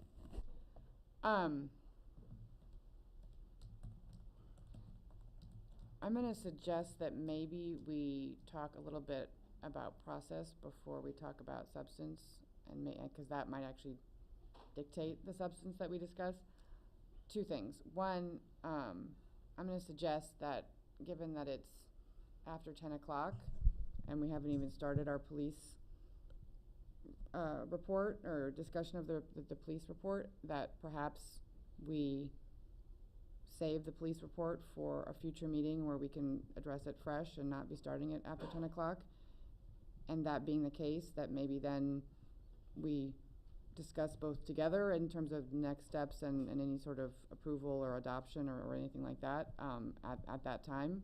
So I throw that out there in terms of a process step so that, I think we can dedicate as much, quality attention to the police side as we've just done with fire and not, both from our perspective and from the public's perspective, not be starting something that meaty at this hour. So I throw that out there. Please react. Discuss amongst yourselves. I agree too, because they're both very lengthy presentation and documents, and I think it deserves our full attention. And it being 10 o'clock at night and starting another one too, I think would really not do justice to what we're sworn in to do. Agreed. I'll add, it's length in it. I was able to get the Cliff Notes version, the high level, but this is so important. It's something I really want to dig more into, have some time to reflect on, review some more of the details. So yeah, I agree with my colleagues on this, is that let's give this the real attention it deserves. It's really important. That being said, though, I do not want it to wait much longer. I do know that we need to. No, I would definitely suggest that if, I know our next meeting has a heavy agenda. So, we can figure out, I think, have the city manager and his staff figure out in terms of agenda shifting or prioritizing. But I know my sense would be that we would at least move the police item to our next meeting, so that we can at least do it serially, and then we can figure out. I think once we've had both presentations, we can also then figure out what the next step might be. I have a question then. Since we only have one meeting in each month, are we able to do a special meeting then? Since we only have one meeting in each month, we can call a special meeting anytime? Absolutely. It's up to the council. We can call a special meeting in any month, even if we have two. But I'm thinking that might do good, do the due diligence that it deserves. Do we? Mayor, may I suggest an alternative? I would like to see if the council would be open to at least just hearing the police department's presentation. It's no more than 15 minutes, and end it at that, and then we can continue it to another date. I think the information is important to get out to the community before the next meeting. Okay. Yeah, my only hesitation with that is that, I oftentimes the presentation itself is what spurs, question and discussion, and so that's my only concern. And I don't want to waste the police chief's time having to maybe redo sort of repeat a portion of it to then lead to the more robust discussion like we've just had. So, I would kind of, as much as I really would like to have the police discussion, I think that the questions as you're going through it are really important to it. I don't think we do it justice if we just have the presentation right now. Yeah, I agree. Especially, we had another addition just now to the presentation that we haven't been able to look over. Which I find, by the way, just on a quick flip, this is actually really helpful because, the structure of the police report is different than, the fire one that we just went through, and I do think this does a nice job of creating sort of the categorization that the fire report had that the police report didn't have, and I think this will be really important to review alongside in more depth with the detail, because this kind of creates a prioritization and kind of a categorization that helps. So could I suggest then that we complete this public comment discussion, and I don't know if you want to choose to make a decision about this or move that both to, say, a special meeting next week or something? That's a question for the city manager.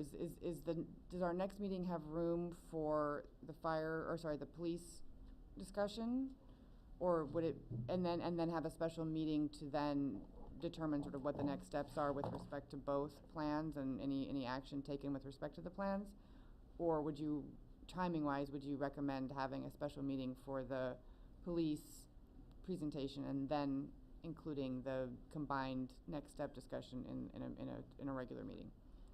I think this information should get out to the public before November. That's my reason why I suggested at least hearing the police presentation. The November 12th agenda is completely packed, so we would have to have a special meeting. If we want to have the meeting and hear from the police side before the election, I would suggest a special meeting next week. And if we hear from PD today, then we can continue the item and perhaps have a special meeting the week after the November 12th council meeting, so that following week. Well, that's what we're saying, though. If we're listening to the whole presentation, that's going to spur us on to this. As long as this is taken, that's what's going to take time, is we actually want to ask questions during these presentations, and that's what's the lengthy thing. So it's not just a presentation. Could we have a special meeting next Tuesday night? Yes. The 29th? Yes. Works for me. And we could just pick up right where we're at and finish everything. Do we? That's perfectly fine. Is that okay with you, Mayor? My only hesitation is that I have jury duty next week. But I mean, we can go ahead and schedule it. Let me double check the time. You know, we usually get excused even if the process is happening. It's downtown LA. So let me figure out, like, we may have the special meeting start a little bit later, just to accommodate the travel time. And let me double check. Out at 5, right? I don't know. I'd have to look at the. Mayor, it doesn't have to be a Tuesday. It could be any day next week. Well, jury duty can also be any day next week. So if a special meeting requires how much notice? 24 hours. Well, I guess I'll know Sunday if I have to report on Monday, and then I'll have a better sense. But I mean, I think we should plan on doing something on Tuesday or Wednesday of next week, and then maybe just having a little bit later. I do know that Councilmember Garcia has a teaching commitment. I believe it's on Wednesday. Oh, okay. Yes, So Tuesday. Yeah. So I mean, so let's plan on Tuesday, and then just maybe plan on having it a little bit later. So should we just plan 6? Yeah. You tell us. Yeah, I don't have the summons with me, so I don't know exactly what the time is. Council meetings always used to be at 6:30. Plan for those. 6. I'm sorry to interrupt, but is there anything else for me? Oh yeah, no, sorry. Sorry, Clay. Clay, we're making sure we get our money's worth. I really appreciate you letting me talk your ear off. Thank you guys very much, and thanks for all your support for the fire department and for what we did. I appreciate it. Thank you, Clay. Thank you. Poor Clay. So we go with tentatively go 6:30, and if we need to adjust it some. Yeah, that's fine. 6 or 6:30 on Tuesday, I think should work. And I'll double check when I get home and let the. Okay. Let's do that. Let's give you Madam the Mayor, chance. if I may, if you post the meeting for 6, you're able to start it a little bit later, but if you post it for 6:30, you won't be able to start it before then. Okay, so let's post it for 6, and then if we have to, then we'll start at 6:30. Okay. Cool.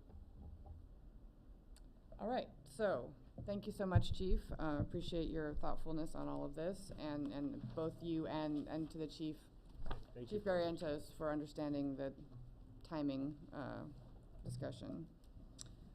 So then we will then move through our, we'll postpone our third discussion item, and then I think then we're back to, we're down to the last item on the agenda, which is any future agenda items. And I know I heard some fentanyl-related items earlier that were hinted at, so. Yes, so I'd like to look at putting on the agenda some type of education we can offer our public, and this might actually involve the fire departments too, is an idea of when we do sidewalk CPR, when we do those kinds of public safety lessons and such, there's such a huge need for educating our community as well as our youth about the overdoses of fentanyl. And I know we talked about it being Red Ribbon Week, and we've actually lost a very special youth of our community due to a fentanyl overdose. And I think it would really help our community to understand how this happens and prevent it from happening in the future as much as possible. Is also knowing how do you get Narcan, how does it get used, and if we could include that in like sidewalk CPR lessons, this is how you also give Narcan. This is what's happening, and this is this is the reality that we're all faced, especially in California. Numbers went down in every other state that was increased in the last 2 years, and California is one of the states that we have not decreased our numbers of overdoses, especially with our youth. So I would really like to agendize having that included in our education process for our community.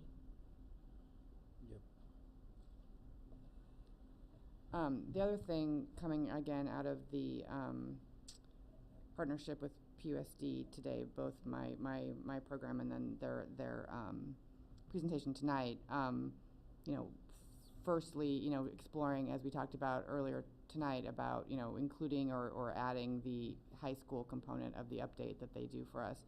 But the other thing that was brought to my, that was discussed while I was at the luncheon today, was setting up a systematic or, you know, regularly occurring joint meeting between the PUSD board and the city council. I know, you know, the last time we did that, it was not a happy meeting, and it would be nice to have something more regularly scheduled so that we're having regular communication, and it's not just when something bad's happening, like they're not going to build our middle school, you know, 10 years ago when we had that. That's the last joint meeting that I remember us having, right? Was that one about the middle school process? And that's got to be at least 10 or more years, yeah. So, yeah, so there seemed to be interest, at least from one board member that I spoke to, not our representative, she wasn't actually there at the luncheon today, but a different, you know, about would we be interested in that? So it would be great to reach out to them about scheduling that.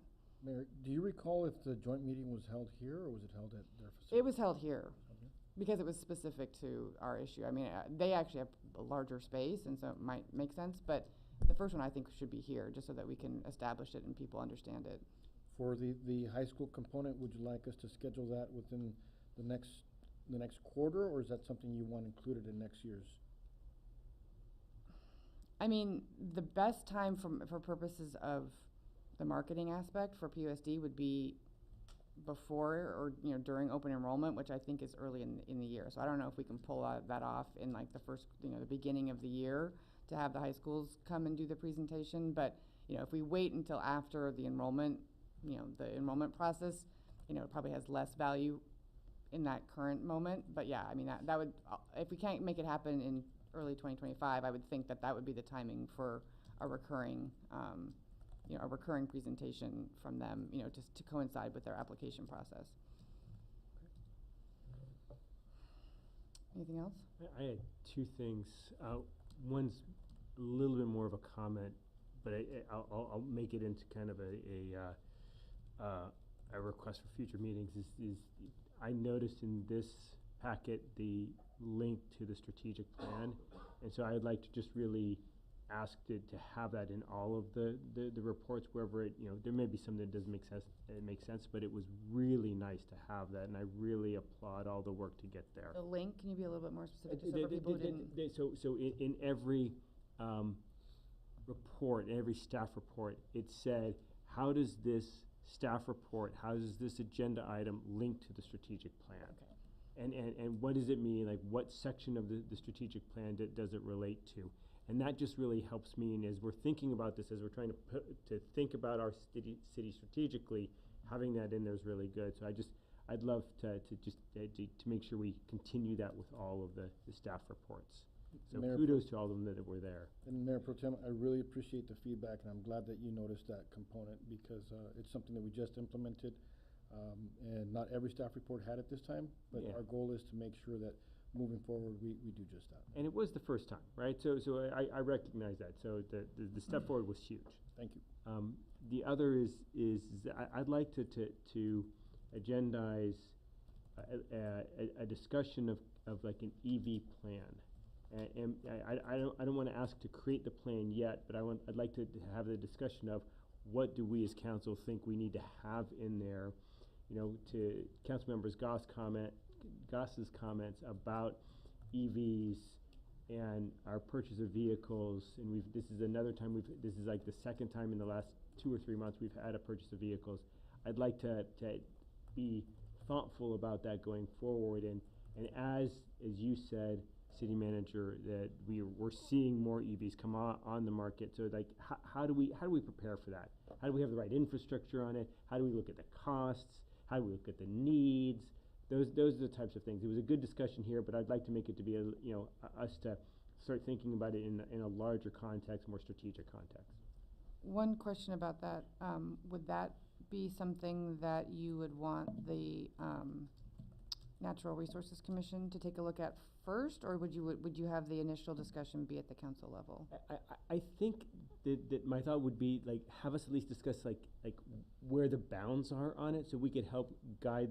I agree to give it to the Natural Resources Council, but I want to or committee, Commission. Commission. Thank you. I There's was one of those C words. Exactly. Yeah. Exactly. I think I it'd see. be helpful for us to kind of like make sure we're in general agreement, so we give them clear guidance on Okay, that. that makes sense. I'd like Okay. it, I'd love it too. Okay, great. Anything else? Move to adjourn. Move to adjourn and move the item number 3, consideration of approval of resolution adopting the Sierra Madre Police Department Organization Assessment Plan as well as the Fire Department Plan to Tuesday, October 29th at 6 p.m. That's a motion. Second. Yep. All those in favor? Aye. Aye. Any opposed? We are adjourned. Okay.